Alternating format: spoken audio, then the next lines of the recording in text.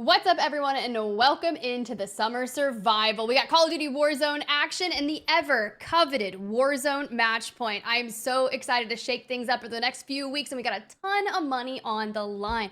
But first things first, I'm SpiderTiff, and I am joined alongside Enigma. Enigma, it's been a minute. Welcome back, buddy. How you feeling? Feeling great. It has indeed been a minute. I was just actually trying to think while you were talking there. When was the last time we actually got to do something together? It's an absolute pleasure to be here alongside you. And of course, working here on the summer survival. $100,000 up for grabs over the next 4 weeks. Cannot wait for this.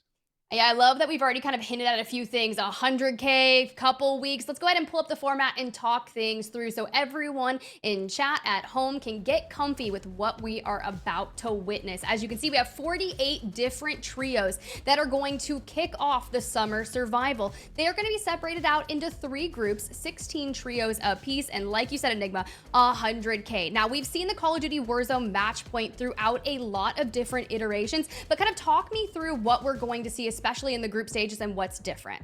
Well, today we're looking at Group A against Group B, so that means 32 teams as opposed to your normal 40, so a couple of less kills on the board, a couple of less people available to cut down. So what we've done is we brought that match point down to 120 points. Now, I don't know about you, but after seeing some of the record-breaking performances we've been seeing in recent weeks from some of these teams, that 120 points looks a little bit slim, but when we consider that it's only 32 teams, I'm very curious to see how this is going to play out, Tiff.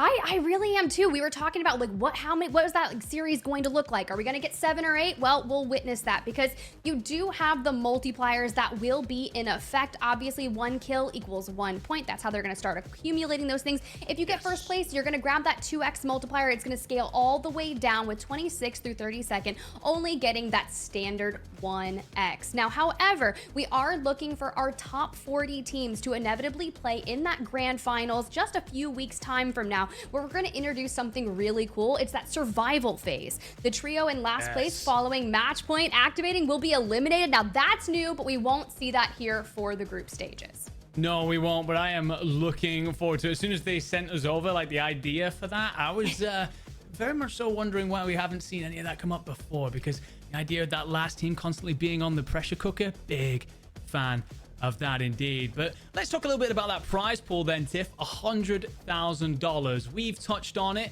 we've mentioned it, but how does it break all on down? Well, today we're playing for just $10,000 of that. First place team today, the team that takes on match point, will get 3K of it, and you break it on down as seen there on your graphic. However, one of the interesting things for me here, Tiff, before we touch on grand finals, those bounties. $1,250 available to the trio with the highest single game kill total every single week.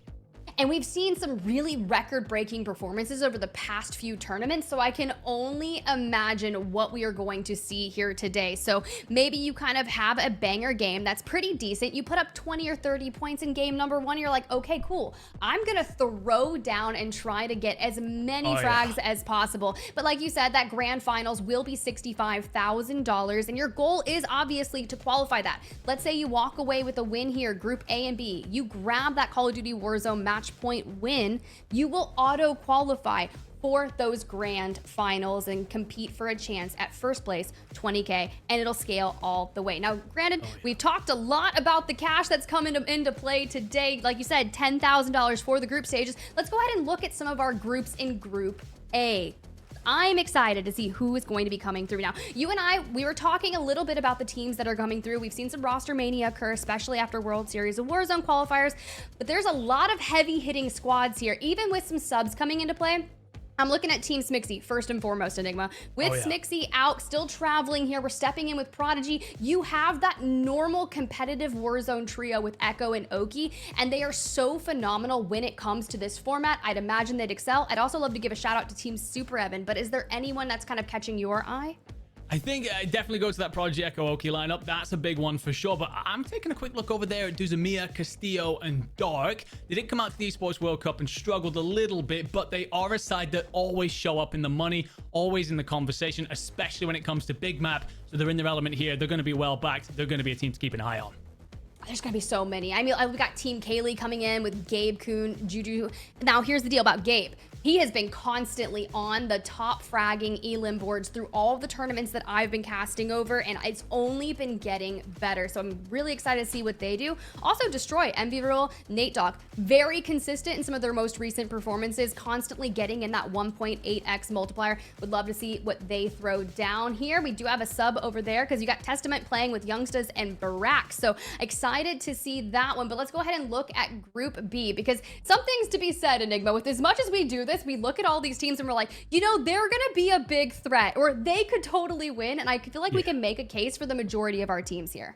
But there's lots of different sides for sure. Aydan and Smith coming in. They will not have their third today. They will instead be bringing in Isaac. A lot of people obviously traveling back from champs yesterday. And if you missed it, I don't know where you were. Team Nicole coming in. Nicole will be missing for Clown, but that's the squad that won the wild card map in the North American LCQs. But I've got my eye, Tiff, on that squad top right. The Frenchmen, enkeo, gromalokk, and heeds, and they have been cooking it up in absolutely everything they touch, and I'm expecting no less today. Yeah, they were looking really good over the past week or so, and kind of a slow burn start, which I thought was relatively uncharacteristic of this roster. So I'm looking at them to come in swinging early on, especially with that threshold moving from 150 to 120 here. I think we could see a lot of teams put up maybe a banger or two, and then next thing you know, we're on win condition within 4 or 5. But you're right, I love the sub coming in with Iceman Isaac for DJ Moss, and even the Mirai squad. Swish isn't going to be playing today. Like you said, she also attended champs. I was looking at all the pictures on the timeline. Not that I had FOMO or anything, Enigma, because, you know, I don't think you didn't go, did you? Oh, no, I did not, but boy, it looked like an event. I'm so jealous. FOMO for real. It looked incredible.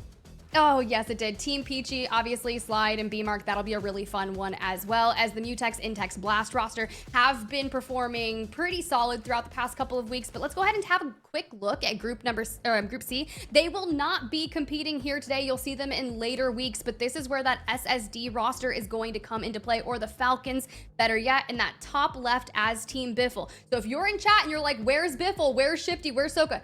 It's okay. They play later.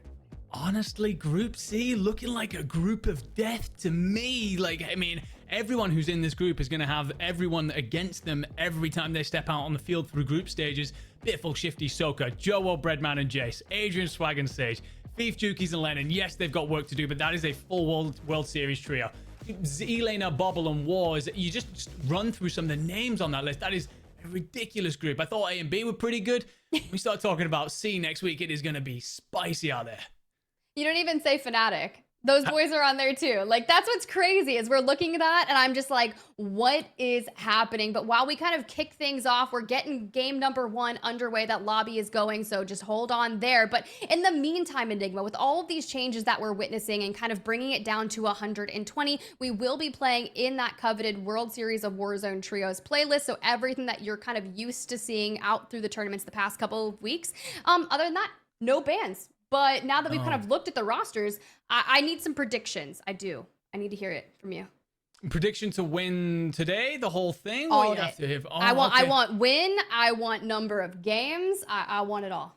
I think today I'm looking at that French lineup. I think it's difficult to go beyond them. I think what you bring up there about the lower points threshold overall, I think that suits them to a T, because they lack a little bit of consistency to that French group, but they have huge pop-off games. We're talking like 25, 30-point kill game is well within their reach. So to go and win with something like that would put them well in contention nice and early. So I think that for them to come out on top today, you'd be short on your odds. Overall, do we look beyond SSD, really? That is a tough one. Otherwise, I think that you got to start to look as well at the Fnatic roster. Yes, they've struggled when it came to World Series qualification, but the work that they improved with when it came to the boot camp and everything they did in London with Fnatic, I think that they just get better and better every week at the minute. Yeah, they really do. We'll have to wait and see what that looks like when Group C comes into play. But for now, I'm going to go ahead and throw, I think we were chatting, 7 to 8 games earlier prior to this. I'm going to stick with 7 or 8. I'll lock in 7. I think we start seeing teams go into win condition after maps 4 and 5. Okay. Despite having a lot of those heavy hitting rosters kind of lying in wait in some later stages of the group.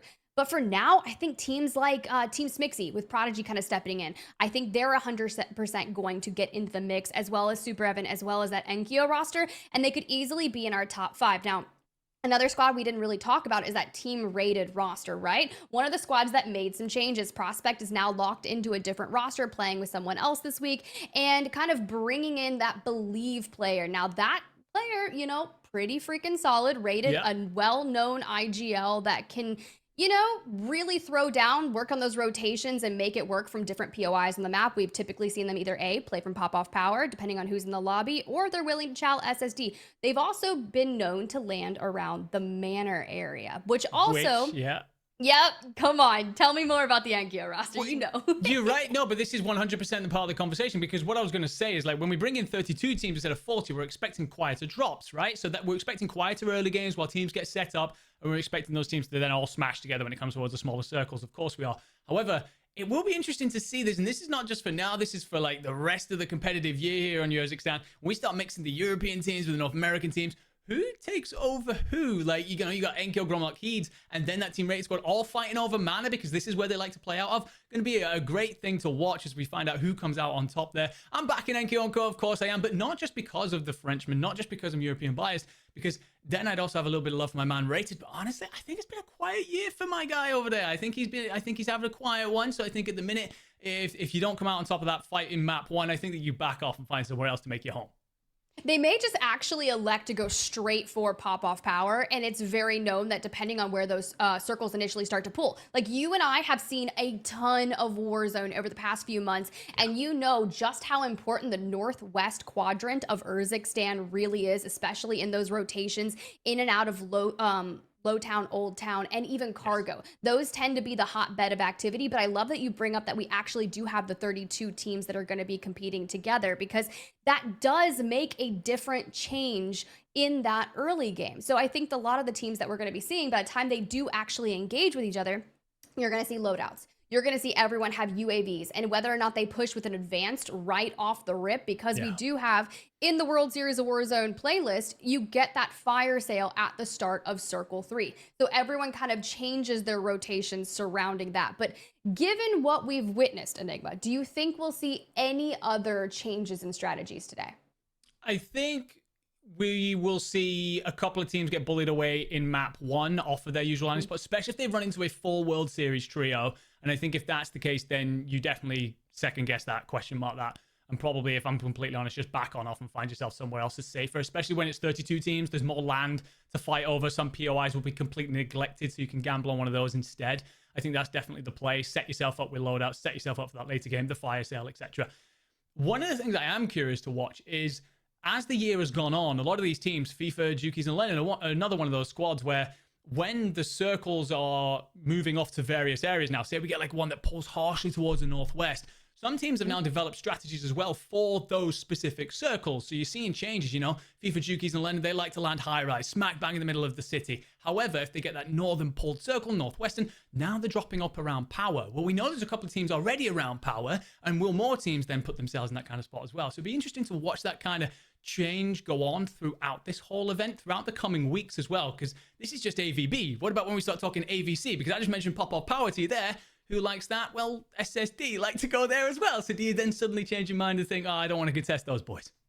Yeah, once SSD hits the lobby, it's quite interesting how much of a vacant area pop-off power ends up looking. But when they're not in the lobby, you do have a lot of people that maybe like to make a play for industrial, or maybe carve out the western area of pop-off power. Another strategy, because you were kind of talking about it with squads like FIFA, Jukies, and Lennon that kind of make adjustments, it's that enkeo roster. They have been hyper proactive when it comes to that, whether or not it's the manor drop, right?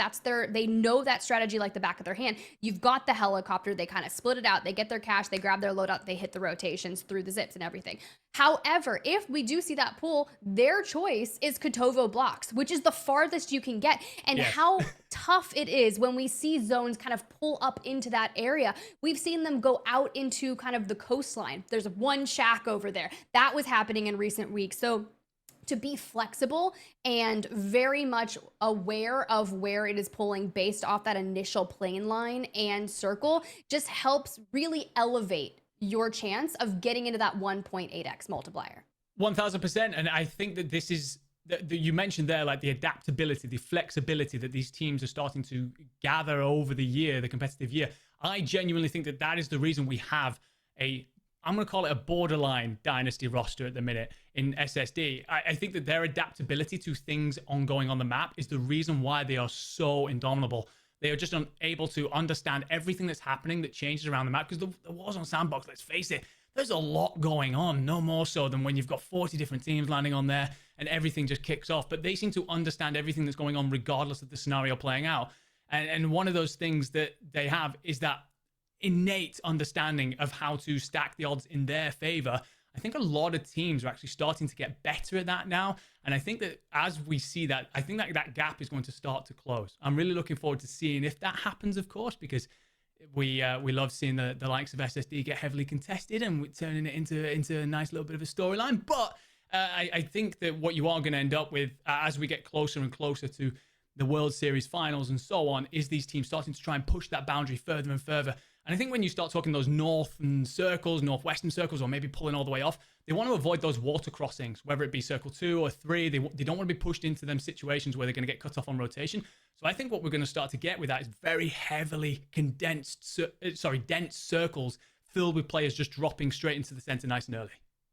That would actually be really interesting. Now, there is a couple rosters that already do just elect to land around Opal Palace. You'll see them take C-Town, Old Town, even Low Town, which they have tons of buildings. But one of my favorite drops is kind of skewed more towards that western side of Urzikstan. And it used to be, you know, Braxton's team used to land there. Then I've seen Superevan kind of take that helm. It just really depends on who's gonna land, but Rostava Shops, isn't that kind of wild? That one's actually one of my favorite drop spots because you kind of just go through the building side by side, tons of cash registers, you can really get that buy station, and depending on where that circle starts to pull, you can rotate through Outpost into Power, or you can kind of hang south and you've got essentially all those areas around Levin if you go north, and then you've got Seaport District. So it's kind of one of those easy areas to rotate out of where you're not actually smack dab in the center of Urzikstan.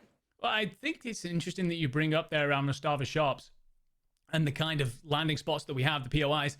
What about when Superstore gets added to the mix? How will that change everything about strategy, where teams want to land? Because obviously we're expecting that to be heavily loot filled. We're expecting that to have a lot of cash available to it. The rotation out of there, or its rumored location, is going to be difficult if you're trying to play up the north or off towards that northeastern corner. But I think if you've got yourself a balloon nearby, if there is a balloon in towards Superstore, I think that's the hottest drop on the map going forward. So it'll be interesting to see how that evolves the entire landing meta going on forward. I mean, you're hitting me in the nostalgia feels right now. Like, if you guys think back to Verdansk, that Superstore was in such a power location. Whether you had to land there and immediately, it was always contested. You'd see 2 to 3 squads, and if you were in pubs, there'd be 8. You never know. It's like who's got control of the roof, who kind of rotates in from the side of it. So we'll see a lot of fun things to come in Warzone. But for now, guys, thanks so much in chat. We are about to hopefully drop in the game relatively soon. Sometimes you guys gotta wait on 1 or 2 players to kind of hold some things down. So can't wait to get things kicked off, because we already kind of talked about what we think the series is going to look like, our predictions, our teams that are favored. But one of my coolest things that I love is when a team that I least expect to kind of make a play for the top, Enigma, that actually does, right? And with SSD out of the lobby, Unrational's team is not currently in this lobby, and they were one of the ones that were setting records over the past weeks with a 70 point, or it was either it's 70, it was massive. Yeah. It was, actually, it might have been 80, Enigma. It was huge. The idea of being north of anything 60 is outrageous. Bear in mind, our crazy. Win condition is 120. You could do that in 2 maps. It is just ridiculous. I remember not long ago when we started, the whole competitive scene this year for Urzikstan, when we started seeing 50 points was okay, that's an absolute banger. And then all of a sudden we got a 60+ pointer. That was good. And then over 70. Ridiculous, but enough yapping for us. I know that there's going to be plenty of people in chat. You guys are yapping. You're talking too much. It wasn't us. The players were getting themselves sorted. And it looks like we have ourselves a lobby. And immediately enkeo loses the fight. And that's oekiy down as well. That is not anything that we were going to be anticipating in any way, shape, or form. But I'm very, very excited to kick things off, and honestly, was not anticipating Codcaster Enigma. I love this. That means that we get map feeds that we can pull up. We can have a lot of fun with this. But finally, looking into the roster here, Aydan, Zsmith, Iceman Isaac in for DJ Moss. And this was another era that we didn't really get to take a chance and talk about in the top of the show. In our little Warzone Summer Survival podcast. Bizarre. It's always contested. There's a buy station typically here, and these fire station buildings where you've got Raoul's Destroy Squad already taking on that Chow roster.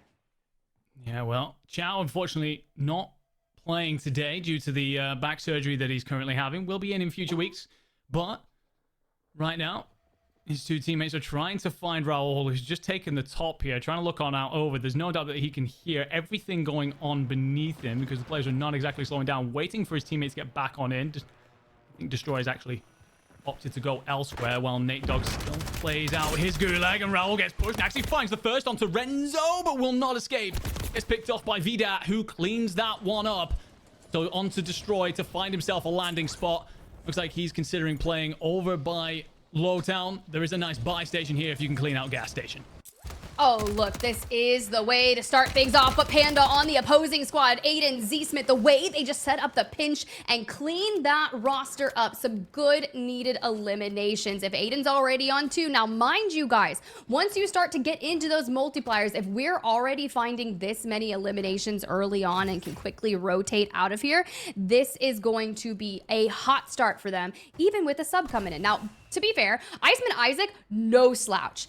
Definitely solid. Used to compete a lot back in Verdansk and was known for kind of the really strategic plays that you would see. I'm talking the micro things, whether it's kind of zoning people off with the lethals and pushing around it. But look, as you see, they get that wipe, they hit the buyback, and that omit EU roster is looking to make a play for it. Smith here. Just trying to find an angle onto this. Man who has had an incredible year, by the way. Star Slayer for his side, as well as IGL.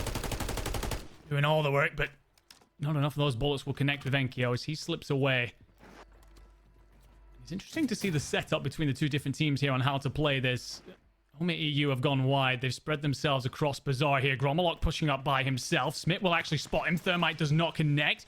Gromalokk gets the high ground and trying to find himself an angle, but Aydan might well have had one himself and backs on down. Gromalokk potentially too aggressive, needs coverage from his teammates, takes a lot of damage, and that's what happens. If you do not find the right angle with the right timing, you get isolated like that, you get picked apart. enkeo's going to try and even the odds, puts plenty of bullets into Isaac, but not enough, and the smoke will cover. Returns some fire out over the top, tries to smoke himself away, but he's actually being hunted down by Aydan. C4 goes out, does not connect. Another C4, and doesn't hit a damn thing as he takes damage himself and needs a moment to recover. Yeah, it's just going to be really tough. I love what gromalokk was trying to do there by looking through the angle, but the moment you start taking fire and you pop on down right into the open arms of one of their players, now you do see that they have already thrown down that mobile buy station as Iceman Isaac does able to come back in and get angles onto enkeo, putting it into that 3v2. But if you're going to have those gulags still in play for a mid-EU, it's just going to take a bit of time for those squads to get on out of the gulag, which makes sense for Heeds to grab the LTV and hit a rotation, free fall it out straight into the water, and we are just out. Honestly, I think this is the correct play. enkeo actually finds a knock onto Castillo. Sorry, the full kill onto Castillo in that goo. He's here just trying to find a way to build his team back into this. However, you use this Jeep, you push over towards this buy. Panda is actually going to be waiting on the rooftop. So is this safe? The answer is no. You take damage. You manage to get back into the Jeep just in time, but Panda will not miss a shot through the window. And this is just immediately putting Omit EU into a spiral. We talked about quieter landings. No such thing for the Frenchman. Yeah, but it makes sense for their pathing, right? Especially if you typically do land down into that manor area for the rotation on up. But prospect, vonbot, advanced on your screen right now. You can see the streaks incoming. We do have this nice angle, but when you've got Brax's squad on the other side, things can get a little bit challenging because you want to make sure that you're safe up here on the hill. You can see that circle still pulling towards the northern side of Urzikstan and relatively central. But if we're over here in Outpost trying to navigate our rotation, whether we go through cargo or hang out in the open fields north, things can be a bit stifled considering the majority of our squads are going to be in that military base side of things and coming from this side. I think you're completely right. There's the pathing that a lot of these teams are going to have to take. JTech and Go playing around military base. You can see that Mutex and his lineup are not far away. Whenever we pitch into these moments, I'm always very curious about just who has the information drop on who has spotted the other team nice and early. JTech playing passive here, so you got to assume he had some awareness of opposition. And the thing is here, Teeny, Obs, JTech actually filling in for Tommy on this one, as he himself, I believe, was struggling to get back from champs as well to make this week. But JTech put up a hell of a performance in LCQ as well as at EWC, so definitely a strong sub to be bringing in on this. And he picks up a lot of noise and pulls out the PA to try and cover him over. And 26 just around the corner. That's going to be Reed. That's going to be TJ. And JTech lands a couple of bullets and will have backup in one, but ideally has the third player of theirs squeeze up behind them so they can push this 3v2. Yeah, you've just really got to work on your angles, especially when you've got Reed Boy on the opposing side. That can be a real shifty player when you think about it. Just know that they're going to come in with crazy angles, and you've got to play around that. But you can see Mutex, Intex, Blast just on the other side. Almighty, TJ, and Co kind of rotating in. But when you've got this kind of majority of teams hedging their bets that the circle is going to inevitably pull towards military base, getting in a priority spot early on is the way. But for babahuf, minks, zeebutterz, you can see we're just kind of trying to cover our angles here in the building where Intex looking to make a play, clears out the floor. Not gonna find anyone here, but you got to realize if we're laying down prone trigger discipline, I think that was a misplay. Mutex reads it quite nicely. Yeah, Mutex absolutely snaps. Intex, though, backed on down, loses his plates. We'll have enough to put them in, and the smoke gives him his route out of here. But Mutex wants to hunt down this last kill. babahuf trying to find a route out. Watch Intex and go try and hunt this down. The thing is, because babahuf's got to move, he's making a lot of noise. Next, he's going to push through the smoke, gets hip fired, gets cut down, and he is out of here. Squad 17 are wiped here at military base. The thing is as well, Reed Boy is just over the other side, and we saw that they were struggling not long ago. Blast is on the rooftops. You got to assume that Intex and Mutex are going to aim to push this from down low. But look who else is arriving there, Tiff. Team Aydan are coming towards you, and you've got to be very careful of your Blast because you are potentially exposed to this shot. And this is a solid rotation path for them. You can see Reed Boy still in the building, but Aydan takes a bit of damage, but does able to get inside the building. C4 is going out as per usual. However, think, last time we saw them, it was over in the bazaar area, so we are just due north of where we last saw them. However, you saw that pip, you know exactly where the circle is going to be shoring up, so the majority of our teams will likely look to make a rotate over towards power or hold control of the bridge. But for now, we've got to focus on clearing out military base, because if you rotate too soon, you're going to have 4 squads looking to mirror you, and that can be challenging. You're not wrong. Blast here. Feels like with Blast, Intex, and Mutex, you can just see that there's a moment where they're trying to, okay, how do we approach this? And the longer this gunfight goes on, you've got to assume it becomes a bit of a siege situation. Who runs out of plates first? Who needs to back on off to reset themselves? That's a great cook nade. Actually gets the crack. Might have well cracked both. Second does not fall down the ladder, so doesn't give him the follow-up that he wants. But Mutex continuing to rain out some damage here. Has 3 kills to himself. We are still at 27 teams left in this. And either side could happily back off, but I get the feeling that they both want to make a statement and have no idea of doing anything but fighting this. Yeah, the majority of our teams have already burned their gulags, which doesn't close until well into that circle 4 time. For now, we've already expended that natural fire sale that occurs right around here, and these squads kind of still holding each other hostage in these buildings towards these angles, which By the way, you said it, 27 teams still up. We're not even into that 1.2x multiplier. So if you fall now, you are getting no multipliers for all of your hard work on those eliminations. You're absolutely right. You gotta get yourself into a spot where your kills early on give you 3 points once we hit multiplier. We're not far away from hitting that 1.2x, but a lot of these teams are surely going to be wanting your 1.6 and above for your top 10s. And it looks like Mutex and Intex want to play away from this. They're running into Aydan though. As Isaac is downed. Isaac is recovered, but then Smith gets cleaned up in the resulting fight. C4s go absolutely nuts here on Yerzikistan. Intex manages to get the plates in, tries to find a different angle. However, he's now getting shot from the team that they were pushing earlier. And Aydan manages to use a PA to cover himself and actually finds Intex, and he's out of here. Mutex gets picked up as well and shot from distance. Smith will actually clean that up with a thermite. And somehow, Smith, Isaac, and Aydan, well, they relatively survive. I guess you lose Aydan to the gulag in the process, but you'll be pretty happy with that considering it looked like you were on the verge of being wiped for a moment. A little bit of a breakdown, but at least you have the gulag as that backup, right? You did not burn it early on. It's going to expire soon anyway, so make that risky maneuver here now. For Z Smith, got the Kar 98 in hand. They do have a bunker buster available, but I'm a little worried about the angles that we're holding right there. But we turn our attention for now over to the pop-off power area. You got Uncivil Queen, Stuo, Engsian right here on the screen, kind of making a play for Major, and you can already see that they are just trying to rotate on out of here.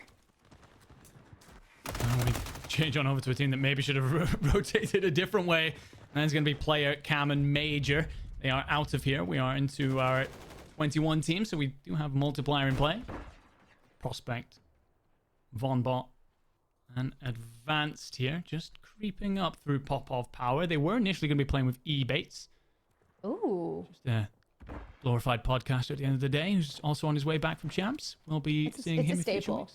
Anytime you see him on a roster, you pretty much just have to be glorified podcaster, loves to yap, ex-professional competitive Warzone player. But honestly, even with advanced coming in for Ebates, Prospect and vonbot, very solid fragging potential, right? You've got Prospect already on 3, so kind of excited to see what that roster can do. But you've got Uncivil Queen still here kind of working the top of this building, and I'm really curious to see what kind of angles are we going to take to try and make a play for it, right? Because we're still on that outer edge. There's not a lot of teams that are going to be around this area, so it would be relatively isolated unless squad number 21 decides to rotate directly into this area. But with that circle kind of shoring up over power, over industrial, I actually love the position of Empathy and Superev. Now we just need to make sure that where their third player is, it looks like you can see ottereyes out there towards the left, expends the smoke, has to kind of group back up with this roster, because when you've got Melvin, Penagod, and Fuzzin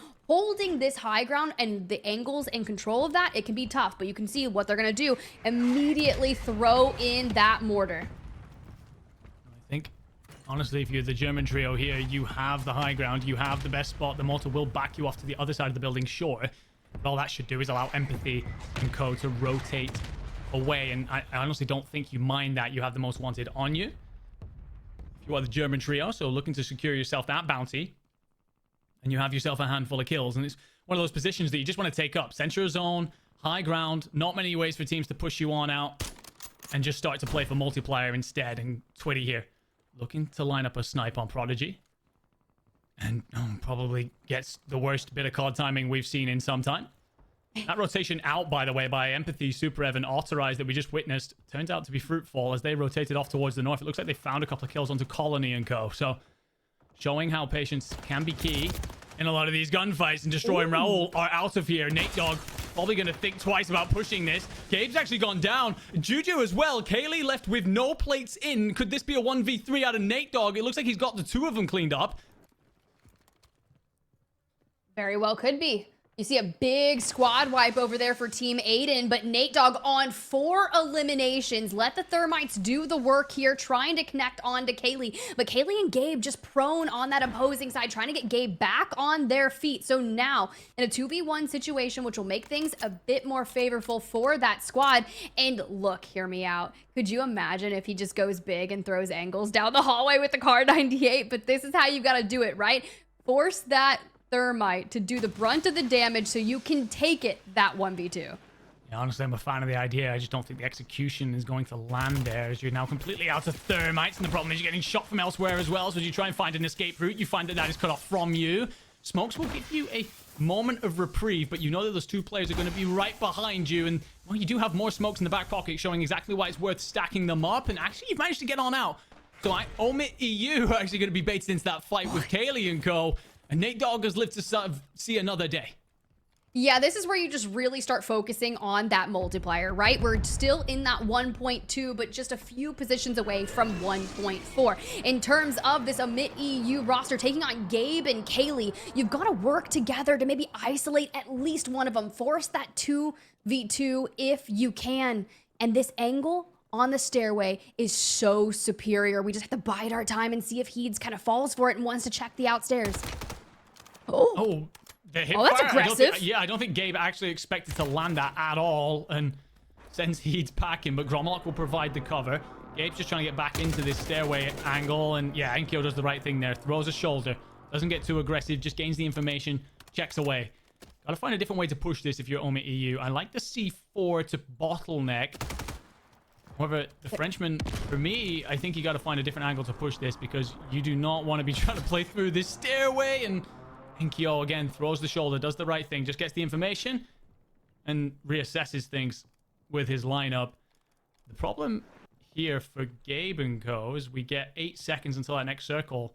You might be forced to rotate at some point out of here, and if so, the Frenchman have you pinned. And the patience is a virtue, but you know, you got the pressure from that Superevan roster here. Hold the C4, throws it right into their face. Gabe grabs Heeds, Gabe grabs gromalokk, gets traded out, and now kalei will be last standing, looking to clutch up for that roster, but she needs to also focus on staying healthy and kind of seeing what she can do, but unfortunately retreats back on in. Now in comes that Superevan roster to really clean up that oekiy. Yeah, I think that's the worrying thing. If you're oekiy, you tried to third-party a squad, you spent too long here, you end up getting third-partied yourself.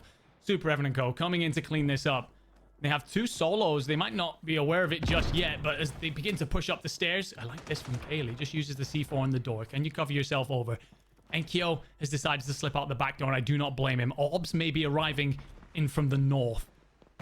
kalei, I don't know if you want to go back up here. I'll be completely honest, but she finds the knock onto empathy. Decides to destroy all the trophies. I'm not sure about that, but Jen runs into the thermite and doesn't have time to put in the plates. And I like the idea, and honestly, almost a great start to it, but not enough in the end.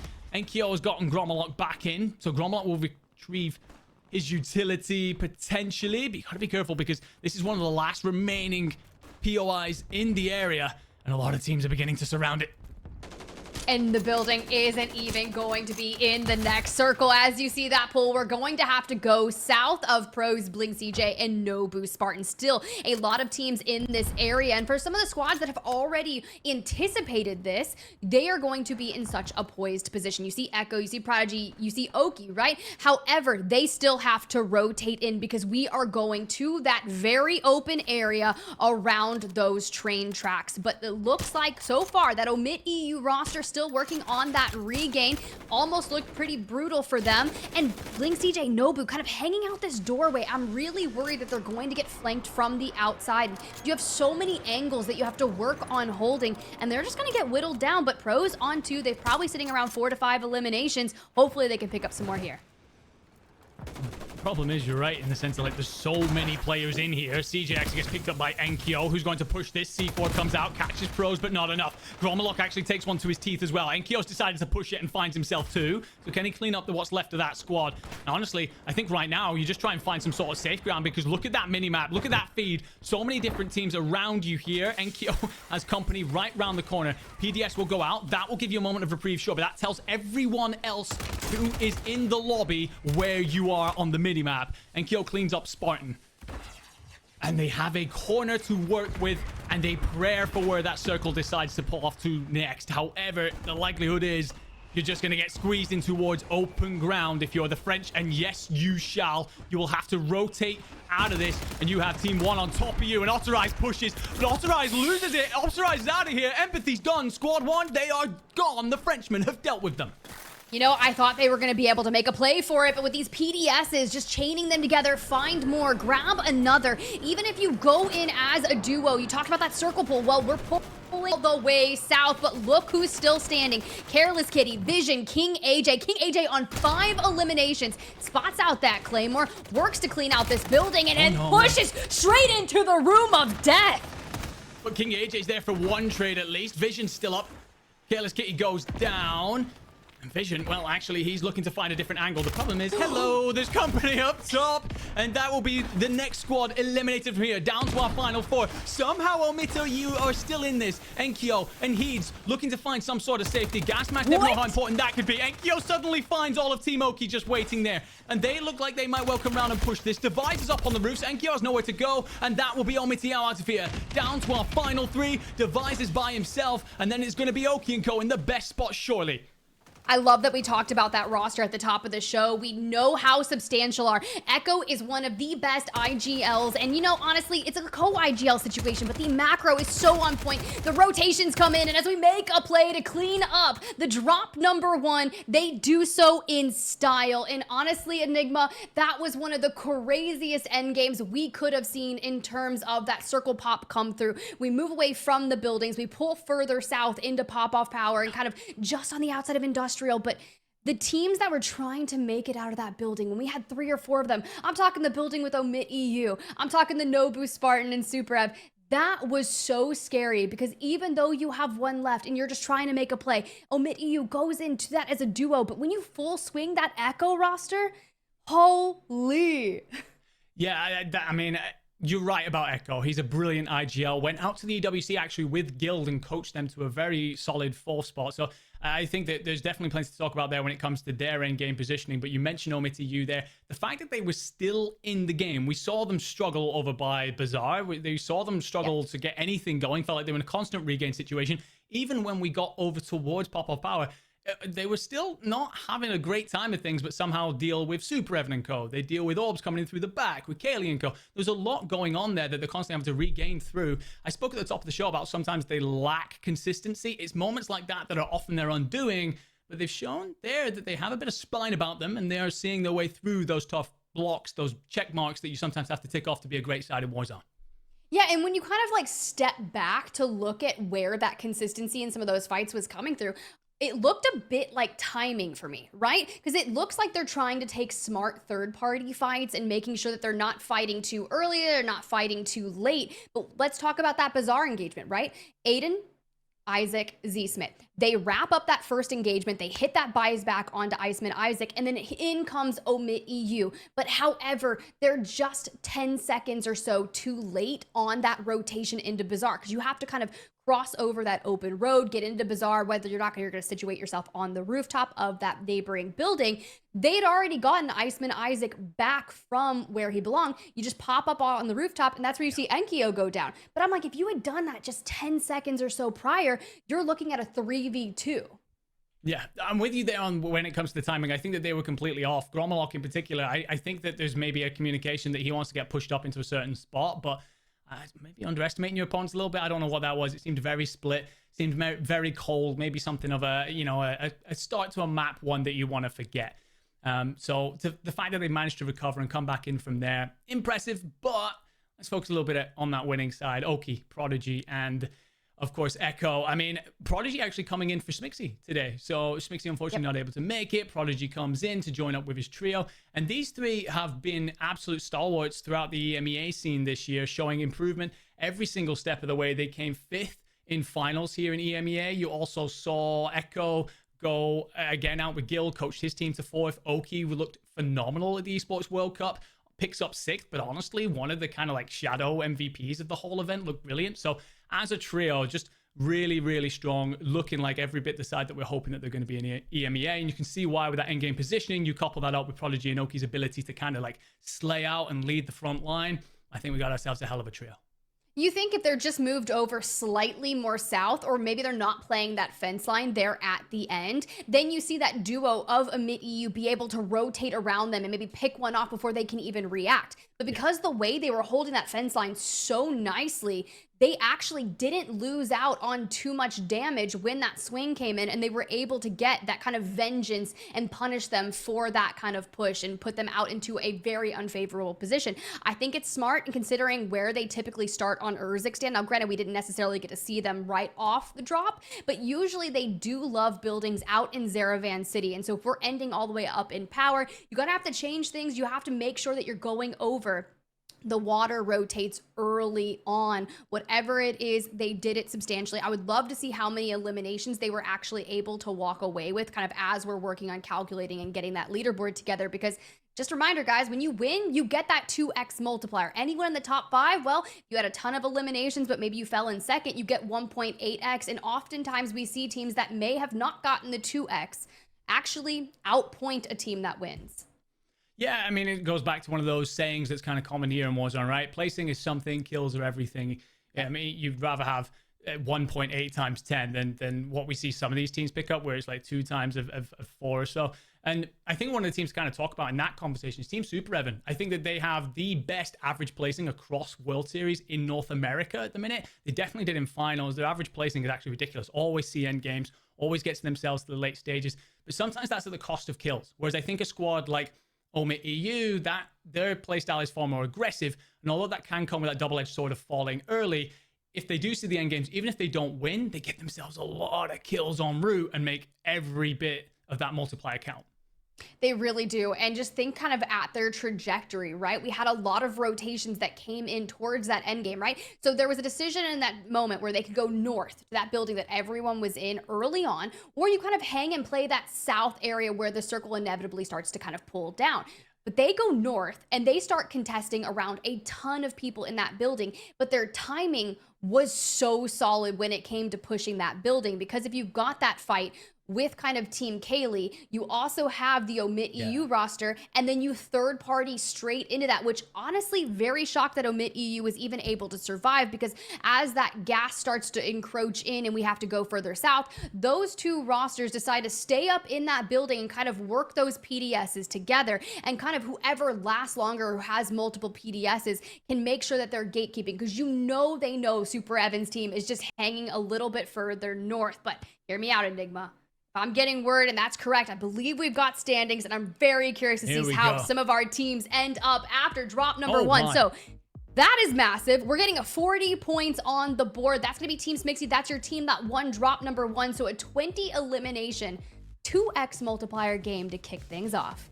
I mean, we have a 120 point match point threshold here for this tournament, and you have 40 already in game 1, so 20 kills to get you started.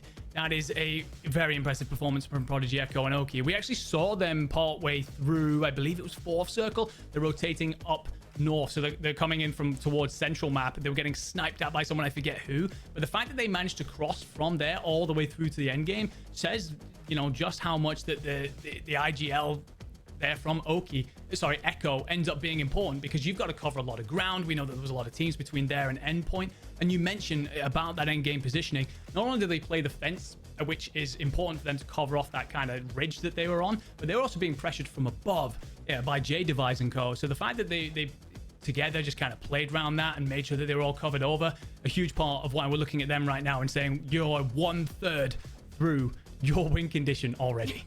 That is so crazy to think about, because typically on average, a winning team will sit around 30 to 35 average points per game throughout kind of trying to rack up those eliminations and get them to that win condition threshold. And if we are already seeing a 40, that's great, that's substantial. That's not necessarily going to be a benchmark. Typically, it will taper off to about that 30 range, which means Team Uncivil Queen, you saw them a bit in power, kind of on that rooftop, trying to hit a rotation from the western side of Urzikstan.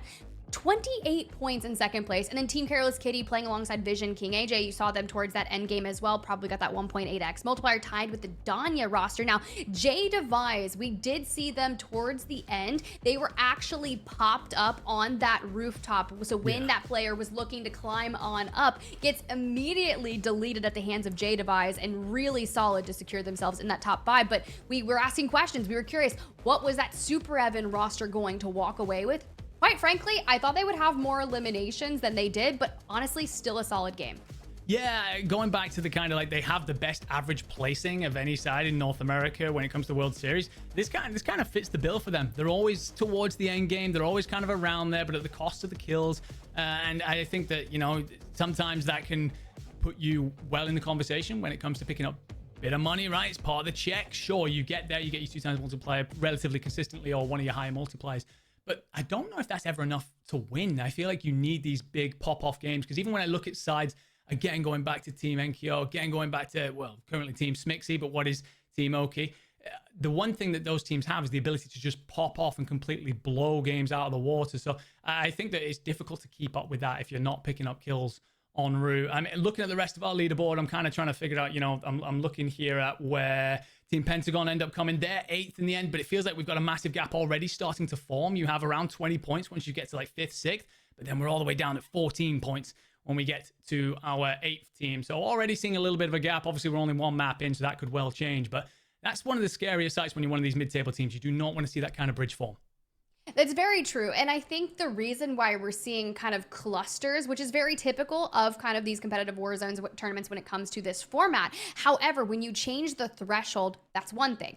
Then the other is we have less lobbies than a typical competitive Warzone because of the structure with the group qualifiers, yes. Right? So with only featuring 2 groups kind of looking for our final 40 to compete in grand finals later down the line, you won't see a ton of eliminations throughout our roster. So 20 is pretty substantial when you've got less teams in the lobby. And we were pretty spot on when thinking we were going to see those clusters of fights in different circles, right? Towards that end game, we had a lot of teams that were just focusing on their position and letting those eliminations come. And I think that was really solid for Team enkeo, or well, it's technically Team smixy, right? Yeah, but when you've got, smixy will be back in. Yeah. Smixy will be back. So technically Team smixy on the leaderboard. However, they focus on making sure that their timing is right throughout the games. And they've been working on that for the past few months. And it's really starting to amp on up and making sure that you've cleared out that eastern side, because the majority of the squads found themselves on the south side of that final circle and even in the north. So they kind of avoided that collapse. Their biggest threat was making sure that they could get through that open area and secure that fence line. Now, if that timing was off by any means, you get cleaned up by omit EU.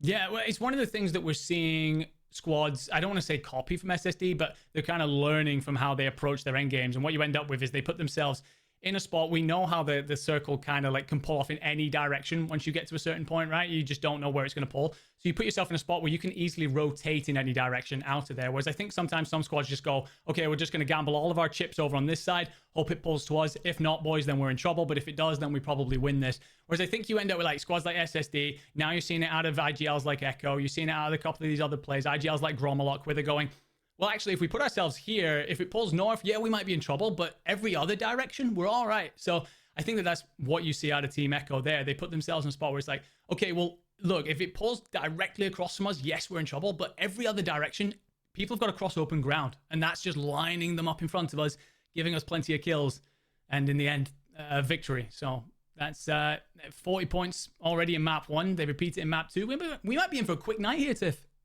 Do we change our predictions then, Enigma? Because I was convinced no. 7. I like 7. 7 is such a good series. I want to see, you know, 3 to 5 teams that hit that Call of Duty Warzone match point, and then we'll kind of see what that looks like. However, if that's kind of what we're getting after drop number 1, if you had mistakes, maybe you went out a little earlier than you would have liked to, this is where you start to switch things up, because it's always that test, right? Where are people going to be landing? Do we hit someone on rotation that we typically wouldn't have seen? Think of Bazaar, right? A lot of teams like to go there early on, but if you fall and have to go into that regain blender, similar to what we witnessed for omit EU, how do we change that, right? Because that circle pool starts off relatively central. Of course, they're going in from that manor side. So that was a very natural rotation for them.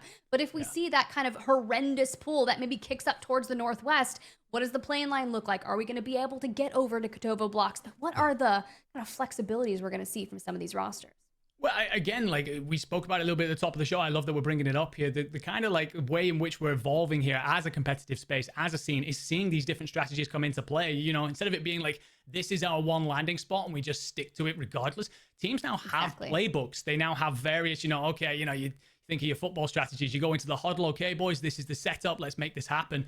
when we talk about their Kotovo blocks play, if we end up with a northwest circle, watch for where they put themselves. There is a big open space between blocks and resort, and they isolate so many teams that are trying to cross it. And it actually looks like, Tiff, we are going off towards the northeast. So a lot of squads are looking to fight for that military base nice and early. Yeah, that is the solid way to do it. You've got, well, squad number 32 separates very heavily up towards that military base area, but you can just see we're going to get a lot of similar contentions. And we talked about that Echo Oekiy Prodigy roster that likes to go down towards Zerevan City, but things are changing. Maybe those rotations didn't pan out for them, or we're looking to easily adapt. We've landed on that Opal Palace area, which is known for where Fnatic likes to loot and kind of kick things off. But you've got multiple squads in this area, so you have to be pretty cautious about this. But if you land, immediately pick up a PA. You've got WSP Swarm in hand with 50 round mag. That is such a good SMG to kind of land on in terms of ground loot. You just got to make sure with the way these buildings are structured that you don't get caught off guard. Nasty, yeah. Gonna find himself taking quite a bit of bullets from Devo, and uses the smoke, bounces it off the wall, provides him some cover to escape out the back. No plates available, so this escape route is definitely the right play to make. And well, you get rewarded with one, but that will certainly not be what you're after. And honestly, for me, I think you find yourself a different route in this when you do not push back on over towards this. Plate box will come in handy, although Devo and Finessen will still be purchasing over the rooftop. Hades actually taking the other side, so actually if Nasty can get himself into a spot here, you can set up a crossfire, but as Hades rings those shots out, that will give away positioning. So Nasty and gonna try and join in. Nasty takes a lot of damage though, trying to cross, and Finessen's gonna isolate. Finessen will find Nasty, and now Hades and Poor Boy are in big trouble. They're on the edge of the map, and the opposition team have 3 players and know where they are. Yeah, and especially when you're trying to play in this far south of estates, and you get where these buildings are few and far between, you're going to need a vehicle. Yes, this isn't the most ideal, but it works because there's not many teams that would have made it all the way this far south. But you got Careless Kitty's roster on the rooftop. You can see we already got one ripped from us, but we do get all 3 back up in the fray. We do have some eliminations on the board. They got deep into drop number 1, finding themselves like in a really solid spot on the leaderboard. Now, granted, we still got to work towards that 120 mark, but we talked a lot about Kotovo blocks, so kind of seeing it come into play. Speaking of, the Battle of Bazaar is changing the ways. Gromalokk, enkeo take down Aydan. They do indeed, and Isaac, you can see, took quite a bit of damage having to plate on up. Gromalokk potentially gets overextensive and just about comes out on top with Smith. Needed the backup there. Did get it. Actually, looks like elsewhere as well. Gromalokk not only getting Smith, but Isaac gets cleaned up as well. That will be all of Aydan's squad sent to the Gulag. Aydan will win against bilngcjay, so we'll see more of them. Yeah, the Battle of Bazaar well and truly won this time by the Frenchman. Potentially a little bit overextensive by Grom, but he gets away with it there. Juju in the Gulag up against Isaac. And with all 3 players from this lineup into the Gulag as well, this is an important fight for Juju, but he will lose it. Molotov connects with absolutely nothing, then Isaac drop shots him into the next round. And Gabe already lost his Gulag, so everything is coming down to Kalei. That is not what you want here for drop number 2, but we'll check in with that later. Oh, actually, we're going straight into it. And when you've got ottereyes on the other side, this is going to be a heavy-hitting 1v1. Molotov in hand doesn't connect to ottereyes. Unfortunately, though, their equipment does. Gotta hold it steady here. The Chow comes in from ottereyes, swings all the way around, but Kalei starts to read it. The dance comes in, and she loses her place, and unfortunately goes down. That is a full wipe on that roster. That is devastating. Nice and early. One of the sides that, although we don't really have them down as a potential squad to win this, we're expecting to see them involved in the later stages. As a reminder to anyone joining in, the way you qualify for finals and the vast majority of the money is going to be the match point winners of each week go on through, and then the 37 top teams on the leaderboard, the combined leaderboard of all 3 groups. So if you are struggling, you are low on points, you may well not be playing for that $65,000 on the final day. That's so true. Mireille here. What a crazy pull for their loadout, but still able to get out into that soccer stadium and grab it, retreat on into one of the shacks here. But when you've got Prospect, vonbot just nearby who are already engaging in a different roster, we'll have to check in and see what that looks like. But JDevise on your screen, looking to take angles here. They've already got them in their sights. It's Bulieve raided in the Gulag Falls. So now we gotta see what that kind of roster can do to get them back. Now there are buy stations nearby, but not when you've got to work around Skipper. Or Skinner, my bad. Skipper. I want to call him Skipper now, honestly, Enigma. I chat with Skinner quite a bit in the DMs, and I'm going to be sending that clip to him later. You should. That's his name for the rest of the year for sure. My boy Skipper, over here in Industrial. Has company trying to isolate Mayappo here. He's actually subbing in for Danya. I think Skinner can hear him. His two teammates are trying to provide a bit of overwatch. I don't know if Mayappo has maybe got a bit of information and is aware that Skinner's just around the corner, but it looks like they're just going to have a standoff for now. BGod up against Prospect. BGod finds Prospect and deletes him here around the football stadium. And BGod coming in here with Mire and Reflame, and this is actually a Mexican trio. Well, sorry, I believe they're Mexican. I know that they all come out of LATAM North. The three of these gentlemen did not play together in World Series. You ended up with Mire and BGod together, but Reflame actually coming in as a new player to this trio. BGod here is going to get company from above. vonbot manages to get the crack, but it's not enough.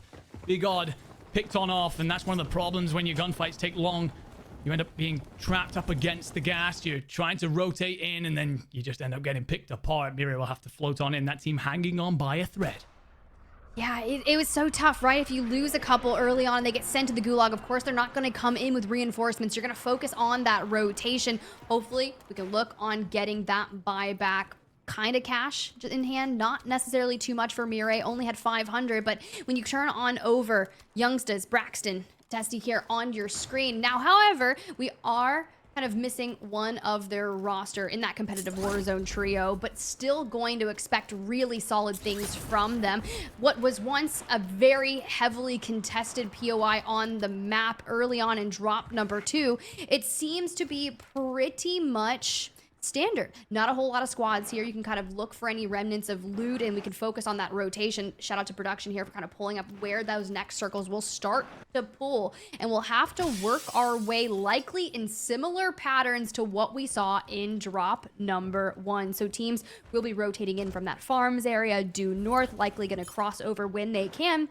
But if we do pull once again to that power side, which a lot of our teams likely may go ahead and start to throw down in there, you've got, you know, drop 1 winners on your screen. Prodigy, Echo, oekiy working this buy station. Granted, that fire sale just came through. And then look for these teams to take advantage of it. Loadout coming on in. Watch Prodigy, Echo, and oekiy just collapse on that and get themselves the utility, and the Germans are trying to isolate BGod here, who tries to hit the buy, desperately makes the buy happen. It was a suicide buy in the end, manages to get Mire back in, but this team still in a spiral, still trying to make things happen. You look beneath you, there is a loadout marker, so you're aware that you do not want to land off towards your right. You're trying to find somewhere that looks relatively quiet. I don't know if floating over the center of the map is ever going to provide you that solace. The Reflame has decided he wants to hit out towards Lowtown. We're going to move on over to Peachy. We haven't seen much of her thus far. She's playing here with Slide and B-Mark, and they have company from Devise & Co. That's going to be a little challenging for sure. B-Mark kind of gets ripped out by Ottereyes. We last saw winning in the Gulag, and as you can see, the rotation comes in very standard for where that Superevan roster wants to play. We saw them move into Industrial relatively early on and kind of play from that northern side. B-Mark will have to see if he can survive, but for now, Peachy and Co. kind of looking for that rotate out, and here comes Natedogg, Raul, and Destroy from the hills, pushing bilngcjay straight into deeper of military base. Tell you what, this Aptal Academy up top here, just over the military base, such an underrated spot.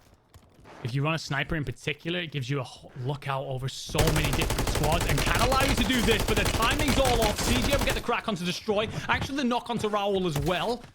And, oh, the coverage is there, though, and Natedogg with a shotgun of all things manages to get a kill. Was that a shotgun? I can't actually tell what that is. But should not be a shotgun in the World Series of Warzone Trios playlist. yeah, no, I was gonna say.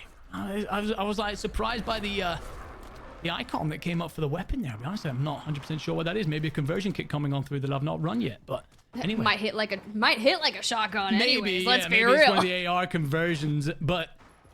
Yeah, Raul destroying natedogg there, nearly get absolutely toasted. I was about to talk about the great positioning that gives you, how you can rotate on over towards the academy relatively freely as long as you get it right, and then they almost get 1v3'd by CJ. So, yeah, ladies and gentlemen in chat, if you're trying to learn from your favorite superstars, definitely not a place to replicate, and gromalokk trying to isolate orbs up here, but as orbs flees into the hills, you got to consider whether or not that's worth a push out. That's true, and you got to think about where that roster had already found themselves on the leaderboard. They've got a lot of room for improvement. We talked about it. We were like, hey, you know, they didn't have as many eliminations as we thought they would because they had that regain blender early on, but they've already started massive changes here in drop number 2 as we're still working our way towards those final areas we'd like to position ourselves in that next circle. However, you do still have to contend with that destroy roster that has just been really a powerful presence up in the hillside. Now, trying to think about how we're going to rotate around them, this is a good chance to make that play on up. We're going to carve up this left side of the hills, but if you can take them by storm, maybe rip natedogg off that head peak if you can, that's going to be solid. But look who's coming into play. Destroy, Raul, still trying to cover that distance, get back on up to natedogg and not allow them to do that. Now, we just saw them kind of push a squad off into military base and get picked apart. The same thing could happen again. Good. A lot of these teams assessing where to make their next rotation. Raul, natedogg, and Destroy have decided to come in from Academy again. Let's hope that they do a better job of it than the last time. They almost got 1v3'd and then were bullied out of military base. And as we pan over it, this wonderful codcaster that we have, look at all of the fights that are going on right now. Brax actually takes a grenade to the teeth and is backed on off. oekiy are in the vicinity. And squad's fighting on over there. Looks like oekiy could be in a position to third party that if they so decide, but if you've got enough kills at this point, we've still got 23 teams in this. Maybe you just play for placement. Hey, that's pretty solid, right? When you start to think about it, we're currently sitting in that 1.2x multiplier. You don't really hit 1.4 until 15 squads remaining, so you're looking for 7 squads to drop.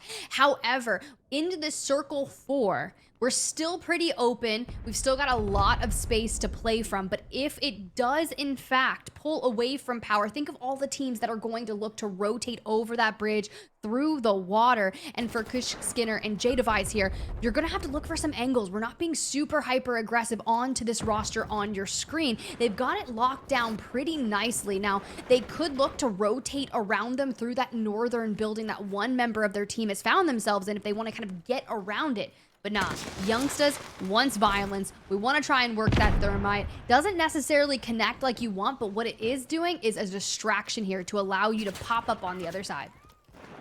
Expecting youngsters and Brax in particular to bring big brain stuff here. Testament, we all know what he's like. He's going to run a sniper rifle. He's probably going to world star someone at some point. But in youngsters and Brax, you have a duo that finished 10th in NA finals. Have guaranteed their spot on LAN.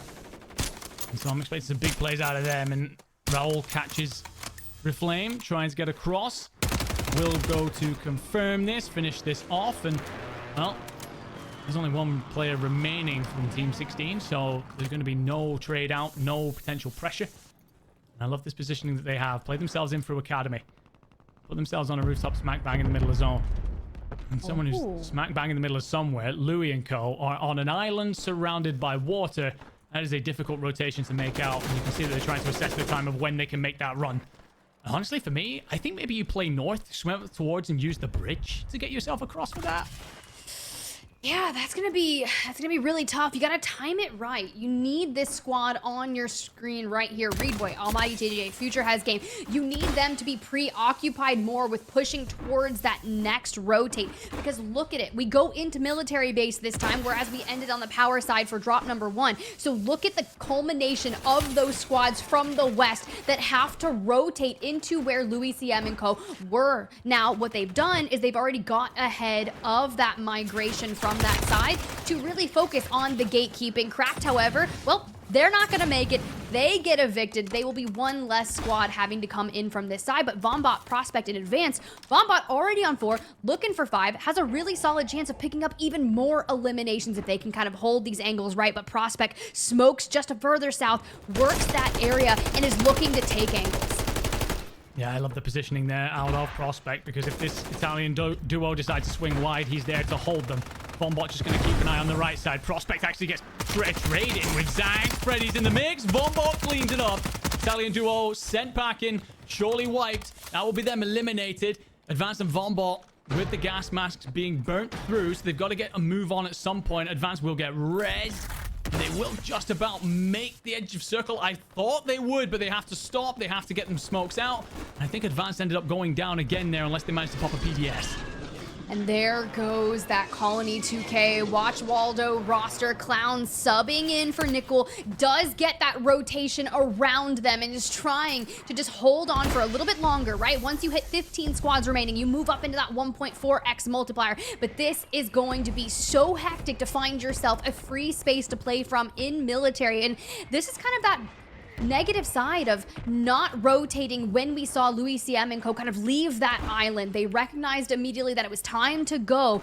And you know what they do? They keep their numbers. Deployable cover comes out to really anchor off on that stairway. And now, honestly, we just need to bunker up and play for placement. 100%. One more team goes out of this. You go from a 1.2 times to 1.4. But I think you just see if you can play this through towards top 10 and get yourself that 1.6. I'm will spot oekiy rotate on out. And I was going to say, this guy, in my opinion, a super underrated player. Picked up 27 kills in the North American finals. The best of everybody in what was an incredibly stacked lobby. So, any player to keep an eye on throughout this. For all of his superstar prowess when it comes to slaying, could just do with hunkering down. Young, Brax, Testy, they continue to sit center of all of military base. They make a bit of noise, however, and they have a bit of a rotation to make. It's not going to be much. Smoke will let them in. However, it's finding a building that'll be safe. The building on their right is packed full of players, so not many options. They're just going to have to punch on forward. Future's trying to take shots from behind, and I don't know if you make that. I think that what you decide to do there is just shadow that team in, because now you've got a horrible rotation to make. I don't even know if they make the edge of the gas here. Future goes down, and I think that's Reboy down as well. I think we're going to see a full wipe here relatively soon once they kind of get rid of those self-reses. We turn on, we saw Braxton, we saw Youngsters, we saw them looking to take a power position in this circle, and they do just by evicting that. Now, this is going to be the largest building, and it's going to be tough to hold considering a lot of squads really want to make a play for this. That Omit EU roster is spread out on that eastern side. zcastillo, Devo, and Finesse, and they're trying to hold the train. They've got chaos ensuing, and Devo, Finesse, and both go down. Devo's full. We'll check with them later, because Aydan's team is reaping the rewards. They are indeed. Aydan and co sitting in 11th before coming into this one, but will surely punch themselves up into top 10, if not top 5, as they currently take over the train. Colors has a lot of work to do. Smoke goes out. He does get a bit of damage, but he also takes some himself. Actually checks around the other side of the fence line. The smoke will give him a moment. I actually love this until you run into Nearson, Nida, and Louis. But actually, Louis gets shot from behind by Youngsters, so all of a sudden, it's not that simple, and you might well see him slip on out. Youngsters now trying to find a different angle to approach this from. Finds himself some utility. Testy's actually found by enkeo. Omit EU are still in this fight. We haven't seen much of them thus far. And you've also got the Mexicans of Dark, Castillo, and Amir just around the corner. This whole warehouse is about to get extremely busy, Tiff. Yeah, we knew it was going to be such a powerful position, but it's so large that everyone's going to want their own piece of it. For that Aydan, Z-Smith, Iceman, Isaac roster, they're having a hell of a game. And look at that, Aydan already on 7, but they're on that congested side of things, and you've got to be able to withstand. So keeping these smokes coming, resupplying yourself with even more, and just trying to cut off angles if you can is the best way to do it. Skinner falls, Z-Colors falls, and now we're just one away from that 1.8x multiplier. It's a bit unlucky for Aydan with the C4 toss. I think if that connects, you get the information you need to make that push happen. Actually, Nearson's going to fly around the corner. The Frenchman perhaps gets a little bit overextensive, but does enough damage so that Aydan falls. Smith will actually trade that out onto Nida. Louis then cleans up Aydan. Isaac then finds Louis CM. 1v2 potentially going on here. And actually, there's going to be the Omit EU squad coming in from the back, and Isaac is then cleaned up as well. 2 squads out of here. We're down to our final 4. The French have the Mexicans flying at them and need a moment of reprieve after their previous fight. Right, the best way to do it is start chucking those C4s. We've got smokes kind of covering all throughout, but deusamir from the back, hanging with the craziest of angles. We get the knock on to Dark. We take the numbers advantage, but Deus is right there in wait to hold that suppressive fire. We've made the read. We've got the early rotation. PDS is in play to stay as healthy as we possibly can, but what does our quality look like? We don't have any more frags. We don't have any more smokes, and we have to hold them off. youngsters from the gas tries to make a play, but unfortunately gets cut down. It's all on the hands of Testy to stay alive, and Destroy cleans him right on up. 2 big kills there from Destroy. Will be in a 1v2. The French are here. Enkeo has 10 kills. Destroy has 12, to be fair. Enkeo will finish with 11. And you've got to assume that oekiy just picked up a massive game there. They were already sat in 11th with 14 points. But, I mean, you've got to be talking, I'm going to assume 25 plus coming into this could well lift them right into the top spots. I love that they just actually secured this win here, secured themselves the 2x multiplier, because everything that we were talking about before drop number 2 is you kind of get to revisit that last elimination there on Destroy. We talked about timing. We talked about the rotations and taking those smart engagements. And something that they did is they corrected all of those minor nuances that they had occur in drop number 1. And then they walk away with a 2x multiplier. We are going to see them shoot up that leaderboard. Yeah, we will indeed. And I think the way that they played out that end situation was brilliant. I think that sometimes as a relatively newer trio in terms of coming together, this is their first year together with Enkeo only turning 18 just before last year's World Series Last Chance qualifiers. I think that you have that inexperience that can sometimes lead to the inconsistency that I was talking about before. But I think that there you see that IGL presence from gromalokk, that experience from gromalokk in particular, come on through, where you're in that congested side of that circle, but you want that land, you want to fight for it. So what you do, you let everyone else kick lumps out of each other and you come in to clean up the remaining bits. What I will say is I'm very impressed by how they dealt with the Amir, Dog, and Castillo trio, because when the Mexicans came flying through the smoke, I thought for sure that the French were going to be done for. But I think that their decision to just back on off, use the fence line as a moment of cover before then checking back out, just a small, minute play, but in the grand scheme of things, I think it turns it from a 1.6 multiplier into a victory. It really does. The changing of that, it was navigated so well. And you have kind of Destroy's team who's already been whittled down in numbers. You've got youngsters and Testy trying to kind of still make that play, unfortunately falling to Destroy right then. We've already got the player advantage. So as long as they stayed healthy against that Amir Castillo fight, right? Which is exactly what they did. It was very powerful. We have some numbers to crunch. We've got to see what it's going to look like on the leaderboard. So you know what we're going to do? We are going to throw to a quick break while we can get all that situated. When we come back, more summer survival action.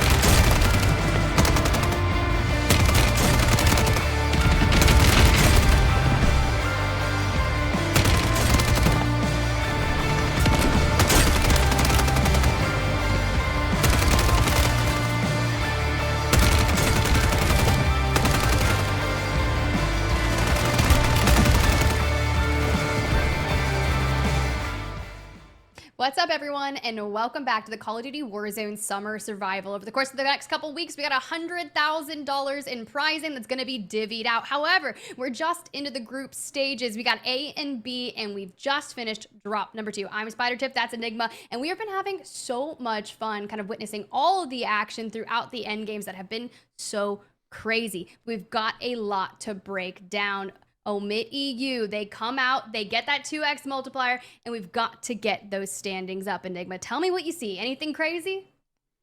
Well, after drop 2, I was wondering if the Frenchmen had taken top spot, but no, they have not. Team Destroy, who actually came second in that one, moved first with 55.4 points. And the important thing you'll note as well, that little icon next to the number 1 there, that means they're currently the bounty leader. So they have the highest kill game out of everyone this week and are currently set to take home an extra $1,250 as well. A huge map out of them to not just come out of the pack and rise to the top, but also to really, honestly, I think make a statement a little bit about who they are in this tournament.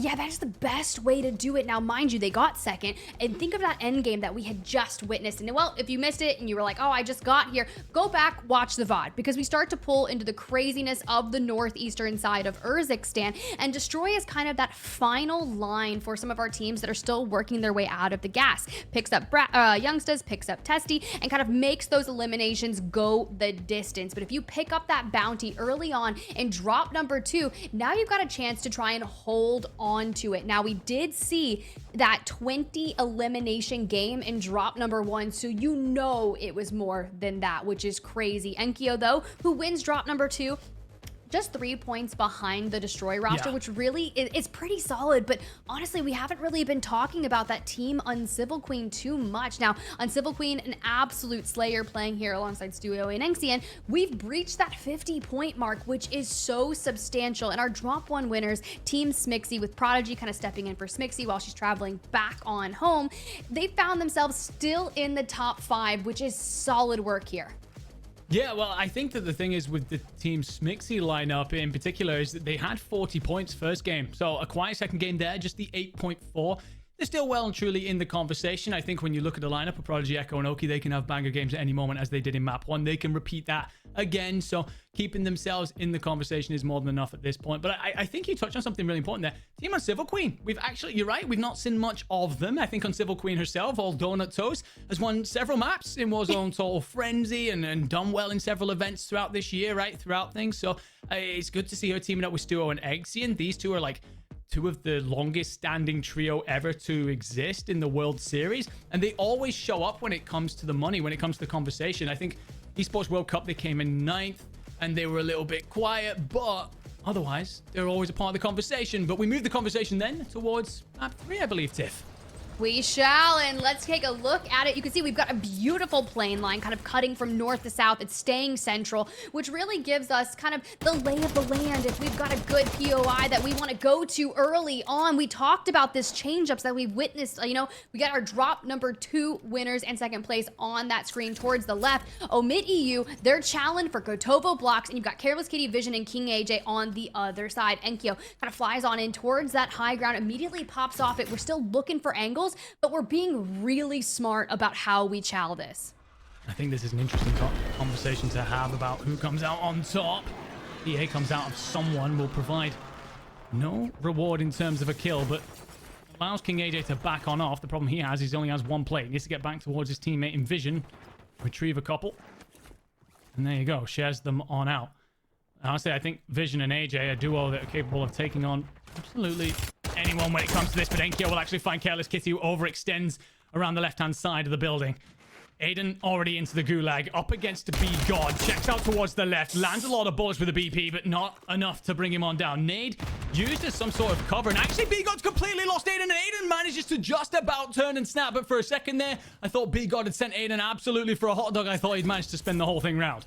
Yeah, and it was well needed to kind of kick things off, grab that early gulag, because as Aydan was in the gulag, Iceman Isaac and zsmit both fall. Now, hopefully, they can recover and win those ones, rack up some early eliminations, because they are sitting at about a 26-point average thus far for our games. But hey, the top of the leaderboard, it's held by Team Destroy. Team Destroy went massive last game. They are your current bounty holders, and well, you know what they're doing? Looking for more eliminations early on. The push comes in, and albeit we swing a 1v2, and the trades, they're not there in time, and it's kind of an utter breakdown, but Destroy, he grabs a knock on too. We might be able to swing this one anyways. Well, Major is just going to find himself a corner with a couple of claymores and hope for the very best. Slams the door open. That's going to make a lot of noise. It's not the smoothest route on out. Claymores might actually catch here as players push on through. Destroy does enough to stay out of the way of them, and that is as clean as you like from Destroy and Raul. You're right. The way that natedogg played in through that door initially puts himself in a spot where 3 players are essentially gunning him down, but the pinch play from Destroy completely surprises the opponents and gets themselves a couple of kills. However, they're in trouble as they try to escape. We move on over towards Seaside. The Germans fighting up against OP Nasty and Co, trying to come in and third party this potentially. Smokes on the right to try and cover over. You can see Prodigy's getting the hell out of dodge, so I don't know what happened, but it clearly all went wrong for oekiy and enkeo elsewhere. And well, Pentagon picks up a knock. Poor boy may consider coming back for this, but honestly, I think his best bet is just to escape because Pentagon is flying after this.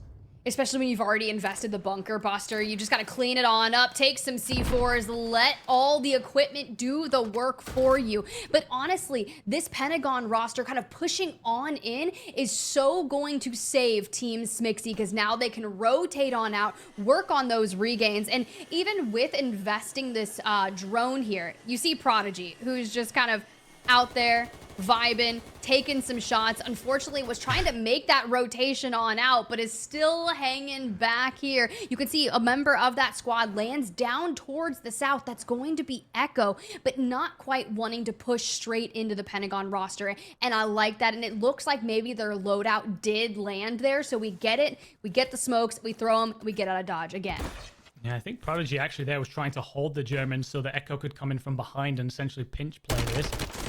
You could have pulled off 2v3 in, and enkeo actually catches Pentagon out by baiting out the loadout instead. And that will send Melvin and Fozzin the other way because Prodigy will actually clean this up. So they've turned it into a 2v2. You could definitely see Prodigy and enkeo pulling this off. What? And they've got them trapped.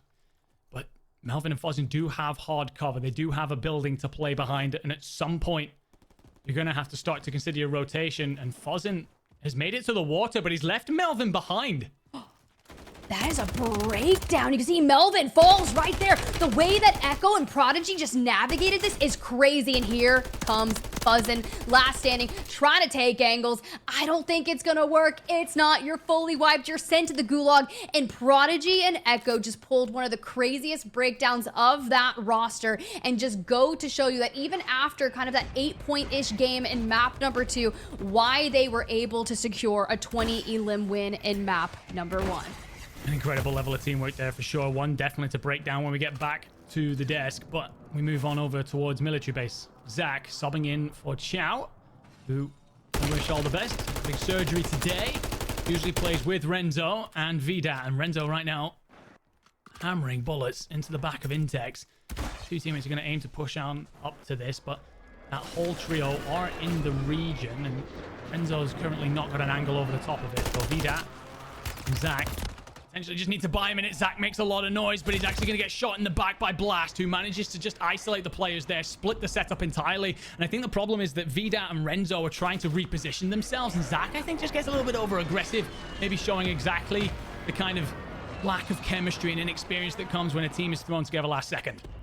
That is the hard part about being like a sub. You either get like a super sub and you have a stellar moment, or things kind of look a little bit like that. But all the more while we can work on those corrections, we throw the C4, we kind of eject it, and it's a good distraction tactic, right? However, you can see the angles that have been acquired by that roster, and they're still looking to break down this. Now, squad number 27, you can see they're on the mini-map, was still hanging around, looking to take some shots if possible. However, it's not going to be something that they're really going to kind of try to work on. They got to focus on their positioning. However, Young says, Braxton, we saw them hit a top 5 and drop number 2. They're sitting on a 3, and they get that squad wipe, which is absolutely beautiful. However, the gulag's still in play for the majority of the rosters, and they're probably going to look for some kind of regain.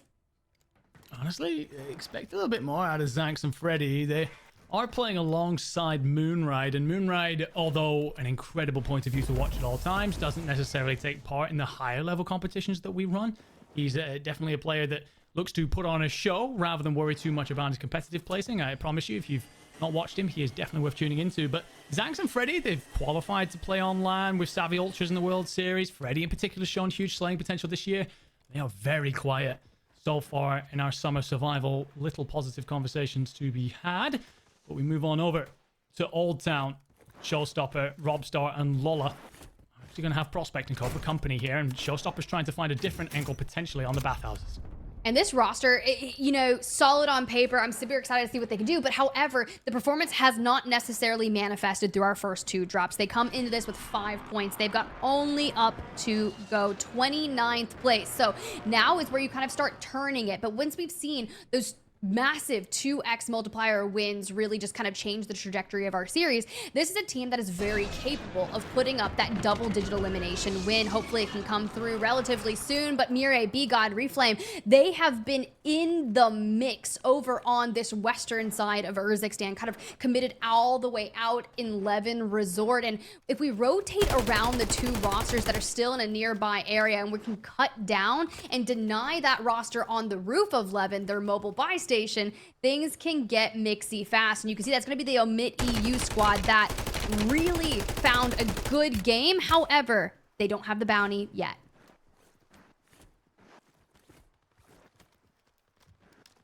You're right about B-God and Flame. It feels like they've been in a blender this whole tournament, right? And I'm just kind of watching, oh, where's Mirai? Oh, he's getting hunted down by the French. So, yes, B-God's going to hit the water and get on out of here. Look on out over towards Stuo, Enxian, and Silver Queen, currently sat in 3rd. vonbot and Prospect is just beef. If Enxian looks down beneath him right now, he's actually going to spot a player, a free kill potentially, and Prospect is just going to sneak his way in. I mean, we're on 4 eliminations, 2200 damage. We're having a stellar game and kind of leaving vonbot out here on the cliffside to take shots at Enxian. Now, however, Enxian does pick up that knock and full, and it allows Prospect enough time. We rip the plates off of Uncivil Queen, but we've given away our element of surprise that we had. So you can already see we're leaving. It's not worth it. Maybe we can find Stuo, who kind of went down to where we had prior seen vonbot, and the element of surprise comes through. We grab Enxian, but it's not enough. This squad, albeit they are looking fantastic. Uncivil, Enxian, and Stuo playing great together. They are. They're sat currently in 3rd, just 5 points off Destroy. We've spoken a lot about a lot of the teams in the top 5. Team Aydan, Team Smixy, enkeo, and Destroy. But yeah, Team Uncivil Queen largely went under the radar. I don't think that is going to be a thing any longer. As Robstar here has plenty of company above. Honestly, that is just a fight that I think you disengage from. You get your 3rd back in. Robstar really a man to back on down, but zcastillo is going to pop the UAV here and is looking for Robstar in the nade. Colors pushes. Colors will get absolutely slammed up. The man from the UK showing the kind of gun skill that he possesses after his time in multiplayer. Might well get traded out. Does indeed eventually fall to vonbot, but the fact that he gets 1 kill at all from that is a bit of a miracle. Lola going to try and get on out. She will slip into the bathhouses. And if you're finessing, I don't think you cover on... I don't think you bother, pushing that. And you're actually going to see Lola's teammate come back on in here. Finessing. The one thing he's got to be very careful of is... Yeah, he's actually got company from behind. vonbot, Prospect. That's a lovely thermite to catch in the stairs. Actually gets a crack as well. An extra tick comes on through. So that will send Prospect and vonbot scrambling. But they do have coverage from their teammate. If you look on your minimap there, they're number 6. Just hovering off to this right-hand side, trying to look on over. And as we jump on over to Outpost, we've seen this squad get into mixy early, right? Especially against the roster on the opposing side. You got kind of 2 squads of Omit NA towards the north. You've got the remainder here on the screen. And Juju playing alongside Gabe and Kalei. Now, they've been looking pretty good. Kalei, though, playing alongside. They get the knock. They need to find a full if they can. There it does. Now it turns it into a 2v2. Gabe loses his life on the outside, and Kalei kind of has to be that final stand if she can. Find that full, find the elimination, but unfortunately, Kush comes on in for a nice clean 3rd party, and they may just win the battle of the Outpost. Yeah, they do indeed, and it's tough at the minute seeing that team struggle. Felt like they had a solid map 1, but maps 2 and 3 definitely have not gone their way as we see them eliminated here in 23rd. Or 24th, sorry. We get a view there of our map, and circle's going to be just on the northwestern side of cargo. Sorry, northeastern side of cargo. And that means a lot of rotations for teams that are going to be up here towards the north. And the Frenchmen want to cut them off. You've got youngsters up against device. Youngsters tries to hit the shots. Youngsters will actually get the down. Does have teammate covering on over. Another one floating in, providing live pings from above. Youngsters will check on out. The smoke does not stop him. Kush is going to be caught between a rock and a hard place. And that is a wipe and a beautiful play there by Youngsters. However, you can see that squad that was rotating in just before the fight, which is so good that Youngsters, Brax, and Co can clean that up with ease. However, they hit that third party. Omit EU worked on their timing after drop number 1, got themselves a drop number 2 win, and now they look to carry that momentum forward, leaving that squad number 8 on your screen towards the left side as a duo, forcing them onto kind of that low ground, right? We found ourselves in the tunnel, but if Youngsters is on 7 eliminations, we want to kind of focus on getting that buyback onto Braxton as opposed to having to really deal with that Omit EU roster. Yeah, I think, if anything, you absolutely do not want to deal with that Omit EU roster. Only sat in second. I mean, they had real resiliency in map 1, pushed themselves all the way through to the end game, and then win map 2. So, at the minute, if you see them lighting up the kill feed and it's one of your teammates going down, you back off, and Fozzen's in an awful place. Waits way too long on the C4s. I like the intention, but it's not going to be enough. Squad 4, you are out of here. Squad 14 also going down in the back. That will be Lola. Now ottereyes tries to push forward, tries to snap. Propect deals with him. Propect, advanced vonbot. Feels like we're seeing them a lot at the minute. I honestly wouldn't be surprised to see them jump way up the leaderboard after this. We're sat in 10th coming into this game, but honestly, right now, putting on a real show. If they can make themselves into the end game, get themselves a high placing, we could be talking about a huge surge. Mayappo rated currently on your screen. Disappointment for them in the World Series this year. Honestly, a quiet year. I said it at the top of the show, the Welshman in particular, I feel like it's just not been his year, but what a bounce back it would be if you could go huge here in the Survival Series. Smith spots Brax. Actually, Isaac will finish that off. And look at the 3 of them here, just pivoting around each other, isolating players individually and cutting them to pieces. Yeah, and they're still looking so powerful despite kind of bringing in that sub, because Iceman Isaac, not a sleeper in any way, shape, or form, just absolutely substantial. We talked about it, has had that competitive history when it comes to Warzone, slots right on in.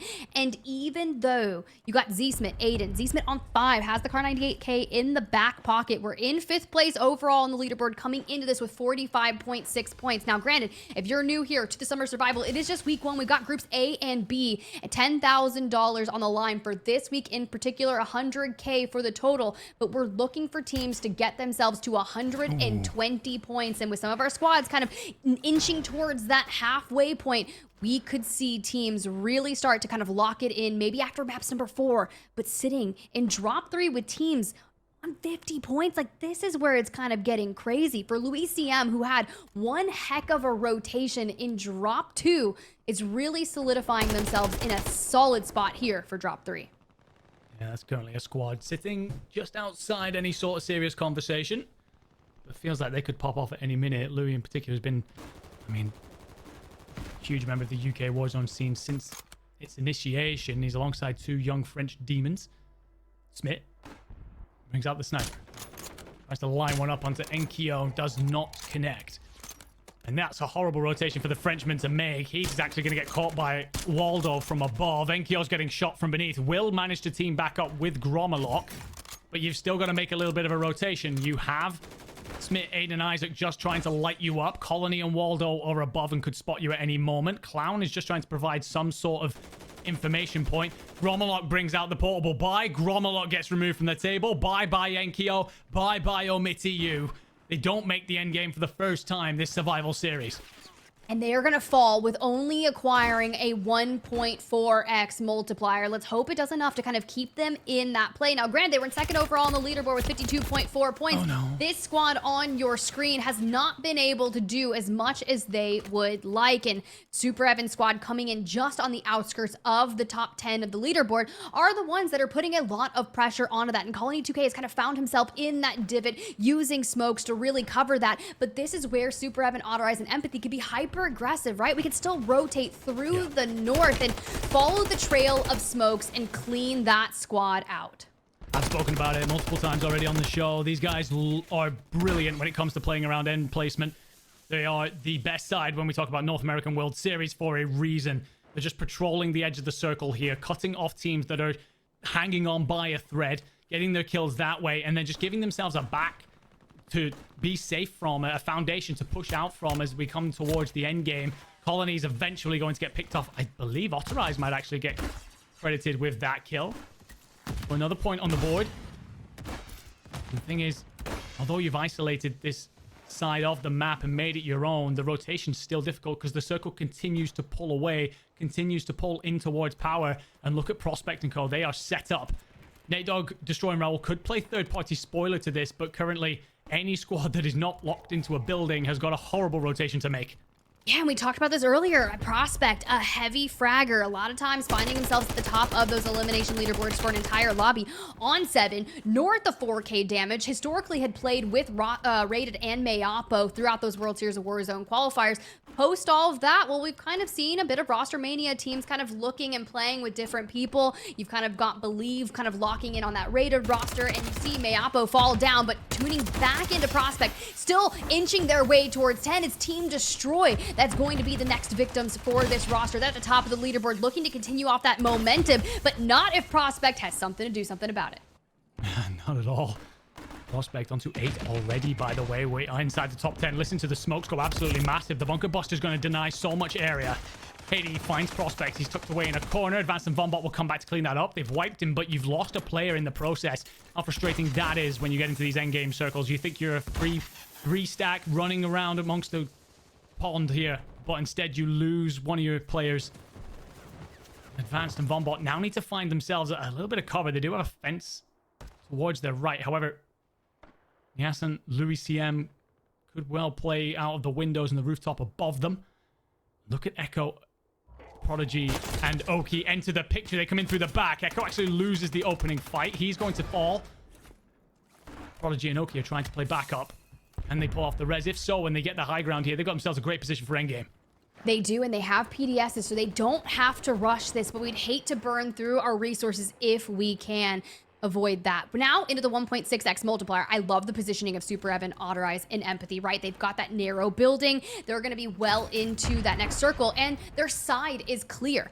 For that Prospect advanced roster that is kind of just down and into kind of the tunnel, they have to contend with all the squads on the outskirts rotating in, specifically Louis CM, Niasen, Nida. This is going to be so challenging that we're burning our PDSs to try and avoid it. Shout out to production to kind of give us this top-down POV of it. enkeo, oekiy, prxdigy, they're burning, staying in the gas, trying to avoid hitting that rotation on in. If we could clean up vonbot in advance, we know they're out of line of sight, but we are going to have to rotate straight into where they are while contending with Superevan, who's hanging on the outskirts of that building, and they're already doing work on Louis CM's team. Yeah, Louis CM runs straight into the 3 of them, doesn't see it coming. Hit fires absolutely everywhere. They are out of here. Louis CM, Niasen sent packing. Next multiplier is going to be top 5, so expect a couple of teams to hunker down for a moment. The thing is, all the noise that's been made here by enkeo, oekiy, and prxdigy has alerted vonbot and Advanced, who've checked back, but I don't think they're expecting a full 3 players to be here. oekiy takes damage. enkeo is cracked. Plate's trying to go on in. Another PDS will give them a moment to breathe. vonbot has got to move at some point because Advanced has fallen, and the 3 of them continue to stay alive here. However, I think they might well be out of PDSs, so they have got to move. Smoke will provide them cover over the canal, and oekiy is managing to make a route here. Gets bullets in the back, though. enkeo has fallen. prxdigy trying to get in as well, but all of a sudden it all goes wrong as a C4 lights up the whole region. vonbot tries to find a couple places. He knows someone's down there, but can he find him? Into our final 4. Smith, Aydan, and Isaac, they're all here to play, but so are Panda, Solidify, and Resolve. Yeah, that's this vonbot roster on 12 right there. We saw Prospect almost double digits, but it's zsmit, Aydan, Iceman, Isaac looking to do the work, looking to clean up if they can. They just have to get Panda off this rooftop, who honestly might pull a crazy play. Gets that gas mask and is gonna have to work their way on in. But honestly, you usually go, oh no, they didn't get a gas mask. They take on down, they die to gas and deny another elimination to that Aydan roster. Now every elim for them worth 2 points.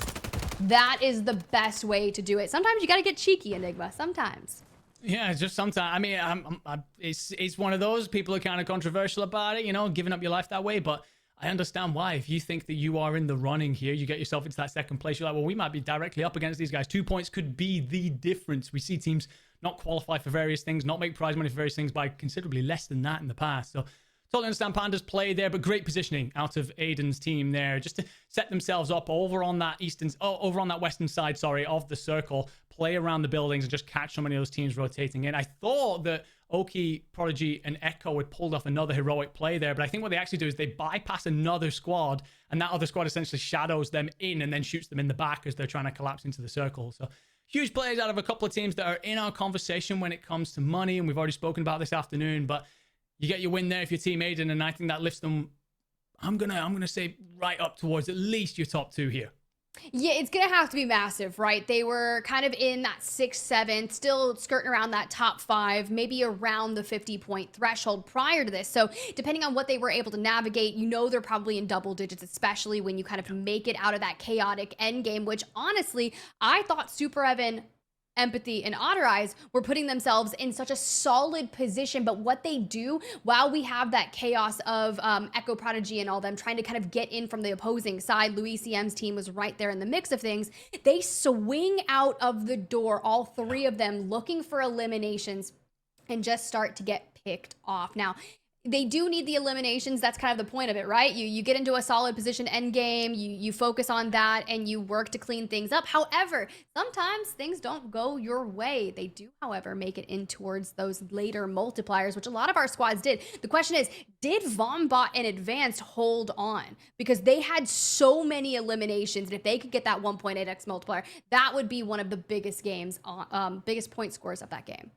Yeah, and again, we continue to track that because when it comes down to the bounties, that extra $1,250 that goes to our top slaying team for the single map every single week, we keep an eye on things currently held by Team Destroy, Raul and natedogg. So it is, yeah, continuing to assess that and see how that goes. And as we get our scores together here and we try and assess things, I do wonder, especially when it comes to that omit EU squad where they've ended up, because again, it feels like they've seen another later stage of a map. It feels like they're one of the more consistent teams alongside your Team Aydan in terms of making sure they're in those final placings. So as we get all that together, I just want to quickly point out that the position that we go back to that Aydan and co have, I kind of looked over to my left there and saw the end of that play out. I think that the way that they play out with one going forward and stepping out the door with the other 2 kind of playing safety around, I think that's actually a really smart way to execute that end game strategy, because let's say that one player, I'm not sure which one it was, potentially Aydan, who steps out, gets cut down, the 2 players could have just collapsed back into that little shack that they had hold of and played safety around there. So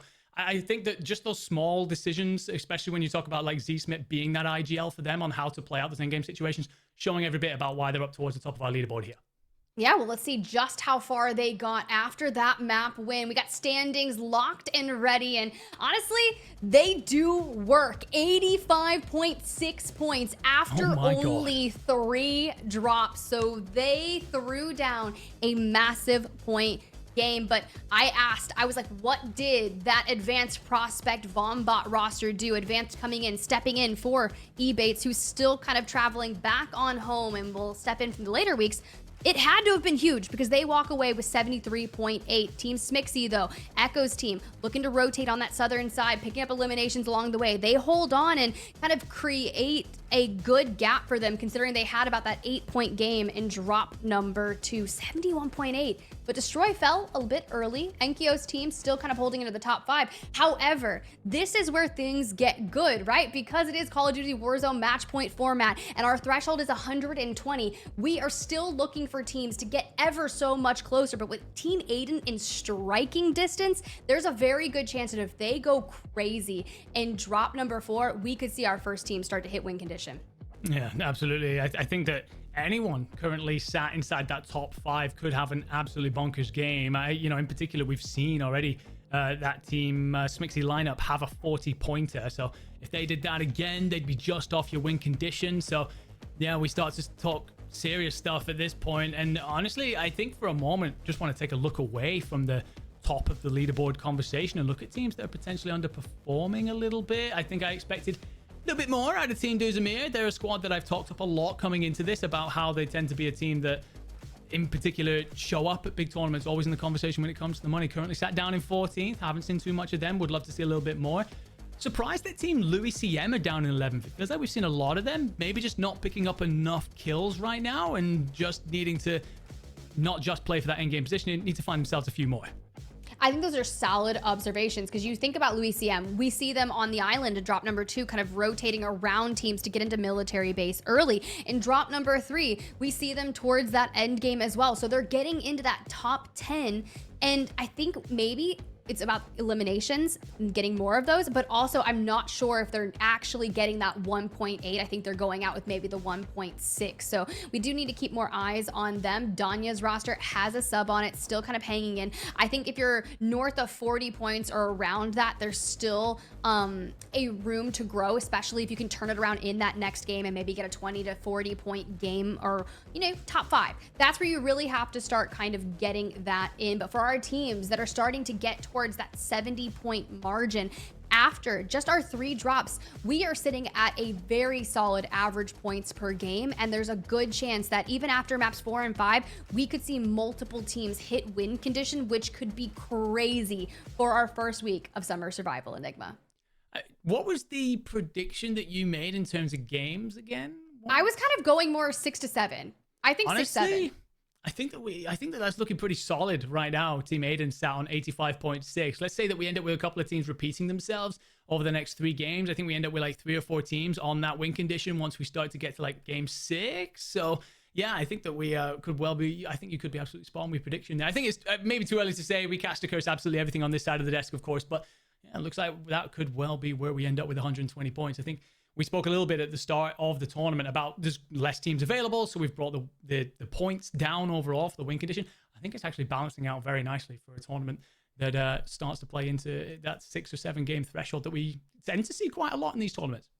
It is true, and especially when you've got some of our teams that, you know, have historically excelled at this format, teams like the Falcons or SSD, you'll see them later on in Group C. They're one of the teams that are notorious for constantly getting into the top 5. They start throwing down crazy win percents, and they'll win the majority of the games of our series. However, we've also seen teams over the past few weeks in the prior tournaments that have really been stepping into their own. And as things kind of amp up, World Series of Warzone Global Finals will be occurring whenever they are. I honestly don't know. But as we get closer to it, teams have to really hone in on that and just kind of keep that next level and challenging.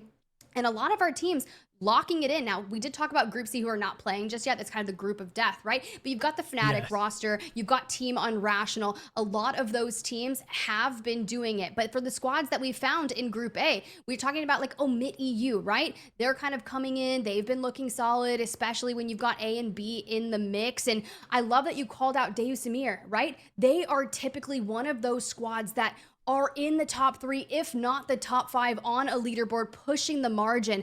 And this is the time for them as we move into like map 4 after this to step up because they totally can do it. And the last time I asked someone to do it, they dropped like an 80-point game. So, I mean, Team Amir and Co could definitely do that. They came 4th last year in the World Series finals. They finished 3rd. So in LATAM North, you get 3 qualification spots for World Series this year, right?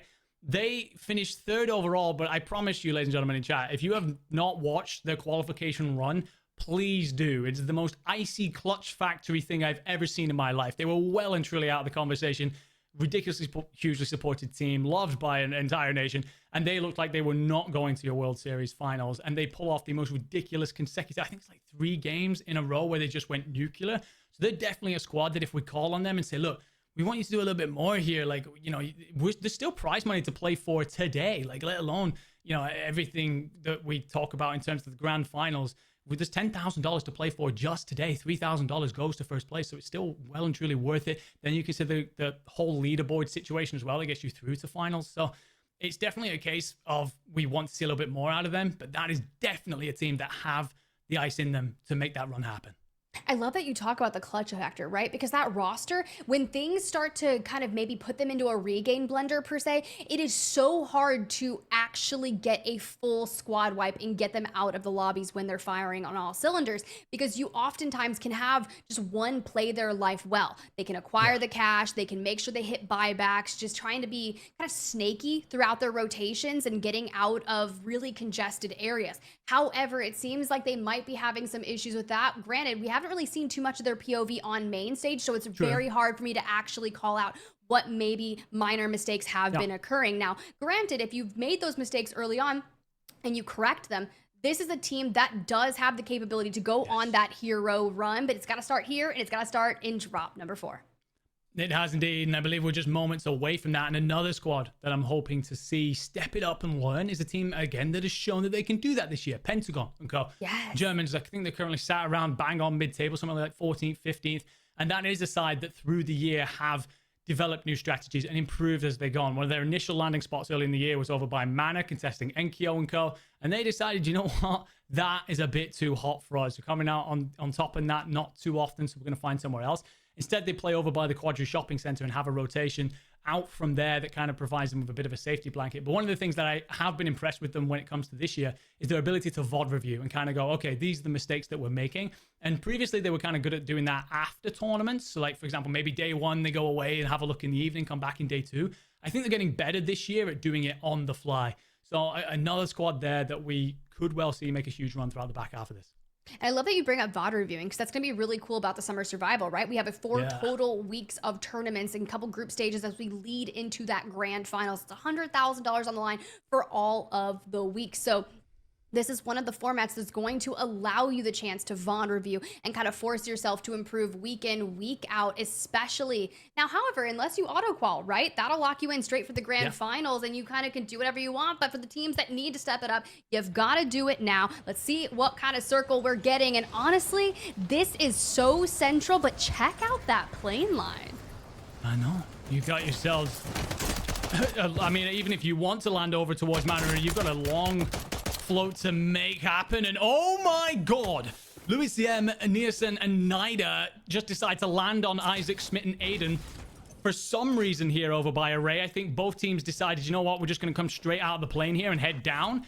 And yeah, there was one very clear winner there. As Team Aydan do not lose a single player. Team Louis-M, you are off to the gulag. Yeah, something crazy about that, considering we've seen that Aydan roster over at Bazaar. We talk about flexibility, wanting to know that you're not committed to one drop spot in particular. Call of Duty Warzone, you can land wherever you want, chow whomever. They do exactly that, and Twitty, Cracked, Future, also looking to get into the mix here in sub base. They've got the high ground. They're looking to take angles, especially if you find a weapon that you're relatively comfortable with. It's got a good scope on it, and you can just kind of just position yourself over here. However, Zach, Vida, they're not necessarily peeking. They're kind of just focused on their own game at the start of things, and I think that's smart here for Twitty to just be like, yeah, I'm going to look for the hidden caches, immediately pop up. You got a PDS, you got a gas mask. We're feeling comfy. And what I will say, by the way, just been keeping an eye on the map feed in the back. Ooh, yes. Oh my god. Twitty just absolutely ripped Zach a new one. Cracked then cleans that on up. So that will now provide a 3v2 advantage for Team Twitty. Potentially squeezing up on this. The problem is, do you have the information? Renzo's taking high ground. Vidat's down low. So the problem for the Frenchman is they are completely split. I will come back to what I spotted in the map view. It's all about a different set of Frenchmen. Renzo's actually got the high ground and put it to use. Finds Future. Twitty will use the PA to cover on over and force Renzo away. But I like this idea to come around the side. The problem is that Cracked is over the top. Renzo, for me here, you're back on off. For me, you don't fight this. As you take all that damage, you only have 2 plates available. I think you just duck away from this fight. But Twitty is not going to let that happen. Ooh. Here we go, pistol in hand. One more bullet is needed, but you lose the element of surprise, so you pop on out of the water, going from the height, and that is one of the cleanest knocks I've seen in a minute. However, that team's gonna have to make a massive regain as the majority of them went to the gulag. We're only down 6 players, so still very healthy lobby. One thing to say is these earlier circles, we don't really lose out on too many teams, so I really like that we're coming in with 32 trios, and hey, this is tough. When you try to make a regain, you get caught off, and now you find yourself back in the gulag. All the Frenchmen sent to the lobby. Team Aydan, by the way, not only do they completely wipe Team Louis CM right off the start, they then get themselves the kill there onto the Frenchmen, and then push up to take on Team blastatv. So find themselves a hell of a lot of kills nice and early on here. Their tactic of just head downwards and just clear out military base working. One of the things I was going to say, when we got that plane line come on in, I said it might be difficult to float on down towards the south. No one made it further south than, I'd say, like slightly north of Manor, which is where the enkeo like to play out from. And what they did, they just waited for a different team to land and just bullied them. Almighty TJM, Future and Co. just absolutely sent the gulag by omitting you. Just showing that flexibility, able to play around different POIs. And, well, Slide HD absolutely deleted in that one. That would explain why we did see Aydan's squad kind of go far, far north as opposed to hanging it out towards Bazaar. But Melvin, Fuzzin staying alive if they can. But unfortunately, you've got Team Destroy looking to take more eliminations. Now, granted, they are still that bounty holder, $1,250 if they keep the highest elim game of the day. When you put up a game like that as well, and I think, although we don't know what the threshold will be, I think you can guarantee that you're going to be in the top 37 teams. So even if you don't win on match point, I think you're pretty much guaranteed a finals position. You'd be feeling very comfortable about just going out and practicing some strats here in preparation for the later stages of this tournament. Juju's going to have Gabe down and Kalei down. And Juju actually hears Brax coming on up, so pulls him apart. Testy was trying to arrive to support, but Brax made too much noise. Testy's here. We'll get the crack onto Juju, who manages to slip out the back door and play. But Testy has his number. Testy comes round. Oh my lord, that's an ankle break if ever I've seen one. Juju slams him. Youngsters will be there for the trade, but the fact that Youngsters loses 2 of his teammates in that, absolutely massive play out of Juju. Yeah, that is just brilliant to try and hold on for that. But this team needs a lot of eliminations. We're still kind of flirting just around that top 10, 48 points coming into drop number 4. Still looking to break that 70 to 80 point margin after this game. Twitty cracked Future. They landed up by subbase. We've already found ourselves into Industrial as it kind of still shores up in this power area. But anytime you're looking for eliminations, kind of get into the mix around power and Industrial. It's a great way to find some maybe later 2 to 4 circle eliminations. And we're still looking to get Kush and Skinner and their lines of sight if they can, but you already give away that positioning and pop on down. Control of this buy station is really nice, especially after this circle when you get that fire sale. The thing is from Twitty there, I feel like, I'm not sure if he panics because he just all of a sudden sees a player run across the front of him or not, but like a lot of teams, when they're playing around a sniper, you tend to 3-2-1 it, right? Or kind of play off the back of that sniper shot. If you just ring out one of those shots immediately, give up your positioning, give up all that intel, it just doesn't give your teammates an opportunity to activate off the back of you. Device sees Twitty rotate, so now Team Device will be aware that they're being pinched in, so they can try and set themselves up in a way that will let them punch out at least in one direction and try and break this kill box. Actually, it looks like they're quite content to just set up here. They feel like they can fight this team. It's patience, right? We're still trying to work these kind of sloped angles on the roof, but anytime our position kind of gets taken away from us, we just all scatter. And I think we're playing too separate from each other, and we need to group up more and kind of maybe death ball, but you can see they're just focusing on that rotation, especially when you know there's a majority of squads still kind of hanging out on that western side of power. J-Device is so brilliant for kind of breaking out the drone to kind of look for angles. You can see they're no longer on these rooftops. And it's tough, right? Especially if you put yourself into a chase. But what they do get is all the smokes that have been used, and we're allowing 2 members of this roster to kind of try and push, but still more teams rotating on in. You just gotta be very careful that you don't get caught out. No, I'm with you. I think that's the play from Device there. Using the drone just resets the playing field, shuffles the chessboard around, and gets them out of that lethal kill box setup that was coming on through. But all it's done really is kind of flip the script a bit. You've now got TJ and Future and Cracked all huddled up in a building, and that's how the Skinner Cushion device counterplay this. Do they decide instead that they want to come back at that side? We move over to Waldo. He's lost Clown already. Colony's also into the gulag. Waldo's trying to escape. The Germans applying the pressure, and I believe there's another team shooting at him just over the top as well. That will be Mireille and co. Actually, B-God finds a kill onto Pentagon, so I wonder if one set of players was actually chasing after Waldo and then all of a sudden runs into a different threesome. Wasn't going to be split off. Waldo will count his lucky chickens and escape through the back.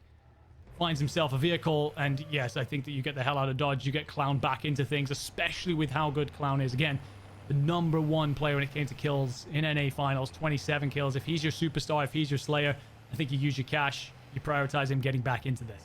Exactly, especially with Colony 2K winning that gulag against Iceman Isaac. So we already know Aydan's roster is in a bit of a regain here, but that squad is looking to get back to full form. Zach, Virat, Enzo here on the screen now have made it into power. We're taking angles, we're grabbing information, we're looking for teams that are rotating on around, especially with this kind of circle centering on up of power. And then you've got a lot of Northern Cargo and North Old Town in the mix. So teams that have found themselves relatively farther south, this is your time to kind of work on getting across those waters. But we just don't have too many eliminations here on this roster, and we have to get a little more aggressive if we want to move up that leaderboard.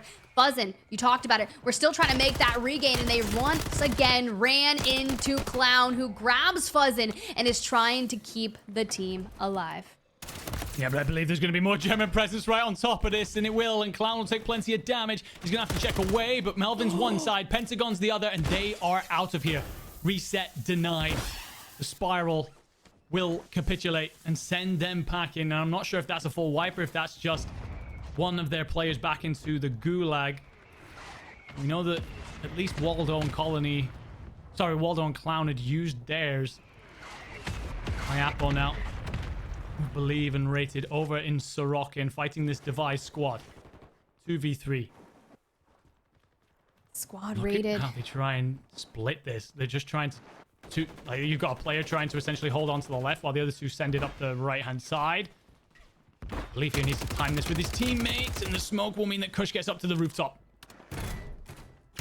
Look, they're doing what they need to. Bulieve kind of pushes in, starts getting poked a little bit, but not too much. Just nothing one plate can handle. But we just double on down. Some of these buildings are very tough to clear out in the nick of things when you've got to make sure that you are still chasing. However, if you chase too far, if you overextend too much, you kind of put yourself in unfavorable positions, but knowing that it's still kind of circling up, and the chance of us having to maybe move down towards the south of power, where you see Moonride, Freddy, Zanks, that squad is putting themselves in a good position. However, you have to realize J-Device Kush, they want to find a buyback. They want to make sure that they go in towards this end game with all three members full on up, and playing around this bridge is a great place to get a ton of eliminations, but you have to be cautious and make sure that your resources are up. Honestly, I actually love this positioning out of the Italian trio here. I think looking at where endgame could pull off towards, you've got yourself plenty of rotation opportunities here. If it pulls off slightly towards military base, you can easily hit the bridge. If it pulls south, you've got plenty of building cover that you can work your way through. Spot that I do not like is actually going to be Vision and Careless Kitty, as they lose AJ. And actually not only have Testy and Youngsters holding them, but squad 29 there on your mini-map looking to come in third party this. That's going to be gabekun, Juju, Kalei. They've heard all the noise. They're going to try and third party this situation. They've actually, I mean, this is like 4th, 5th partying this. There's so many squads in the vicinity here just trying to scramble out of Popov power, because Central Zone is going to collapse in around South Popov. So a lot of rotations to be made here at this point. You've got the Germans who have to make a lot of movement. There's a lot of squads still in Old Town Tiff, so they've got to cross water. Expect to see our numbers dwindle quickly here. Yeah, especially when you say it. You got 4 or 5 rosters over in Old Town looking to go north, but if Gabe, Juju, and Kalei can clear out some of these vital buildings in power, they can move from where they found themselves outside the top 20 on the leaderboard, and they do it, right? They get that knock onto Testy. They hit that full, and this is a roster that can't afford to go down early. They're inside the top 10. They've got points working for them, but they're still not at that kind of upper echelon of our leaderboard. They're still around that 50-point mark, so I would love to see them kind of hit a regain, considering we are only in a 1.2x multiplier. When we get the flash up here, one of the many reasons why we love Codcaster. Look at the amount of teams that have to scramble at this point. You will notice that quite a few of our big name squads are missing. I believe Team Aydan are no longer in this. They are out of here. However, the team that are still in things will be Team Omit EU, continuing to keep themselves in the conversation. It's wild to see that we are pushing into such a small, condensed area, heavily populated at the minute, and we still have 23 teams up. It means that we are a long way from a 1.4 times multiplier. Not that that's going to matter so much to Cam, who currently has 1 kill. Ooh, for Devo on 6. I mean, needs to find a little more cash, find a buy station, but Cam is on the hunt, finds, you can see, Fuzzin. However, we immediately see some retribution come through. I did get a full wipe onto vonbot. Not sure. They should be full and done. We'll check in with that later, but there's so many squads in this nearby area, and we just need to find ourselves into that 1.4, but that doesn't occur till 15. This lobby is staying healthy. Yeah, well, considerably less healthy will be that team as Player and Cam are out of here.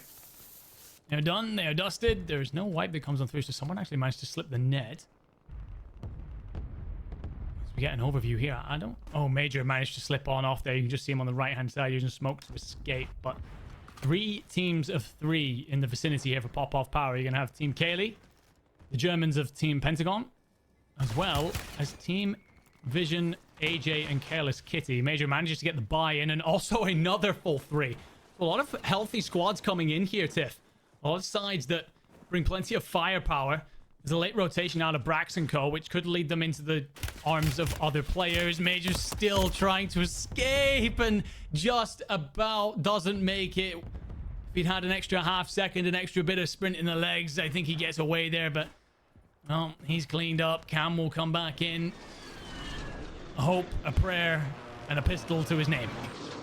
Things are looking very dire for that roster, but you've got to give the credits to Brax, Youngsters, Testy, man. They hit a regain. They had lost members. They needed to hit a buy station, get their numbers back on up. And, well, now they've got to hit a rotate around all the squads that you've outlined. Careless Kitty, Vision, King, AJ need to make a massive play for that end game. They're sitting in 15th place with 32.4 points. And it just seems like you keep finding yourself amongst such heavy hitting squads. Jadevise just ahead of Rated here. Mayappo and a Bulieve. Mayappo's on 3. Not too bad, but it has been kind of lackluster for this roster, and I don't want to be harsh or anything because they're kind of still trying to find that regain once you slot Bulieve in alongside Mayappo and Rated, who were historically playing alongside Prospect, who's locked in here with vonbot. They kind of got to get that flow moving, right? Yeah. No, you do. At some point, you expect more out of them regardless. Currently sat in 22nd with less than 18 points, so you definitely expect, even coming together as a trio that is relatively new, you expect better out of names like that. Meanwhile, AJ back in there for his lineup means that threesome will be very healthy, rotating on through. Young, Testy, and Brax are all still up. They have players in beneath, a lot of pressure around them. Young's just going to try and use the smoke to escape. Juju and Co are on top. Omit on Omit, love here. Youngsters and Testy will slip underneath. However, the deployable cover comes on out. You do not see those used very often, but in a moment like that where you bottleneck players coming forward, they can really catch them by surprise. So a heads-up play indeed, and will allow them to cover on over the door freely. Ooh, Skinner, Jadevise here. Looking for angles, kind of hitting the shoulder peaks onto 2 members of Omit and A plus Testy, and there goes the Thermites. Love seeing those come into the mix as opposed to not just like a C4 heavy game. We do still have a lot of those, but Thermites really shake things up. Dark on the opposing is getting into some craziness. We talked about them coming into this, but the Omit EU roster is wreaking havoc on the other side, and Omit NA youngsters still on 3, trying to get out of this heavily congested area. This is where those PDSs can prove to be so vital and help you withstand cutoff angles. But Rated, Mayappo, and Bulieve, they are going to be such a firepower heavy squad that can make things tough for this roster. And they could indeed. And Thrax youngsters, Testy, by the way, they're out of here. AJ Vision, KK, find them. C4 goes out from Devise. Trophy system will delete it. Juju and Kalei now trying to rotate as Gabe is out of here. And all these teams just collapsing in together here as they try and find themselves some sort of safe ground. Juju takes bullets in the back. Kalei is out of here, so Juju will be by himself. Zach overextends. Thankfully, he's on a rooftop and just falls into his teammates' waiting arms. That could have been very costly. You've got high ground. You are top 12. However, from a position like this, with the fact that the other half of the building is still in zone, you could easily start to just consider playing up towards that 1.8 times multiplier of top 5. But I will say that will not matter if you have 0 kills like Zach does right now. If you don't know who this man is on your screen, he's one of the most successful French players of all time, but not having a particularly solid tournament thus far. Another one of those players that we're expecting to see more of. He's looking at some fellow Frenchmen, players that are trying to dethrone him for that right of best French players.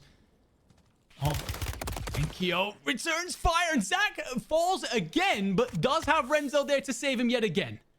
Look, sometimes you just gotta have the power of friendship, right? Have someone that's always got your trade. Have them that's got your res. Make sure they get you back up on their feet. You got high ground. We're not necessarily in that next circle, so we still got a move to make. However, Bulieve squad playing alongside Rated gets picked off by that Moonrider roster, and we were talking about their position early on. Still have to make moves. Omit EU kind of hanging out in that area just towards the southeastern side of where we're going to. Resolve Panda on your screen. We found them getting kind of eliminations and knocks onto our rosters that we've been following, but Zach finally makes the move, has to get closer, is going to be able to hold on to this high ground. We've got plenty of cover to work with, and we already turn our attention on to Omit EU, who are still looking to make a gas play. Now, indeed, just going to let a lot of other people take each other down, play towards that end placement. When they set up for something like this, it usually means they've got quite a few kills. Zach still desperately trying to get his first. The boy has 3,000 damage. And enkeo actually finds Renzo this time. But again, because of this high ground, because of this position that you have, if you're these two Frenchmen, you are able to just continue to res each other. What I will say, though, is that is burning through your plates. If you don't have a box in your pocket, you may well come to rue the fact that you've not found any kills from that high ground. Intex will... Well, Juju tries to third party the situation. Juju actually picks up Mutex, but Intex immediately trades that out, wipes Juju, and will save his teammate. You know hey, what, Zach though? has a kill. I was gonna say, Zach gets one, Zach grabs another. We're still making moves. Actually, I think his teammate gets credited with the elimination, so we're at 3,500 damage and 1 elim. Now we've got our sights set on that Omit EU roster, but anytime you kind of pop on up too long, there's a chance that you can get ripped right off the rooftop. Omit EU, I hope they've got a ton of PDSs because we're still trying to make things work, but as we rotate on in, catching teams very much unaware. I'm talking Solidify, I'm talking Resolve. You are racking up those eliminations as we get even closer to that 1.8x multi. By the way, Renzo has decided to push on over towards Omit EU. He's split them a little bit. I think gromalokk is actually trying to make a play here through the back. They're going to have to make a late rotation. Zach and Renzo could potentially cover over this. Heat is actually going to get shot in the back. gromalokk and enkeo, I don't think they see them. Kush ends up cleaning up gromalokk for just a moment. But enkeo and Heat are just going to have to try and make the play in through the back door. Somehow Zach and Renzo are still alive. They're just going to look out on over this, but they have to make the move at some point. And now is that moment. Enkeo's going to be up top. enkeo will be deleted. The Frenchman deletes his rival. And as the helicopter explodes in behind, Renzo actually takes a little bit of damage from that, I think. So he's down to 1 plate.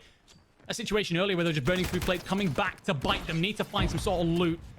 Resolve and Solidify hanging on by the skin of their teeth. Resolve out of here. Solidify done. The Italians of Moonride, Zanks, and Freddy are going massive down to our final 3. Make that the last 2 here. Freddy holding on by the skin of his teeth. It's the 3v2. 2 players in below. And actually, Moonride pushes too early. Moonride might have just thrown this. Crack gets down. Zanks will actually cover on over. Freddy is here for the cleanup. And the Italians come out on top. 3v2, I was terrified that Moonride had thrown that all away, but finally, the Italians come online and deliver here in map 4. As we run that back, you are 100% right. I was sitting there, I'm watching, I'm like, Moonride, oh, you cannot do that. We cannot full send like that. But what you do is you do enough damage, and then it allows the teammates a little bit of time to kind of swing. But no one was near ready. They were like, we don't even have plates on, my guy. Like, we gotta take just a moment. But when you see the chance, you take it. You get that 2x multiplier. You grab a map win, and you think back to a couple prior circles when we were kind of looking at pop-off power. A lot of teams still trying to make their rotation in. Do you go industrial? Do you hang to the south of pop-off? We highlight that roster and we're like, they have such a good position. And the fact of the matter is they rotated through a very heavily congested area and still made it work for them. I can only imagine how many eliminations they were able to acquire.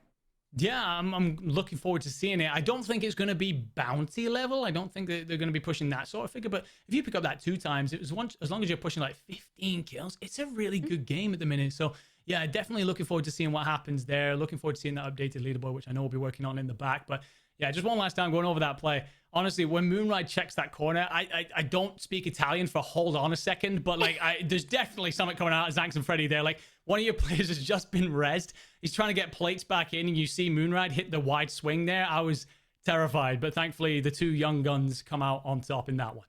But honestly, knowing that it's a 3v2, they probably already got that information, especially when it was originally the 2v2, you get the res, and swinging that almost kind of catches someone off guard, and it denies that duo the chance to maybe make an aggressive swing on them, especially if you hear that res coming through. So it's the timing is kind of crazy, which is wild, but it does pan out. And if it doesn't work out, what's the worst thing that happens? You get a 1.8x multiplier and you lose out on 2 eliminations. So it's maybe just a few point difference. It's still overall a solid game.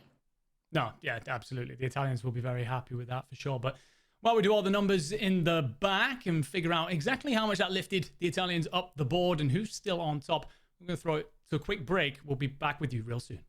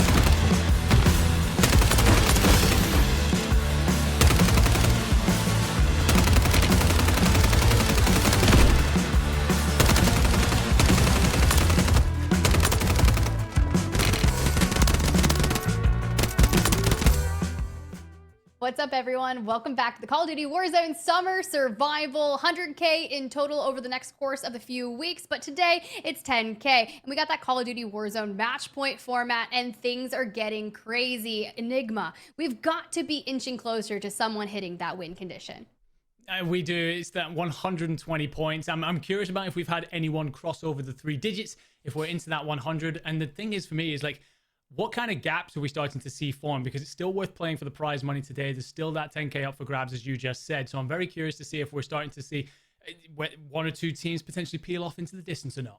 Ooh, let's go ahead and pull up that leaderboard, the standings as of right now. Omit EU, the team that you highlighted at the top of show, talking about this is a squad that could really stand out from groups A and B. They're inching closer to the triple digits. We're just 24.4 points away from win condition for that roster, with Team Aydan hot on their tails. Now, Team eBait's rounding out the top 3. That's kind of one of those first gaps that we're witnessing between second and third, and it's still not the largest margin. It can be closed relatively quickly after a solid points game, maybe with a top 5 average. However, something to note as you kind of start to peel off down the leaderboard, Team Destroy still holds that bounty. Yes, there's $10,000 on the line for the first week of Summer Survival, but every week we have this bounty that's worth $1,250. And if you have the highest elimination game, you can kind of slot that in. And after 4 maps, they have held onto it.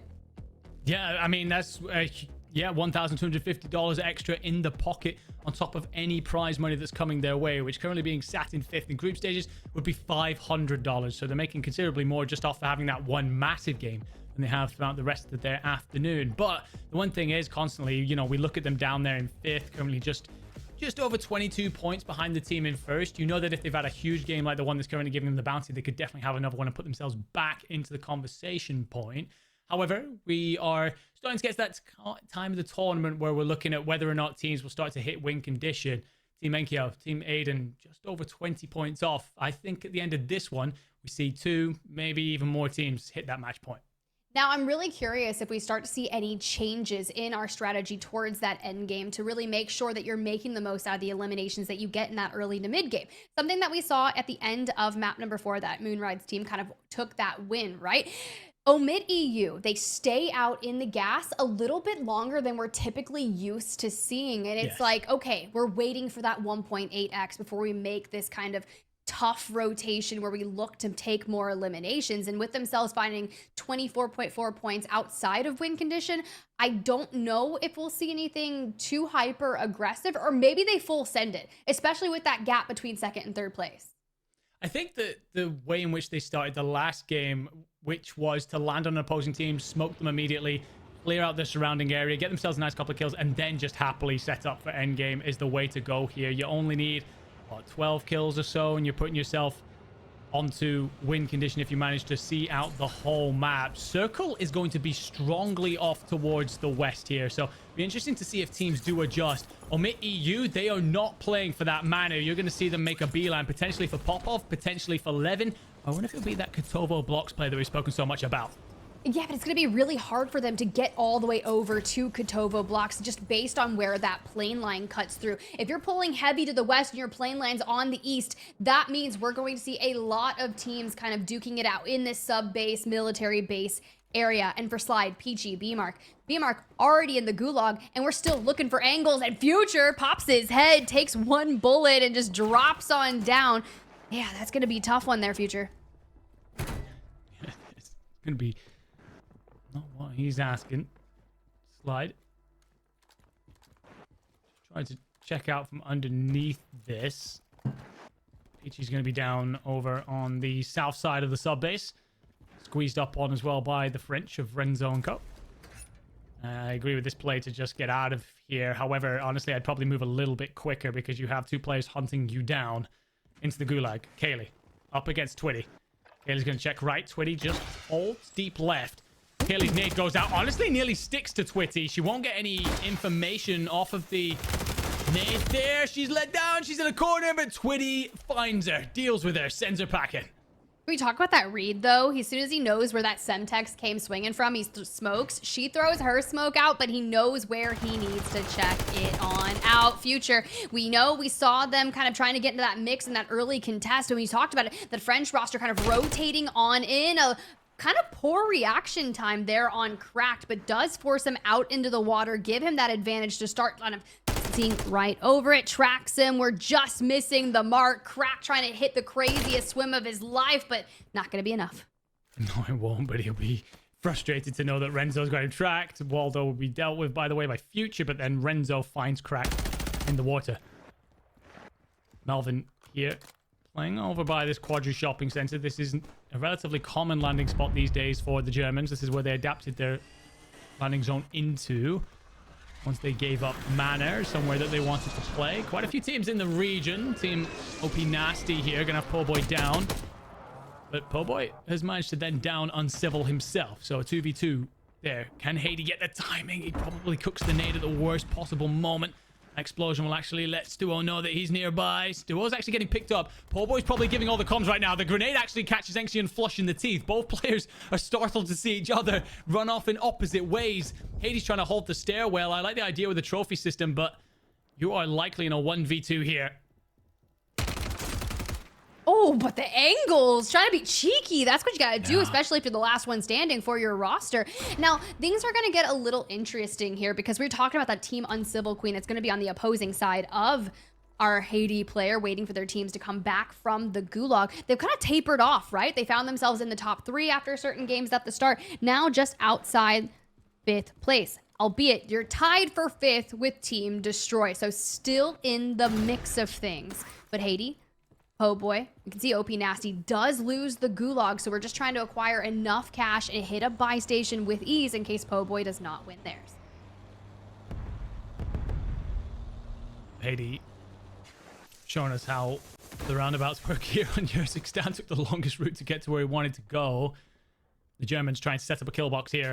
Enxian's actually going to check out towards the side. This is a huge gunfight as both back each other down, but Buzzing calls for aid. Uncivil Queen over the top will actually be forced to shift as the airstrike comes in.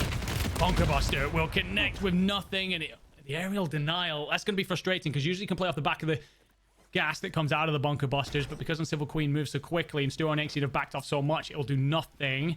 Pentagon trying to get close. One thing the Germans have got to be careful of here is being split in this push. They got to make sure they move together. We've spoken about the qualities that Stuart and Enxian possess. We check away. Reed Boy having to dive away from the 2 Mexicans up top and try and reunite with his teammate over by the shopping center. Sometimes you just gotta reposition, Fuzzin with the C4s, throwing them in, and things are getting crazy. Melvin down, Pentagon down. Fuzzin has to keep it alive because trades are going back and forth. You can see Uncivil looking to clutch things up for her roster. Doesn't want to burn gulags if you don't have to, but using the staircase on the side of the building to play cleanup. Now, we've got to push the issue here.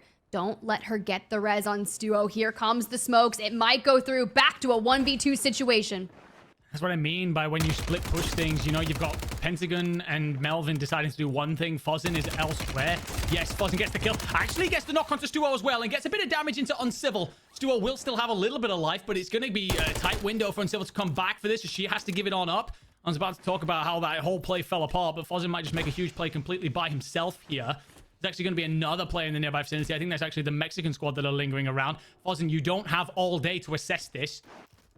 Does eventually get what he needs and backs on off, and his 2 teammates have lost their gulag, so Fuzzin with a lot of work to do here to try and get his squad back into this. So that split push completely their undoing there, and just ends up in a situation where Fuzzin's too far away from the action to help his teammates. And there's that Mexican squad I was talking about. Mire's going to interrogate, get all the information he needs, and then likely put a bullet through the brain of Uncivil Queen. Dark, but does have that factor, right? On the mini-map, we did see one member of that squad kind of playing a little overlook through the air as they came back from the gulag. Once Uncivil goes down to Team Mire, it's like, hey, I'm not going to regain here.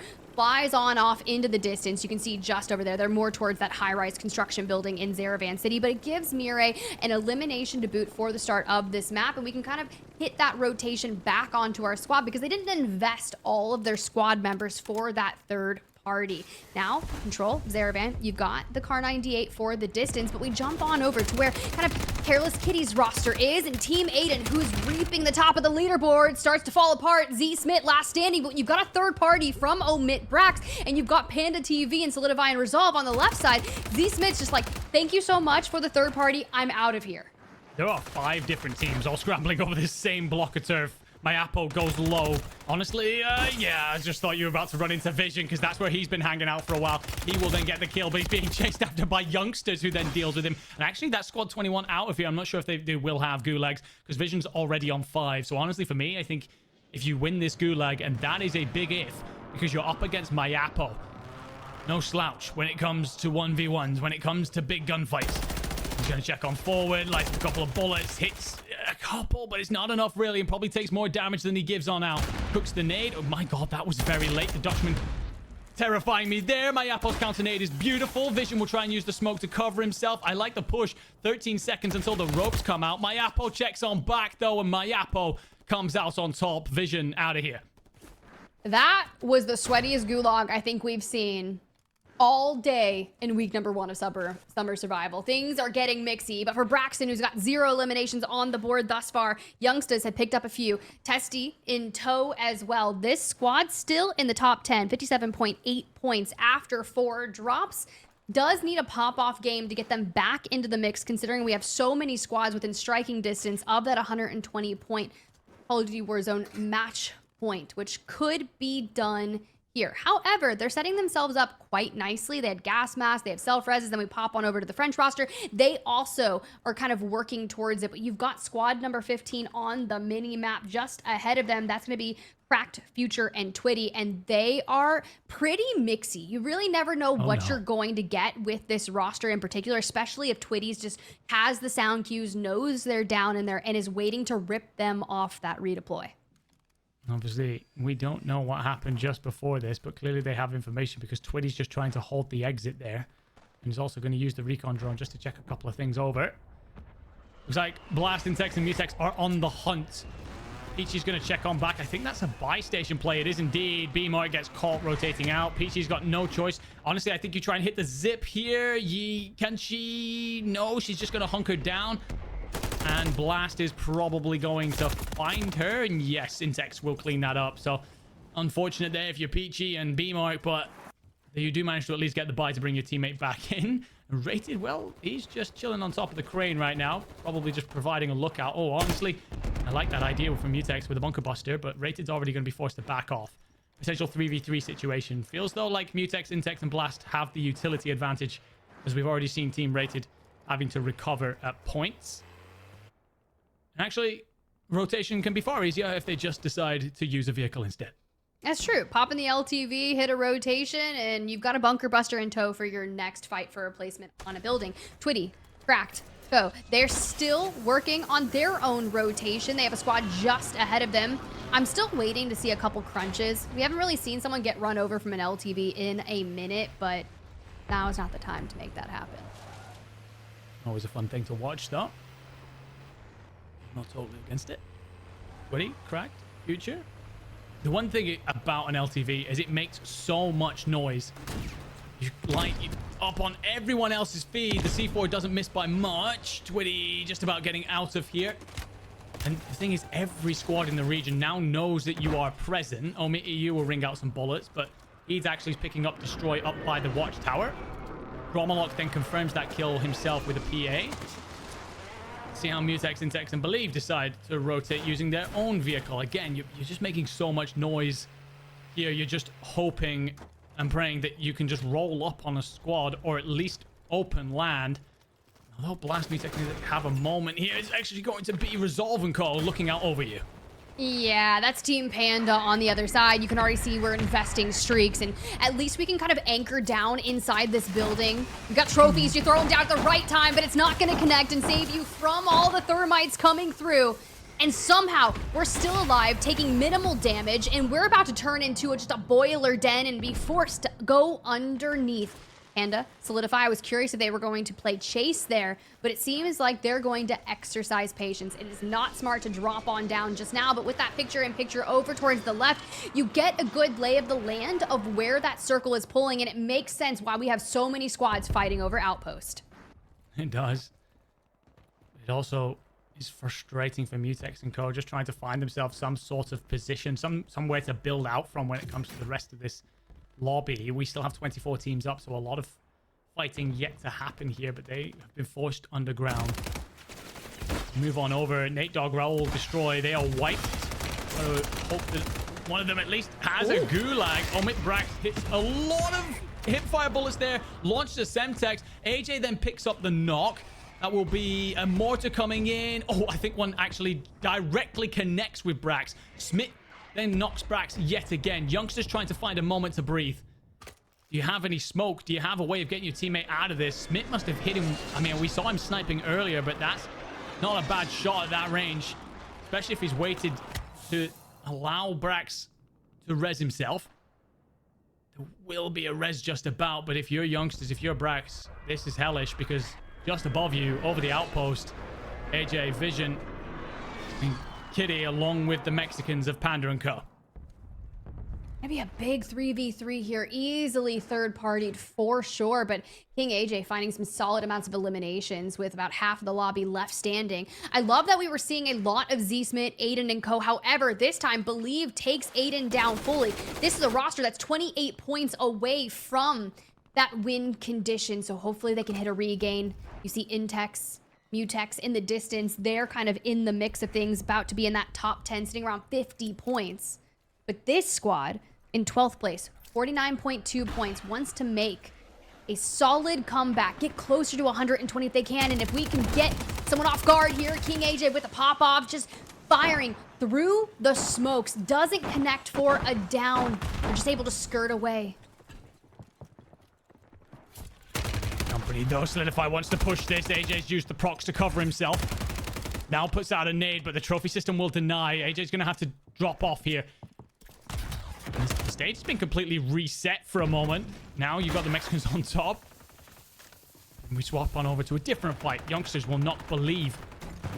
Testy's trying to get up behind this. Rated will just decide to confirm Brax entirely and absolutely spits on Testament. Then turns to try and find Youngsters. Youngsters will actually then finally clean that up. But again, it feels like another one of those occasions where realistically, if you are this team, you shouldn't have lost two of your players in this fight. A moment of brilliance from the Welshman just absolutely puts Testy on skates. Yeah, Rated does the brunt of the work there, which looks like it would be enough to turn it around, but quite frankly, just isn't enough. King AJ, though, still looking for angles. The fact that we've been in kind of this big standoff, right? Can't get angles, can't rip one of them, but I love that the ability for Panda and co. to really anchor down. Plays resolute, so we're actually not going to get that knock onto the roof, and King AJ forced to back down, but here comes the pinch, and they just completely tear apart that roster. Yeah, that first knock onto KK gives the numbers advantage to the Mexicans, but it's the play from Solidify. Vision gets a knock, and honestly, Panda, I don't know what he's thinking, just tries to jump off the top rope and ends up losing a lot of his health. But because Solidify's decided to wrap around the side there, catches AJ by surprise and ends up getting the kill, which then also protects Panda and allows him to finish off his knock onto Vision from earlier. So potential 2v3 undone there. Move on over. Rostava Shops, you spoke about this area somewhere that you like earlier on. And I know why it's a great landing spot, but it's a difficult place to rotate into. And oh, 2 bullets actually land for Twitty, but it won't be enough. His teammates are trying to follow that on up. That's going to be a frustrating one to watch get away, especially after getting the crack with the first shot. Amir is just trying to duck, dodge, and weave over by a tree there. He's going to hear that bullet zip on over him. Takes a lot of damage in the back. Castillo and Dog are nearby, but it's going to be difficult to remove this team from the top of this building. This is where you really see the rework that came in from that Kar 98 that got nerfed several times at a distance, right? It can be pretty brutal to work around. However, when you hang out on a rooftop, you get kind of poked, prodded from all different angles. You have Lola's team out in the distance. You can see Robstar's extended on out. Lola gets picked up by omekiy, who's still looking to grab as many eliminations as possible. Minder, 25 points or so away from 120, which is our Call of Duty Warzone match point threshold.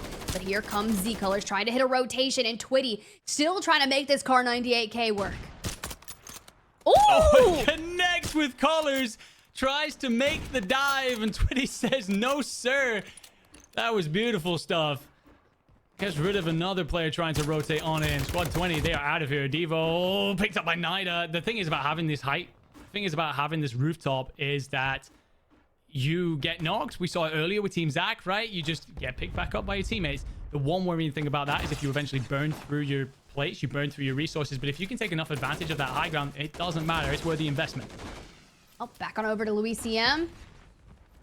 Yes, and Nida. I mean, this is a squad that constantly makes it in towards that end game, but has not been able to get out of that mid pack on the leaderboard. Finds Melvin across the way, still trying to put the finishing touches into him, and it's going to actually be Nida that is able to do it there for louisiam. We still need to clean out the southern side of condos, as a lot of our teams are still making that rotate out north. The early wraps are going to pay off, but here comes zdark, a squad that you asked, hey, can we step up? Can we make that move come through? But unfortunately starts to get broken apart. louisiam looking for 5 eliminations. It's starting to get pressure. The smokes come through, but we have no more lethals, no more of those to work with. Oh, Louis. Check back. He has a moment to grab Nielsen, but nothing more than that. Twitty's going to push out the backside. He's got whole J Device team in front of him. zdark has decided to commandeer an LTV and try and escape out of here. Look at your mini-map. Everyone just decides to hit the same rotation. Twitty's got about 3 teams off to his right, 2 to his left. There's going to be Nielsen and Louis at one side, vonbot and Prospect on the other. And at this point, you're just hoping for the best damn god timing you have ever seen. Prospect takes a lot of damage. So does Nielsen, but Nielsen gets across. Vonbot then comes over to try and cover. He gets nothing. Vonbot sent packing as Twitty continues to hit him. A thermite comes back. I think that might actually be louisiam and Co that have launched that, as 2 teams are just essentially pinning Vonbot into one building. PDS will give vonbot just a second, and what he's hoping is that the other 2 teams start fighting each other, or he lasts long enough that a rotation forces other players to move. But here's the deal. You're talking rotations. Twitty still trying to make it work for him. We got a brief look at where that map is pulling. oekiy is going to be picking up so many eliminations as everyone rotating into them. And Twitty cleaning up that vonbot roster, that squad that has already done work on the leaderboard, and just trying to grab as many as you can, because we're about to be in that 1.8x. PDS is coming out because you want that top 5. I don't know if anyone realized it there, but the French squad here were stood next to Twitty. I don't know if they thought it was a teammate or they just didn't see each other at all. Twitty is eventually killed, but not before he manages to hit some panic buys. But Future and Crack die on the way in anyway, because of course, oekiy, the French, are sat in the power position here. They have rotated in early, set themselves up, and everyone must run into them. Dark is trying to use the LTV and a PDS to get himself in. The train will cross. zdark manages to make his way in. He's by himself and just praying. He has, however, made himself into that 1.8, so at this point, it's just about trying to find some extra kills, and the train's going to carry him outside of the gas, and I don't think this is where he wants to be at all. Some hipfire comes on through, but your health is chunking, and he just about makes it inside. Yeah, but we're at 9 eliminations, about to be on 10. Forcing that pressure of that louisiam roster to kind of move on in. But with 4 teams remaining, enkeo on 8. Now, this is the squad that was within striking distance of 120. We've got looks. We're looking to cover our angles. We sense that there's a roster on over there. But check out that circle pull, and to get ahead of it, we train those smokes together. We hit the rotation. We catch Major in the back. And honestly, we hit another full elimination. But zdark on 9, a solo, playing for whatever he can. He wants to play spoiler, but can he hold on? Oh, and actually one of the Frenchmen has gone down. Gromalokk, though, will pick up louisiam. Dark actually gets enkeo. Gromalokk finishes off the 2 that were pushing, and Dark comes in for more. He's just trying to get himself any extra points that he can. Just wants one. Give something to him. Not a chance. Enkeo goes down, and nearly Dark does enough, but eventually cleaned on out. The French come out on top yet again, and surely have crossed into match point. Oh my gosh, it comes down to just melees and your teammate has to hit the trade. We were not expecting zdark to come flying in right there, but as a solo towards that end game to hold on and grab as many eliminations again, I think we still ended up with 9. We weren't able to get any more fulls. Regardless, beautiful stuff there from that oekiy roster. Now, the saving grace for them is the fact is that they held the western side. They didn't get caught up on all those teams. When you looked at the mini map, you're like, oh my God, we have 7 or 8 squads just trying to get out of the eastern towards that circle pool. And oekiy, I can only imagine how many eliminations they walked away with because they were just picking them up. Everyone, as they filtered out into the open, we're taking angles, we're making that work, and they were only about 25 points away from 120. Yeah, exactly. I think that, again, they do a great job of assessing the likelihood of being able to rotate out through multiple different ways when it comes to these end zones. And the thing is, because one of their alternate landing spots is up by the blocks, they know all of this like northwestern side of the map so intimately. And I think that sometimes when you see certain circles play out, yes, of course, they are random in the way that they move, but you start to pick up on patterns, right? You start to kind of, anyone who plays center map, tell me if you do not often end up in cargo like all the time. It's just a thing. You start to go, okay, well, we see this happen quite a lot. The percentages are on this side of things. So let's put ourselves here because this likely gives us the best chance. And I think that you're seeing a lot of that come out of this oekiy side, especially when we then end up with that northwestern circle. You mentioned at the top of the show about how they love to play around blocks, and then they've just put themselves away from that eastern side, which was ridiculous. I think that must have been 10 teams. I'd love to get a look back at it, just trying to rotate over the same bit of land. About 19 smokes come out in front of everyone. Poor vonbot, by the way, who tries to push on out, ends up stuck between a rock and a hard place and just praying. But yeah, the French, again, showing why they are considered one of the biggest threats in the world at the minute. Why, I sat down at the Esports World Cup with SSD at dinner, spoke to them about, like, who do you actually consider a real threat over here in EMEA? And they said that the French are a team to consider if they can keep up their consistency. Well, today, they have been completely consistent in making end games and often coming out on top in them. I mean, they are our most winning team thus far. They took a win in drop number 2. They take a win in drop number 5. And if our predictions are to be had, and we think someone's going to take it between map 6 or 7, if they get that 2x multiplier and they had north of 13 eliminations, we are locked in for our first team that will hit it. Now, granted, I'm just making assumptions over here, and I can't wait to see the standings that we're going to go through, because will my assumption be accurate? Enigma, let me know. I'm going to close my eyes. Oh my God, we have one team that have crossed, but a second is not far away. So I think you're going to be close, but I think we might end up going a few more, because what that does, of course, as one team crosses over onto match point, if anyone sees them on the map, if you are in the chasing pack, you are going to try and full send them, essentially shut them down. There is plenty of prize money to play for today. $3,000 for first, $2,000 to second. But remember, if you win via match point condition, if you take everything today, then you are guaranteed a place in the final. So I think if you're the likes of Team Aydan, Team Destroy, you want to see this go out a bit longer so you can get yourself onto that win condition. If you see the French, you're going after them.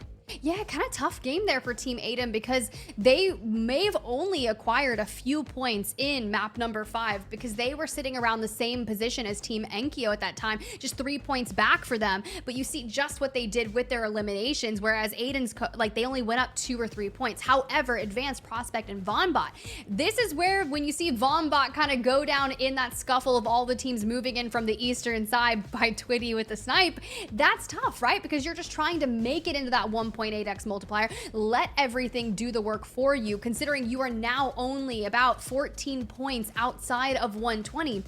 Team Destroy, Team Smixy, Team Uncivil Queen, these are some squads that have really tapered off, especially when we had Team Smixy take that drop 1 win with 40 points. We were like, okay, cool, just a few more maps for them to be able to hit 120, but then they drop an 8-point game. And then they've really been trying to get their flow back on in, but it just hasn't came through just yet.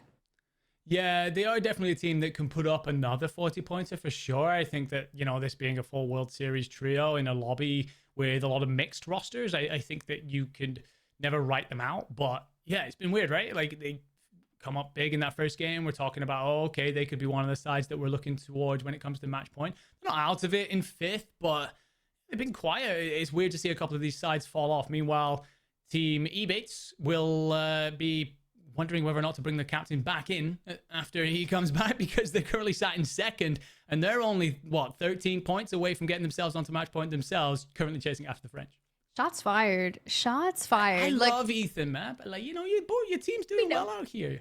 They're doing good. They're playing really well together. And it's been interesting to see that dynamic, right? Especially when we kind of see over the course of the past few weeks of teams kind of like feeling it out and playing with different rosters. Yeah. Anytime it's a new trio, you're like, okay, cool. Let's see what you've got. And when the things start to work, they are putting up some high elimination games. My only concern for that roster is if they do breach that 120 point threshold after this next map, what's it going to look like for them to try to IGL themselves to a map win? Because things start to change up. And with our first team that's reached Call of Duty Warzone match point, omidEU has proven that they can convert awesome games into wins. They've already done it twice. And if they win in 6, which very likely could happen, they would boast that 50% win rate.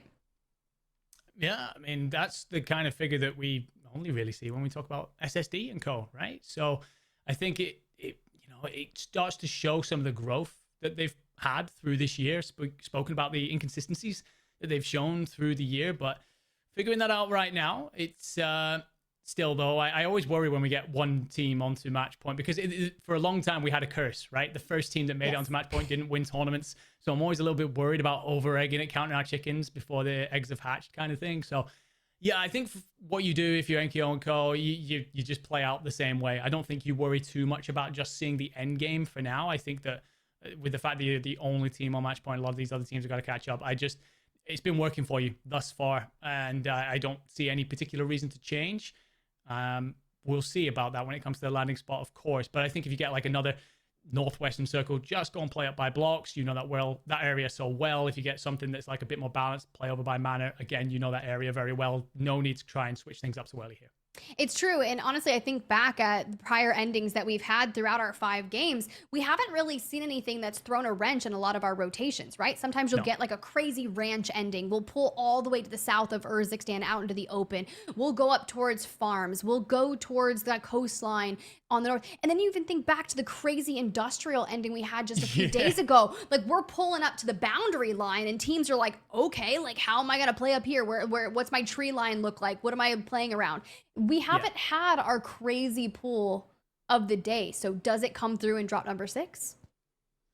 I mean, it's tough because we know again that the circles, move relatively randomly, that it's hard to predict a pattern. I think one of the things that you can do if you're enkeo and co, play around contracts, play around picking up the recons. For some reason, there you go. It's eluding me, but thank you very much. You play around the recons. I appreciate you. And you try and just give yourself like, okay, well, if we're going to start to set up for end game positioning, this is looking like the best spot for us to take over and lock down. And maybe that's the change to the strategy that you make. I just think that off landing spots and so on, I think that you just do what you're comfortable with, get yourself that loadout nice and early. It's unlikely at this point that anyone is contesting your land because they have won every single time except for map 1.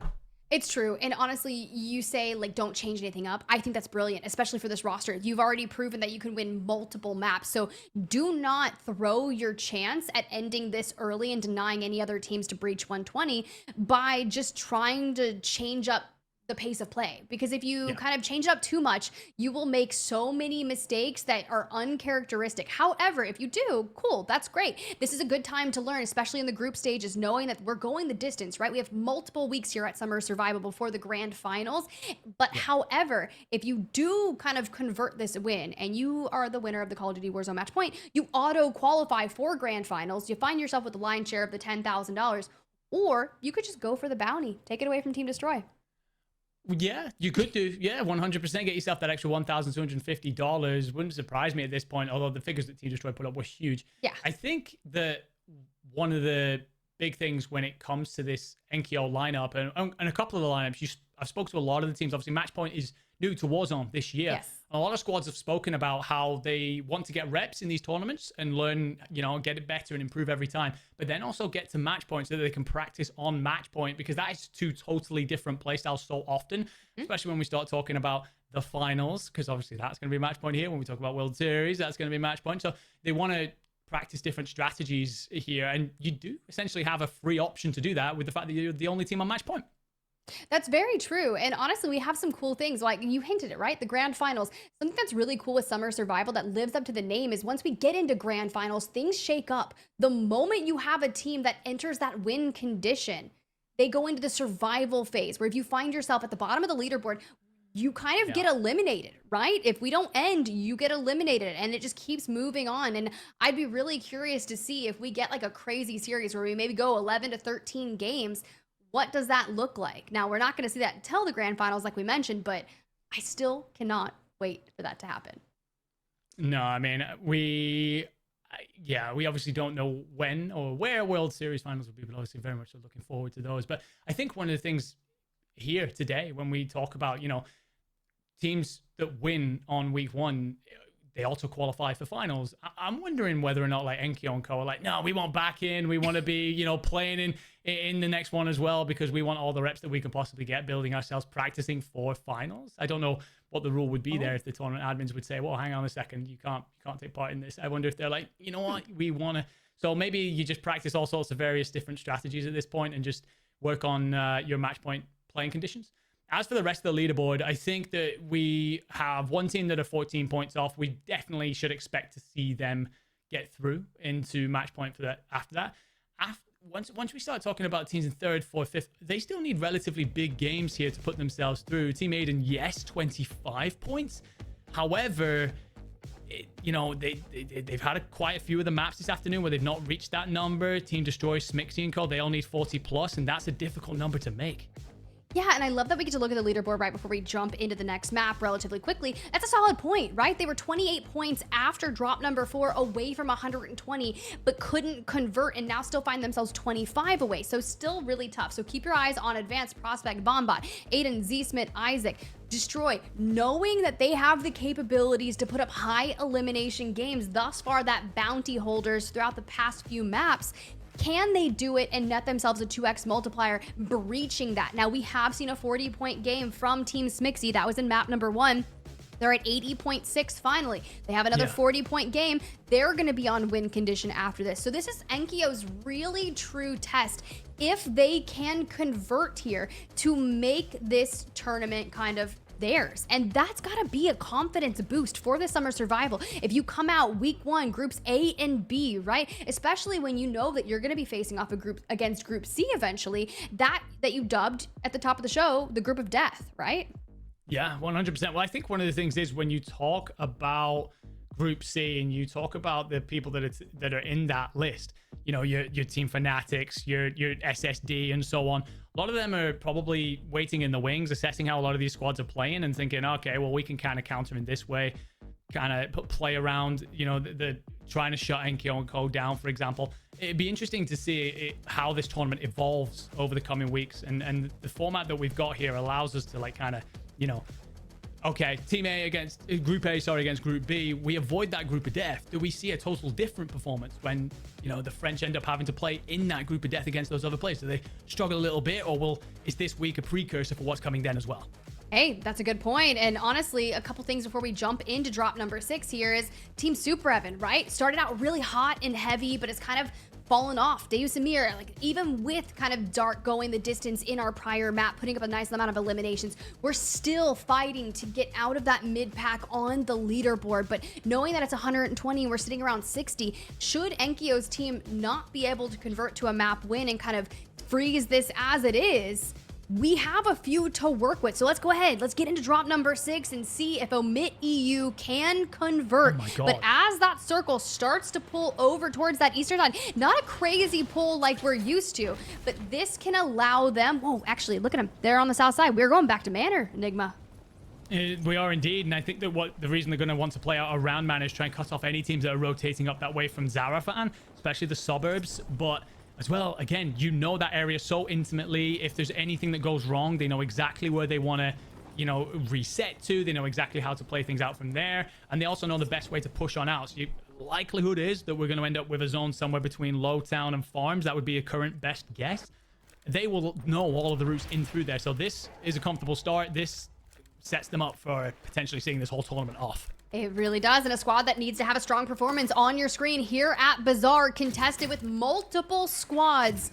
Iceman Isaac, Aydan, Zsmith, find a decent weapon, a few attachments, but not a team that you want to contest with. Gabekun, Juju, and Kalei, they can really shake things up early on. And when you are just a few eliminations and a solid multiplier away from going into win condition, which you need to this map, especially, you cannot allow oekiy to have that many runs at it. But look what happens. Panda rips down Juju. The third party is here. And that roster has to deal with not only Aydan's heavy hitting squad, who's getting their loadout in, but now Panda on the other side. The thing is, if you are Kalei and Co. and you see that the opposing team have picked up their loadout, I don't know if you just get the hell out of Dodge, ground loot, or not.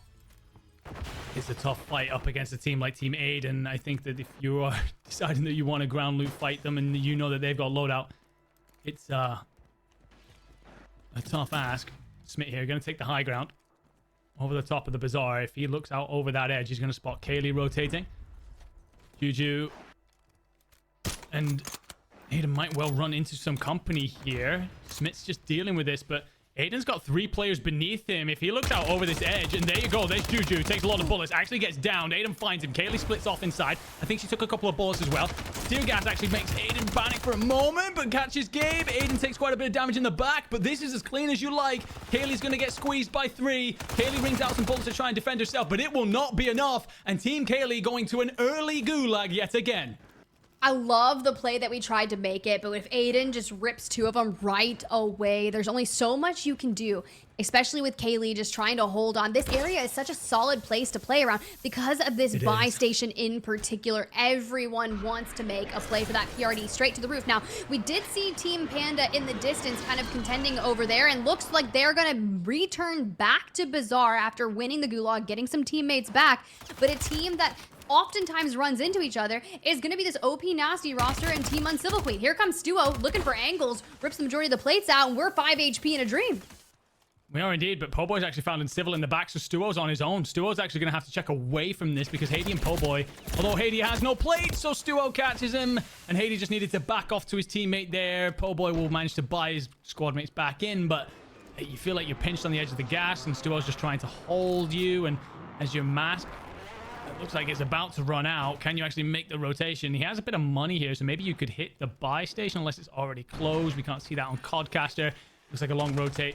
Looks like it could be in a spot of bother there. We move back over to Bazaar, and actually looks like we lost Team Aydan and Co. somewhere in amongst all this because 2 different squads fighting on over this. Sulitify is going to go up onto the rooftop. Colony and Waldo going to push in from below.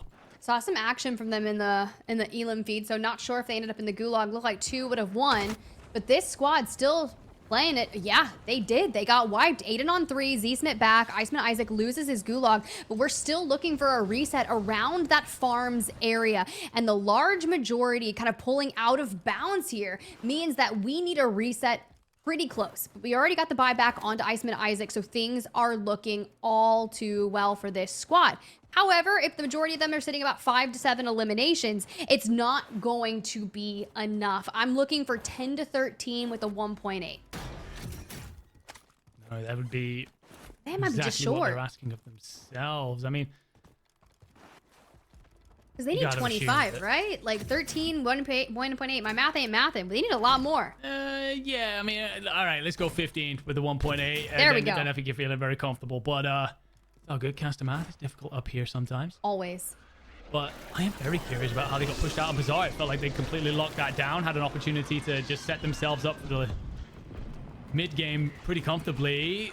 Oh, Echoes stuck between multiple Germans there. Oekiy's going to try and rotate on out as well because it looks like they've lost Prodigy and all that.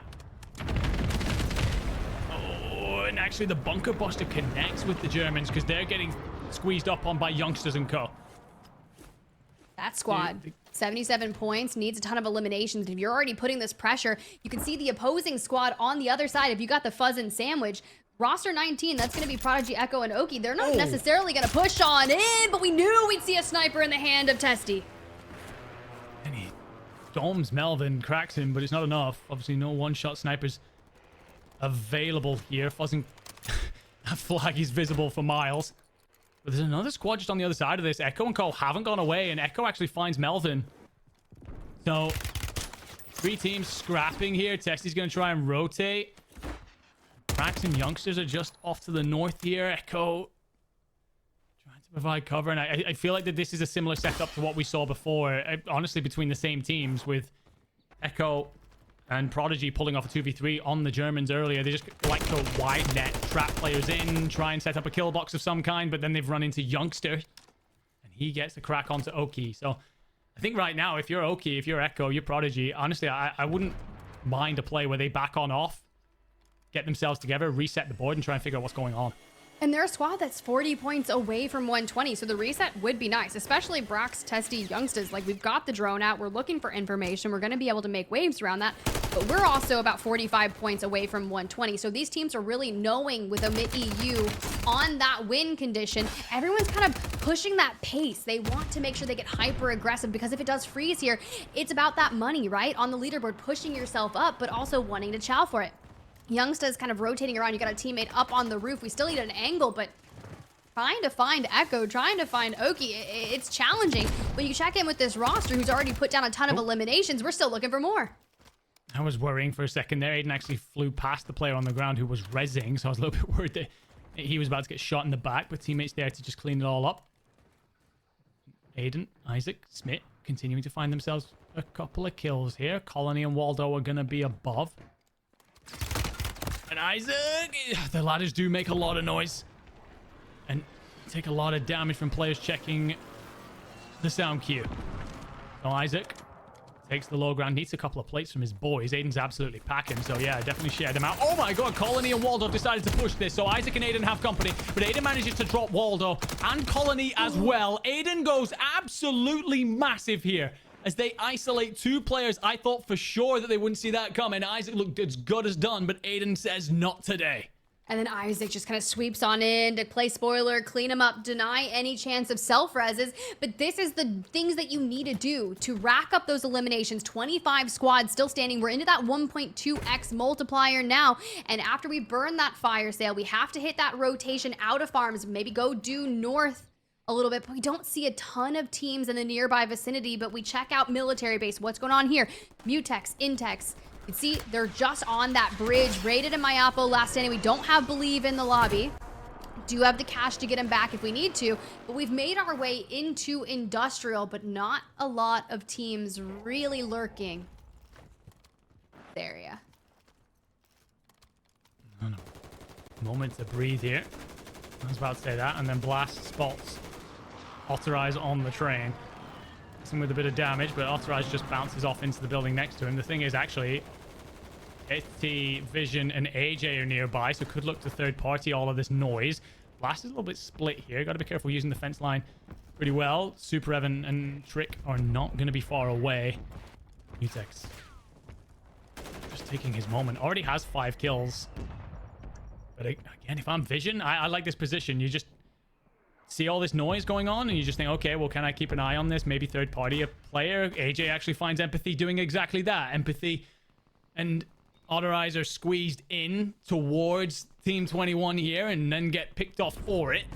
AJ will clean that up with the nade. Ottereyes tries to stay up, but there's going to be another team coming on in. Butters then picks up ottereyes. That's a team that we haven't seen too much of, Butters and co, but kills like that, they fall into your lap sometimes. Evan goes from having his 2 teammates alongside him and progressing well through military base to standing alone and hoping his 2 teammates win their goose. Well, yeah, because you've just got to start looking for cash in case something goes awry. But I will see, as you keep a look on that kill feed, vonbot and Advanced have been grabbing so many eliminations on their journey through power. Now, this is the roster that was sitting about 24 points outside. No, not even that. They're 13 points outside of 120. See, caster math, it's hard, but the roster, it is. That doesn't even need math. They just need a win. It's on your screen right now. They found themselves in military base. We'll check in with them later. We know they're alive, but Bulieve trying to stay alive for that rated roster. Kind of tough here. Bulieve has 2 plates to his name. A smoke grenade and a dream, and you got to assume that the fact that he's running ground loot here means that they were already resetting, and a mortar comes in from elsewhere, and I believe that's actually from the Italians, and it's Bulieve takes all of that damage and a PA as well that actually ripples through the building. the Italians will squeeze up on this. And I think they've actually also found themselves another player here because Natedogg's now on his own. One of those moments where you go from being the hunter to the hunted when you try and third-party a team and then another squad rolls in behind you. And look at the Italians just trying to breach and clear, sniff them out. That's the roster that won map number 4. However, they're still sitting around that 20th place, that mid-pack realm. And Natedogg, all the moments of chaos with teams rotating on in the streaks being invested, we're still alive. However, no cash to buy our teammates back right now. We need a ton of cash. But that team does rotate out. Keep us alive, but we're still going to play small. We're not going to make a lot of noise. We're going to bide our time. We'll check in with them later. Another French roster on your screen. They've got a lot to deal with. Honestly, it wasn't a pretty play out of Natedogg there, but it's the correct play. And it's not pretty either if you are Juju and co, as they are wiped yet again. I feel like we've seen them struggling a bit this afternoon. TD pops his head up, and there are 3 Frenchmen staring back at you. Yes, back on off. Yes, get the plates in. JTech almost takes damage from the next C4 that comes out. Thermites galore. And honestly, the 2... Oh, Zach actually getting shot in the back. He overextends. He overstays his welcome. Orbs finds him. Renzo goes out to trade. Finds JTech. Makes it a 2v2. C4 goes out to cover over the stairway. And an opportunity then to just reset the board. If you're Renzo and Vida, you just want to take your time here. Give Zach a moment to get back in. The problem is, for Tini and Orbs, they have no such luck because JTech's already used his gulag. Renzo sends out C4. Honestly, probably does more damage to himself than anyone else. But Zach wins his goo. So if you bought enough time, can your boy at least provide you pings from above or potentially help you in a 3v2 situation? Ooh, Vidas, like, please do it. Please, I'm cooking nades, but trophies are in the mix. Swings Teeny, grabs his plates off him, but here comes the pressure from the windows. Vidas goes down. Zach trying to stay alive, down to 2. Here comes the swing. We grab a knock on 1. Obs goes down. What's Teeny gonna do on the other side? If I'm Teeny, I try to find a way to get out of there. We found ourselves with 69 points prior to this drop. We've got a handful of eliminations, and we're starting to work up that leaderboard. And we've got 4. And we've already kind of maneuvered our way on out. However, $500 cash, not a lot to work with. So we've got to find cash. We've got to find a buy station. And you know that roster, that trio is hunting. The moment these smokes go out, we're going to be looking for angles. Yeah, that gives all the information you need. But the thing is, in all that was going on, one of the Frenchmen was knocked by Nielsen, the team Louis CM, who are overwatching that whole area. So with that being the case, I think that the French trio of Renzo and Vida just decided to wait, bide their time, just assess whether or not Louis CM and co pushed them. Didn't. And he had a deployable buy nearby. He has called it in, but it's about finding the cash. You said it. He's on $500. We'll double that up to 1,000, but yeah, do not take a shot right now. I Let repeat. this all unfold in front of you. Do not do it. Meanwhile, you know, I would totally do it. It's okay, though. We're still on the south side right here of where that circle is pushing. I'd ego chow. No, I'm just kidding. I would not. However, you see that omit EU roster getting into the mix of things in the kill feed. That's the only team that could end the first week of summer survival. Trades came through, still alive thus far. A team that's really trying to get to 120, 40 points away. Echo, oekiy, prxdigy, they have a very long rotation to get through, and with teams kind of on that hillside, looking down them, throwing those smokes and kind of getting down to this divot, kind of making these rock sides work for you, we still have a long way to go, and well, that circle's gonna start closing in 5 seconds. And you feel like a lot of the team at this point are just assessing the rotation that they might have to make, and oh, Nida survives by the skin of his teeth. He's gonna have to pop the plates in. And that is not as far a rotation as you would hope to make using the vehicle. I think Teeny's managed to buy at least one of his teammates back in and then get the hell out of Dodge. Colony, Waldo, and Clown, who are going to be up high. I mean, you know what Louis and Co want to do. They want to rotate out of here. Colony and Clown have the high ground. They're starting to surround you and prevent you from rotating on in. I think all the work Orbs did was undone once he ran into this trio, as he was deleted. And Teeny is still scrambling below. Louis CM trying to use the buildings here. Clown has the Overwatch. Spoken about this guy a few times. He has himself a high kill tally and real pop-off potential at any moment, it feels like, but now just patrolling the edge of the circle. oekiy, enkeo, and prxdigy are going to catch the Frenchman rotating down. Zach falls, Renzo too. Vida has actually managed to get a knock onto enkeo. Vida actually also then gets rid of prxdigy.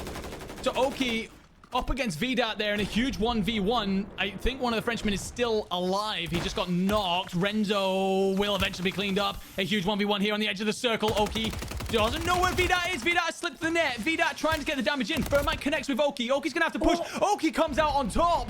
The Frenchmen are out of here. And it looked like for a moment Vida had done the impossible.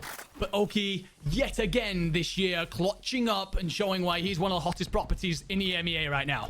It's clean, 3,600 damage, 5 eliminations. The PDS right at the perfect time. But this Colony 2K Watch Waldo Clown roster has just been ripping everyone out of the cliffs. C4s trying to connect, looking for Louis CM. Now, hey, a full squad wipe onto them. However, I will say that squad has been climbing up the leaderboards. We're sitting around 70 prior to this. That Omit EU roster about to be in the top 10 here. You're going to have to look and see if you can find them, cut them down. But oekiy, the solo showdown here, trying to get in towards military base.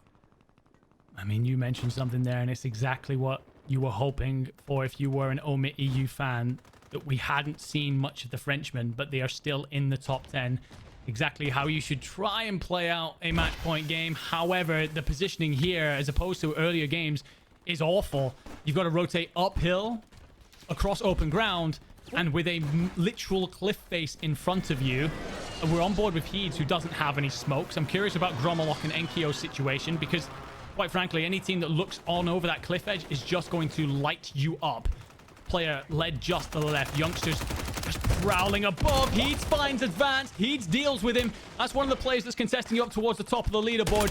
Heeds has to bounce. Heeds... Oh my god! enkeo covers over to find Prospect. They both bounce back together. They use the PDS. The only problem with that is anyone looking at the minimap right now can see where the Frenchmen are. Oh, but that's a lot of PDSs to give up. They've got a whole pack here, and we've seen teams pull off massive plays using these. Especially, of course, SSD. And we are into the top 4 teams. Total of 9 teams left, but Heeds gets caught. You got Youngsters at your angle. He can't extend out, though. We should be able to get this self-res off. The smoke coming in thanks to enkeo, but here comes more PDSs. All of those squads are going to collapse upon each other, and knowing if we can keep enkeo alive, which he does not have a self-res, is all falling on the back of Heeds right now to try and convert this. Italians up top that have cut down enkeo. Freddy cleans that up. Heeds then watches his teammate's body land next to him. That's kind of brutal, but we see the Italians. We go that again. is going to be the French out of here. We will see one more map, ladies and gentlemen. Youngster is going to try and look on over. Those are some great shots to find Freddy, who is isolated by himself, perhaps got a little bit over eager, leaving Moonride and Zanks to deal with Waldo and co. Freddy's managed to pull off the self. Smokes come out, not just from him, but coverage from teammates as well. And honestly, that play means that Zanks and Moonride have to give up their building, and the high ground is probably the only savior for the Italian team right now. But look at the zone pull. That is going towards Youngsters. And Colony, Waldo, and Clown might have the information here because they've decided on a high wrap. They've decided to get in behind, and they drop 2 Italians. That is massive. I'm telling you, they just put that roster into shambles, and Colony 2K still hanging out in the gas. We lose out on Watch Waldo, but we've done enough, and now full sending. Do we get the buyback? We grab what we can. A gas mask. Freddy, though, still puts the punishment onto that roster. They tried to make a play for it, but here comes Youngsters capitalizing off that initial damage. 4 eliminations. Can we connect the smoke, though? It'll cause a little bit of chaos. We need to look to break down a 1v3, but I'm not sure if we can do it. 1v2. And it's just not going to convert. Team Moonride going to win yet another map. They took the win in map number 4 and again in map number 6. This is going to do wonders for them. Man, it's wild to me that we are speaking about a team that have won 2 of the 6 games, so a third of the games that we've had this afternoon. Usually that kind of win rate, we're talking like, oh, you're right up there, you're in the conversation, probably on match point. Coming into this game, they were on 40 points. I do not know what has happened in their other 4 games to get themselves into this kind of position. To be fair, the win that they had previously, they didn't have many kills, seems slightly better here. But yeah, just a bizarre story overall. Youngsters, by the way, probably the decider in all of that. He ends up coming second in the end, which is a great performance for them. Will likely continue to put his team right up there when it comes to pushing towards match point.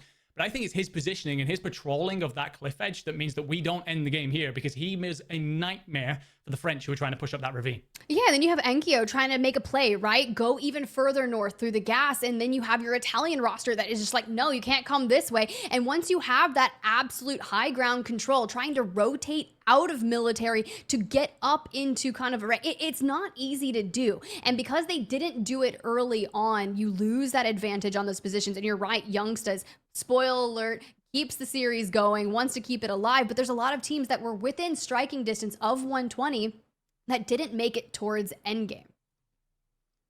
No, you're right. And I think that we are obviously going to be waiting on our scoreboard to see what happens there, but I don't predict too many teams crossing over that threshold either. But we will find out after this quick break whether or not there are more teams joining the French on match point, whether they've got another chance to win this by themselves again.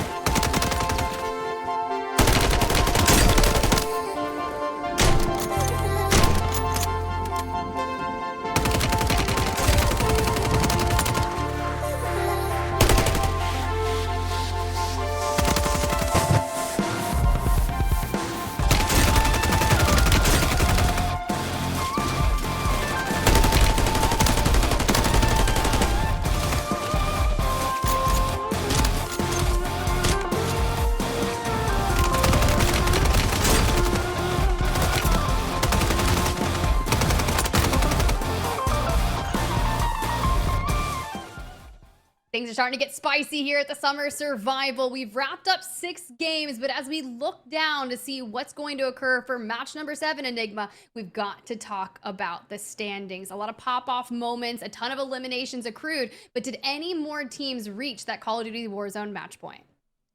Well, as our leaderboards here get shown, you will see that one more team have joined Team enkeo on match point. Team Ebates, obviously without Ebates, because Advanced has come in as a sub to play alongside Prospect, and vonbot have now put themselves onto 131.4 points, putting themselves in contention now of winning everything. And a reminder, ladies and gentlemen, not only does First get $3,000 for today, but they also automatically qualify for our $65,000 grand finals. However, there's a bit more news as well, because you're going to see that Team Destroy there have that bounty leader icon, but I'm not too sure if that stays there anymore, Tiff. Yeah, I think we need to kind of split it on out, right? After that map where they acquired themselves to breach that 120, they did so with a 23 elimination game, therefore tying Team Destroy in that bounty. So we're going to be pushing a tiebreaker unless someone decides to eclipse 23 eliminations in one of our games until it ends. Whoever has the most eliminations over the course of our series in groups A and B this week will take home that bounty should it be a tie. So keep your eyes out on Advanced Prospect, vonbot, Destroy, envyrxul, and natedogg this rest of the series. Or who knows, maybe another team gets absolutely crazy. Now, we did see a lot of cool things in that drop number 6 there. Enigma, mid-EU, made it into the top 5, but their numbers dwindled because they didn't get that absolute high ground. But now, when you have 2 rosters that have the potential to completely end everything here in week 1 of Summer Survival, you have to make sure that Advanced Prospect and Co. don't get to go the distance. And they were there in that end game already with the Omid EU roster.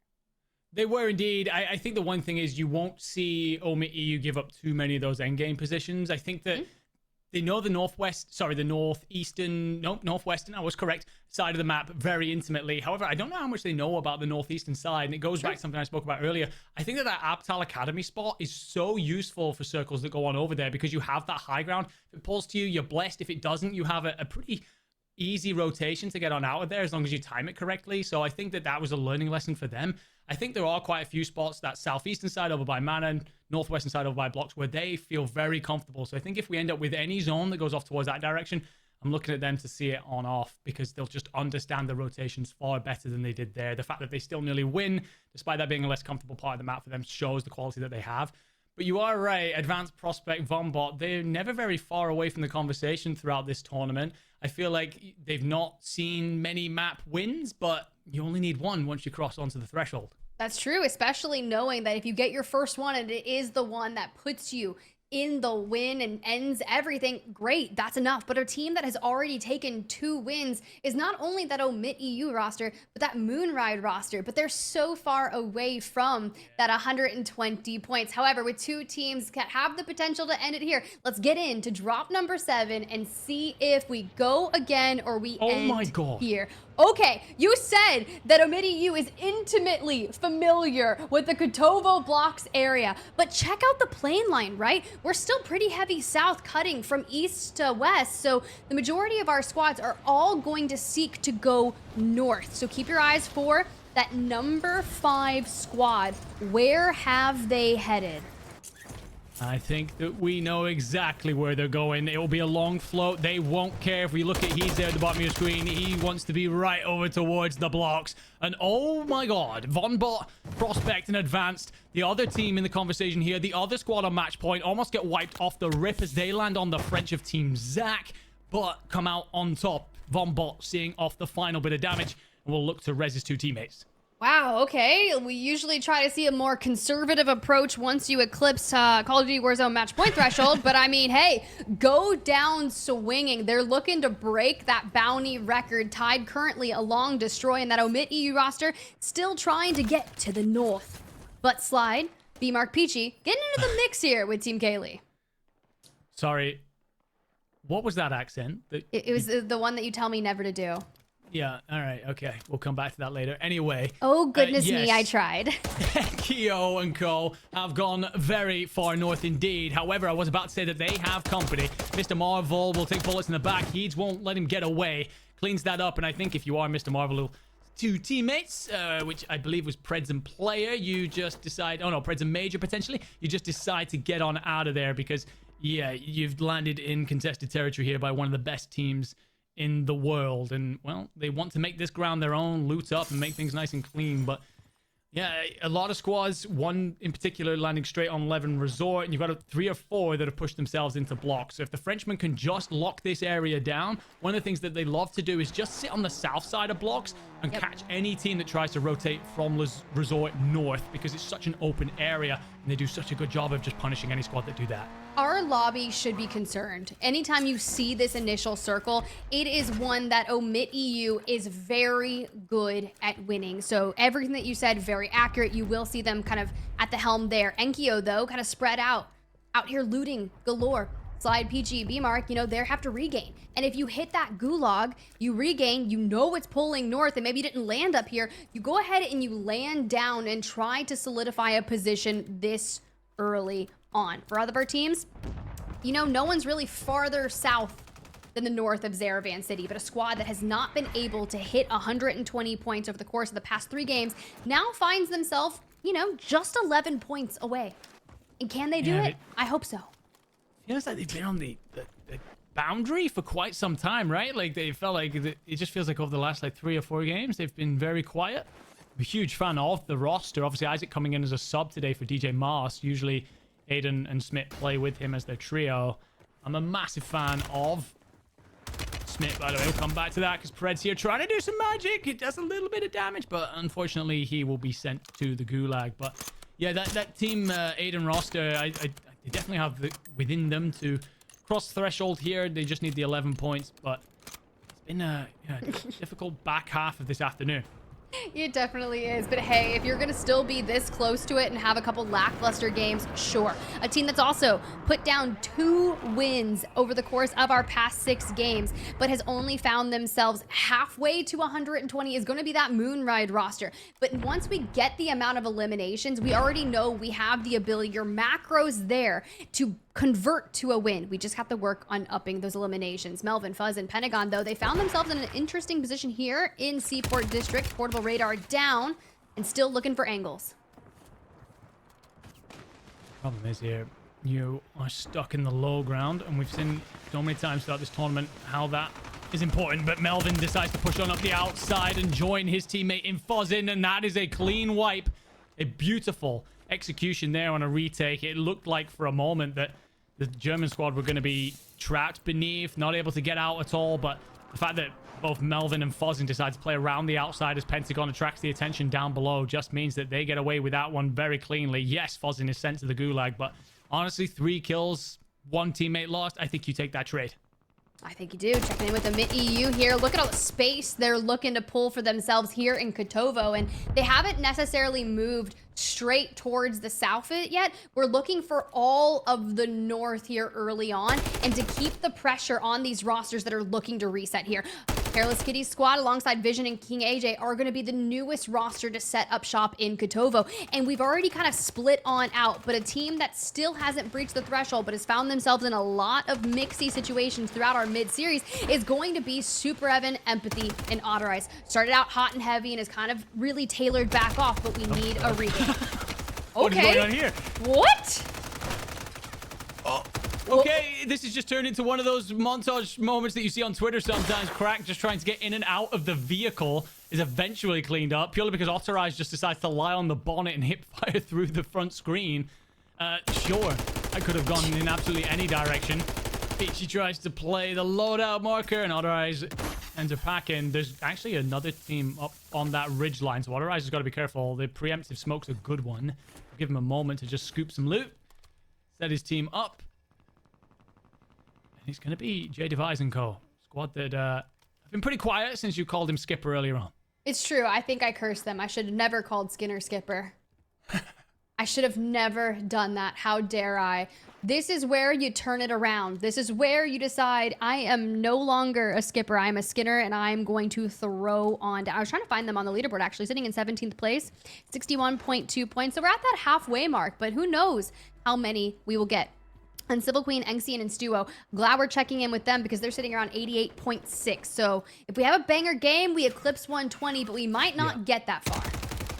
Well, one of the things I was going to say is because of how much of a pull this circle is off towards that northwestern side, when circles end up pushed all the way over towards one side and other teams aren't adapted or adjusted in terms of landing spots, they just get melted so quickly, and we're already down to just 25 squads. And although that's, yes, a lot of our lobby, really, we're seeing so many more than that usually, as another one is sent fully to the gulag here and potentially wiped with just one player able to play around the goo, and the Germans just locking down district here, sorry, the seaport. And we're just seeing so many teams struggle to make these long northern rotations. But of course, the Frenchmen don't have to do that because they've been here since the very beginning. Careless Kitty trying to get some information here as the two teammates of Vision and AJ trying to set up a pinch from beneath, and Heeds hits the snipe and backs Vision off, but takes a lot of damage himself.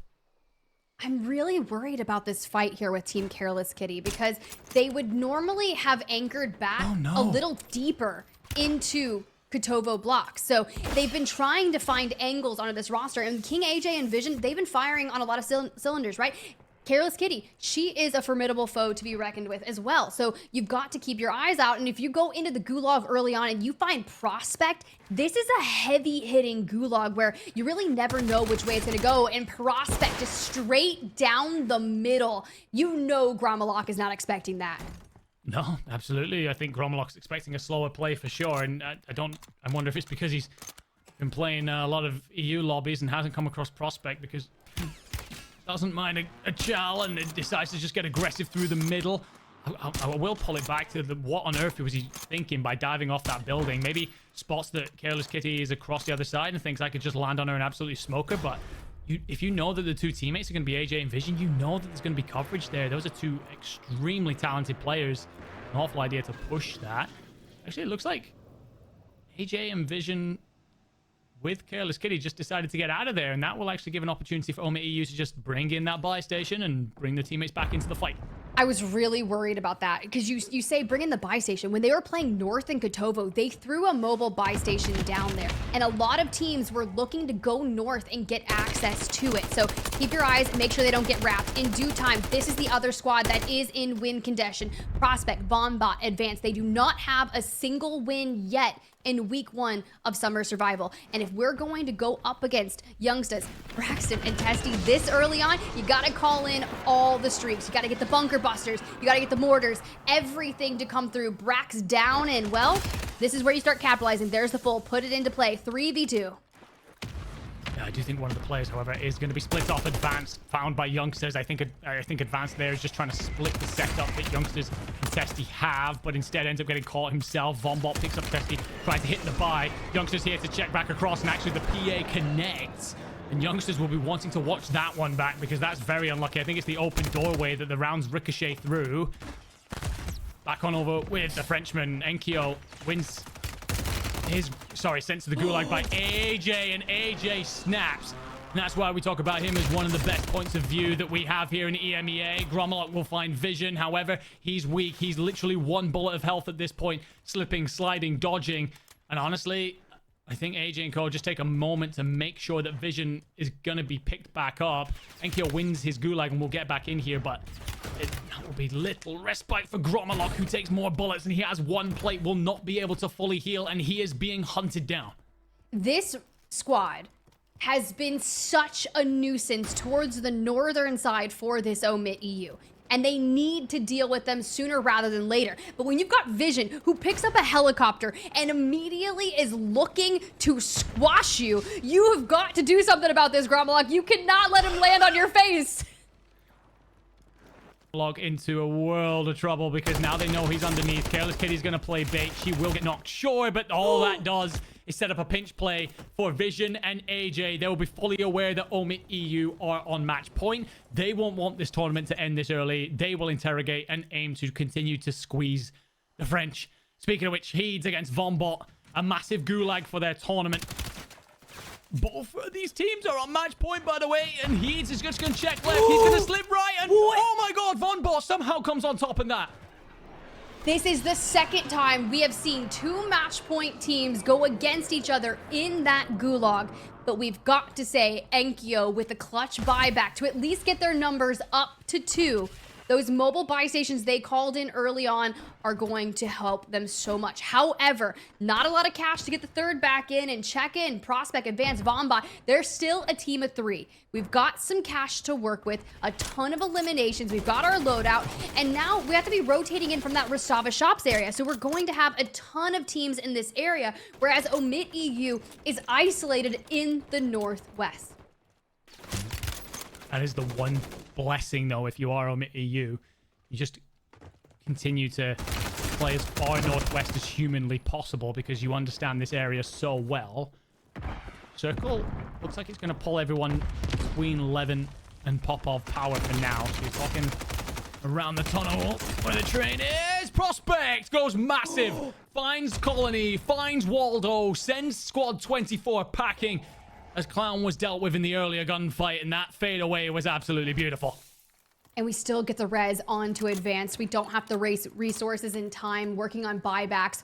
We just have one of the cleanest moments. Now, we do have a solid rotate available because you've cleaned out Rostava Shops. We just have to work our way north where the majority of our teams are going to be. And with half of the lobby down and out, you shouldn't have too much resistance. But a squad that you've got a tied bounty with is Destroy Raul and natedogg, kind of over here in the north. Not as far north as oekiy, but we still could see some good things out of here because you've kind of centered yourself up. But you have that Aiden, Iceman, Isaac roster across the way. A team that only needed just a few more points to breach 120. They don't want to fall right now. No, they don't. Smith picks the back and destroys Skull for a moment there. Breaks his shield. Another one of those fights that you can see being elongated out. Each team just trying to bleed each other down. I think the problem you have, your Smith, Isaac, and Aiden, is that where natedogg and co are situated is ultimate high ground in the area. So you can't take any sort of rooftop. You've got to play from underneath, and we know what the angles are like there. Clown will try and get back in. We've seen the players grow over the years and learn how to trace players out of the sky. So Destroy will find him, and all the work that went into that from Waldo completely undone. That's got to be a heartbreaker. Really is. It really is. Every time we peek, just briefly, they just have that angle. But I love this positioning. Honestly, if we can just hold on to this and we get the COD gods in our favor and it shores up over those two buildings, we could see some solid work here. But vonbot, Prospect on your screen, we get a moment of check-in with them. Superevan, Empathy, ottereyes look to be having a good chunk of eliminations on their scoreline. But you have Braxton squad looking to rotate behind them. But Prospect on 7. If they take this win, they are going to do it in crazy fashion and could breach the record of 23. Yeah, most teams just decide to lay low, right? Once you get to match point and typically get a little bit quieter about things, but apparently not. Prospect, Advance, vonbot just decide, you know what? We're not going to let anyone else decide our fate. We'll wipe the lobby ourselves. Prospect and vonbot here just patrolling. However, they are going to come across Skinner and co. Just sitting up on that outpost because the rotation has to come on through. You do have a means of escape if you want to hit the tunnel, but instead, just playing along the mountaintop here. Waldo's actually tucked in beneath, and Prospect's now getting shot at from over by the west. The problem is, you're actually potentially running into enkeo and co, who've managed to regain and set themselves up center zone. Ooh, you can see exactly where they've located themselves, but they're going to actually find some good space just across from them. They have the buy station in play as well, so that's going to allow them to get up on those resources. Now, you look at the teams that are rotating in around them. That Braxton squad over towards their west, oekiy towards their north. You still have Aiden, who has to deal with Team Destroy on the right, but depending on where the pull comes through is where things are going to get mixy. We do see the precision airstrike. They've got a trophy system. We seem to have gotten some good resources. However, I'm not okay with only one self-res and one gas mask in play for the roster. No, I'm with you portfolio. They are not tooled up the way they would like to be. Next zone pull could be crucial to how the French have to play this out, because we talked a lot about the great end game positioning that they have, but they haven't had much of a choice here. They've had to reset over in the northwest and essentially just play through buildings of safety and let the rest of the lobby whittle themselves down. So I much prefer prospect, vonbot, and advanced position. You are as center circle as you can be. You have options, pretty good options to rotate everywhere except for, say, off towards the west, just because that's open ground into so many teams. But yeah, I think at this point, these guys on screen right now are favorites for me to see things out if we are getting a match point winning here. But that circle will bless the French. It keeps prospect, vonbot, and advanced inside the circle, sure. However, that is as much of an answering of for the prayers of enkeo and co as you could hope. This is scary.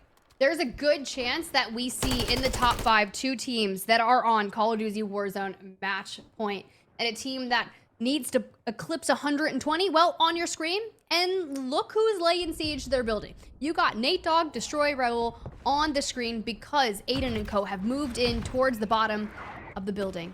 Still trying to anchor our way up, but when you get a bunker buster on your face, man, that is tough.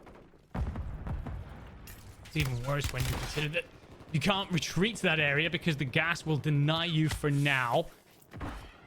Albeit, all 3 players currently have gas masks, so they should be okay for a moment. Isaac knocked, resurrected. Aydan just looking to hold about 19 doorways. You can hear so many smokes popping off right now.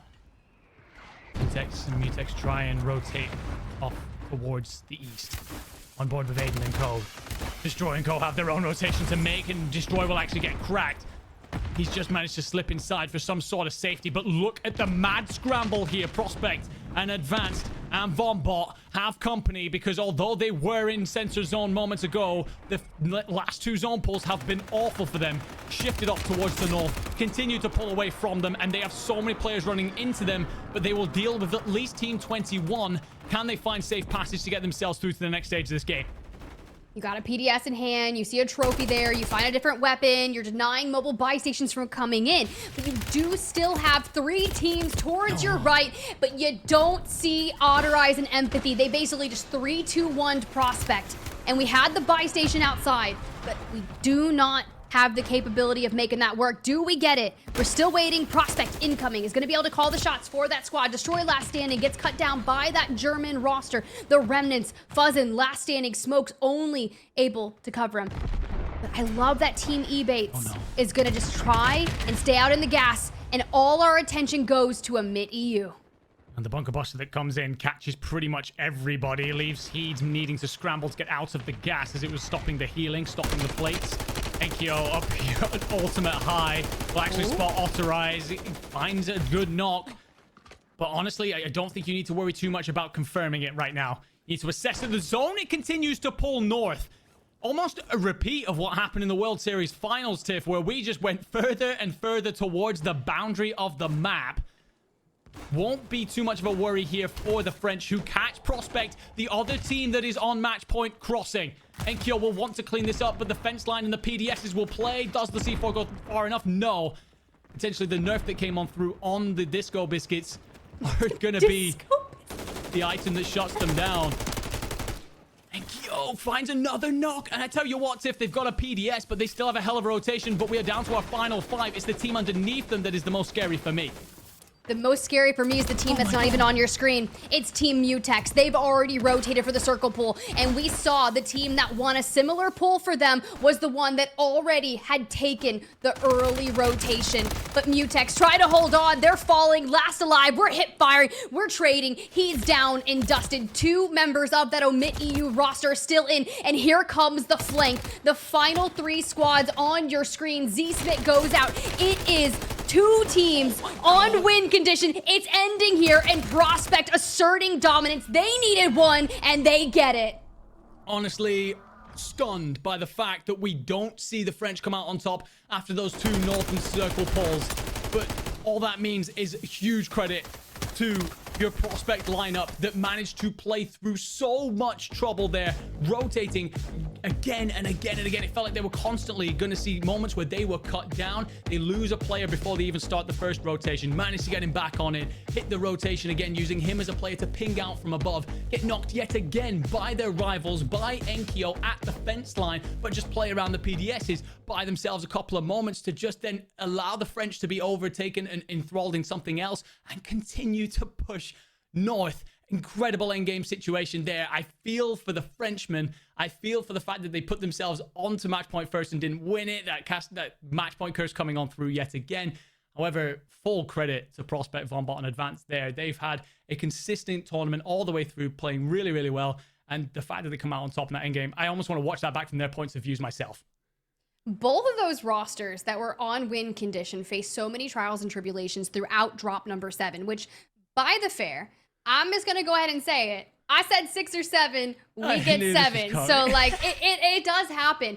But each team had their challenges, right? We think back as we kind of pull up some of these highlights throughout our journey here. You start over in Rostava shots, right? That was where things started to look tough. But even before that, it was the initial challenge at Fire Station that Team Ebates, well, with Advanced stepping in for Ebates, had to face. I just think overall, like, the fact that the squad come together so last second and seemingly have such an understanding of playing around each other, like, you see them even there. There were still, like, double-digit teams up there. And they're just managing to slip between so many opposing players, find their routes through. They're all on top of each other, so if they do run into anyone, they manage to deal with it. And just this situation here, they arrive late to the circle, but what they're aiming to do is just third-party that, and they pull it off perfectly, managing to get the opening knock, which then gives them the numbers advantage. You don't often see that in squads that have just come together. You see that in teams that have been together forever. Enxio, Stuo, Patsuka, your German lineup. Those are the kind of sides that have those comms and chemistry when it's all about the pressure, when it's all about just flow state in the moment. But I tell you what, I said it earlier on in the show. I don't know if Ebates watches over this and goes, you know what, boys, I'll just be coach for your lineup for this. Give me a split. I'll just, like, you know, whatever. You boys continue playing. Yeah, I mean, look, if I'm Ebates and I'm traveling back from champs, I am just chilling, right? I am amped for them because they played, like you said, like a well-oiled machine. It was crazy to see that level of cohesion because had they gone in just a bit further south than the Omit EU roster, right, then it might have ended a little differently. Had they even rotated in early. But I will give shouts to Team Mutex that tried to do what Prospect was able to do. They get into the open early. The issue is they just got broken down by too many teams. You put yourself out in the open and everyone is looking at you, especially when Omit EU did have to come off that high ground of that northern building. Their issue was not only did they have to deal with Team Mutex's squad, but you had the Aydan roster that moved into the south of their building that they had to contend with as well. That was just a very tough when you're just thrust into all of these teams towards the end, whereas Prospect, Advanced, vonbot, they use the chaos that's going on over there and they're just like, this is my time to complete a full wrap towards the north from the west, and then it's just easy pickings. Well, I think one of the things as well that undoes the Frenchmen in the end is the struggle that they had in the mid game. They did not have the PDSs to make the late wraps that Prospect and Co did in order to save themselves at the fence line. They didn't have all the utility that they would usually possess, especially when we talk about a northwestern circle, an area that the French love to play in these days. So it's just the fact that they could never really set themselves a stable foundation. Yes, they managed to get themselves into decent points. They do get blessed a little bit with the circle, but I think that if you're Prospect and Co, I think that just the consistency through that whole final game. Also, by the way, they put up so many kills. Usually the teams that get onto match point, they just go, you know, I'm just going to find a circle somewhere, tuck myself away in a corner, whatever. You guys all do your business. We'll come in and third party this later. Instead of hell to that, they do it in style. So yeah, absolutely. Flowers all to them. They've had one hell of a day. They really do. And then we have yet again another team that has not succeeded on this format just yet, locking it in for our first week of summer survival, which kind of another thing is it auto qualified them for the grand final. So they can kind of play throughout the weeks and know that it's okay. Like, we're going to lock it on in. You get the lion's share of that money, and potentially, I'd imagine if they didn't break 23 eliminations, they're going to likely win that tiebreaker against Team Destroy. I'll let someone confirm it, but there's a good chance that occurred. Yeah, I think you're probably right when it comes to that. I think so. You take away $3,000 plus potentially the $1,250 for the bounty, $4,250, and a guaranteed spot in grand finals to play for $65K. Sounds good. Not a bad afternoon, to be honest with you. Again, especially for a trio that's just coming together. Like, the way this scene works, yeah, they might have some time playing together, but we've had a long year here on Urzikstan. You know, we look at enkeo, gromalokk, they've been together all of that time. They've a lot of reps together, and you put them into that situation up against a new squad. You think, you know, it's written on paper to suit you, but again, Prospect and Co just decide that absolutely none of it. We will no doubt look at the rest of the leaderboard at some point and tell you where all the rest of the prize money felt. But at the minute, it feels like if you are advanced and Co, you're feeling pretty hot.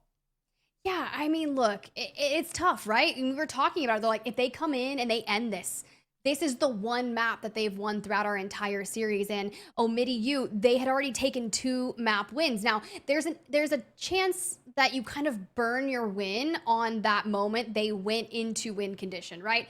They won the map that put them over the 120-point threshold. And sometimes you can win super early. However, I will say they were consistently in that end game. It's always what occurs to them once they get into that top 5. Their numbers start dwindling. Things starting to kind of slip away from them. And we lose a little bit of that consistency and cohesion that we want for them. Now, to be fair, that would have been one of the craziest games for them to convert to a win, given all the chaos that we talked for them. But for other teams that we're outside the top 3, didn't get onto win condition, I would love to go ahead and break down the standings because we've got a lot of cash on the line, 10K to give away for our top 16 who finds themselves in the money.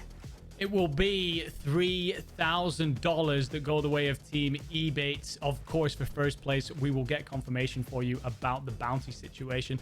Second place will be Team enkeo, $2,000. Third place, Team Aydan with $1,000. But prize money here going all the way through to the top 16. Of course, do not forget the top 37 teams, along with the 3 that qualify over the 3 group weeks via match point, will all be in your grand finals. So the points are worth something to every single team that took part today.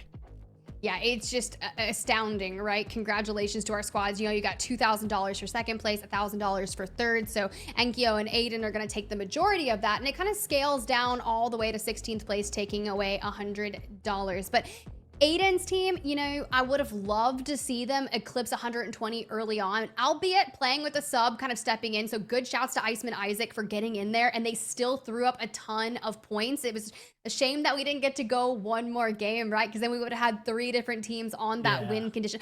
I am waiting for the day, Enigma, where we have like 7 to 12 teams on Call of Duty Warzone match point. I mean, that will be a blast. I was speaking to Smith earlier, actually, and I was talking about it, and we were talking about how some of the tournaments this year have seen like 10 teams get to match point, and I was just saying, like, yeah, that kind of stuff, especially us as casters, no doubt the viewers as well, you live for that. You want to see those moments. But the best sides, and we've seen this so often with SSD, we've seen it here today, they're clinical once they get onto match point. They're no messing around. They get things dealt with. They do not want to continue to roll the dice. We've just had confirmation come in through, by the way, that Team eBates did win the tiebreaker. They take the bounty, so $4,250 on the day, and they won by over 40 kills, I'm hearing. So, yes, a very good afternoon for them indeed. So not only can they frag, but they can convert and win Call of Duty Warzone match point format. What a way to kick off summer survival. We're going to have 4 weeks of awesome action, and it seems like, well, the first week is done of our group stages. And Enigma, it was such a blast here hanging out alongside you, kind of getting some reps in with the codcaster, seeing who's going to lock in their ticket for grand finals. But I've got to throw it over to you because we talked a lot about that oekiy team at the top of the show, and we didn't really talk so much about Team eBates, right? We knew they came in with the sub, but we weren't sure if they were going to be more of a dark horse or a heavy hitting squad. And I'm shocked, but I've got to hear the final thoughts from you on today. I think that if we start to talk a little bit about what this will do, the impact that this will have going forward, I think that we see a lot of teams that, you know, for example, the French, you know, it's a great showing from them to show exactly what they can bring. We've spoken about the need to improve their consistency, but I think as well, you know, we bring in these new squads that come together and shows the kind of quality that just exists in Warzone. As we evolve as a space, as we grow as a scene, we're just seeing the bar raise step by step. It's no longer a case of these top teams are absolutely cut out, except for SSD, of course. I'm just going to asterisk you off into a box by yourself. We have so much quality in this scene, and it's an absolutely wonderful thing getting to watch them play out, talk over it, and of course, be here alongside yourself, Tiff. It was long overdue. It really was. And the competitive Warzone scene has just been growing as of late. Obviously, we have BO6 coming out later and maybe some more changes. You mentioned we're going to have Atlas Superstore kind of eventually shaking things up in Urzikstan. But we are just blessed with all the competitive Warzone action, and it just keeps to keep on going. Because granted, guys, this was just week 1 of Summer Survival. We've got more action to come. Same time, same place next week. We'll have more group stages. I believe next week is actually going to be Groups A versus C. So that EU roster will not be playing until August 5th, later down the line in week number 3. But we're gearing up for those finals to see who's going to make a play for $65,000. But honestly, you want to give a huge shout out to production, behind the scenes, everyone that did this. It was absolutely phenomenal. And I can't wait to see what occurs next week when groups A and C take on each other. I'll see you guys then.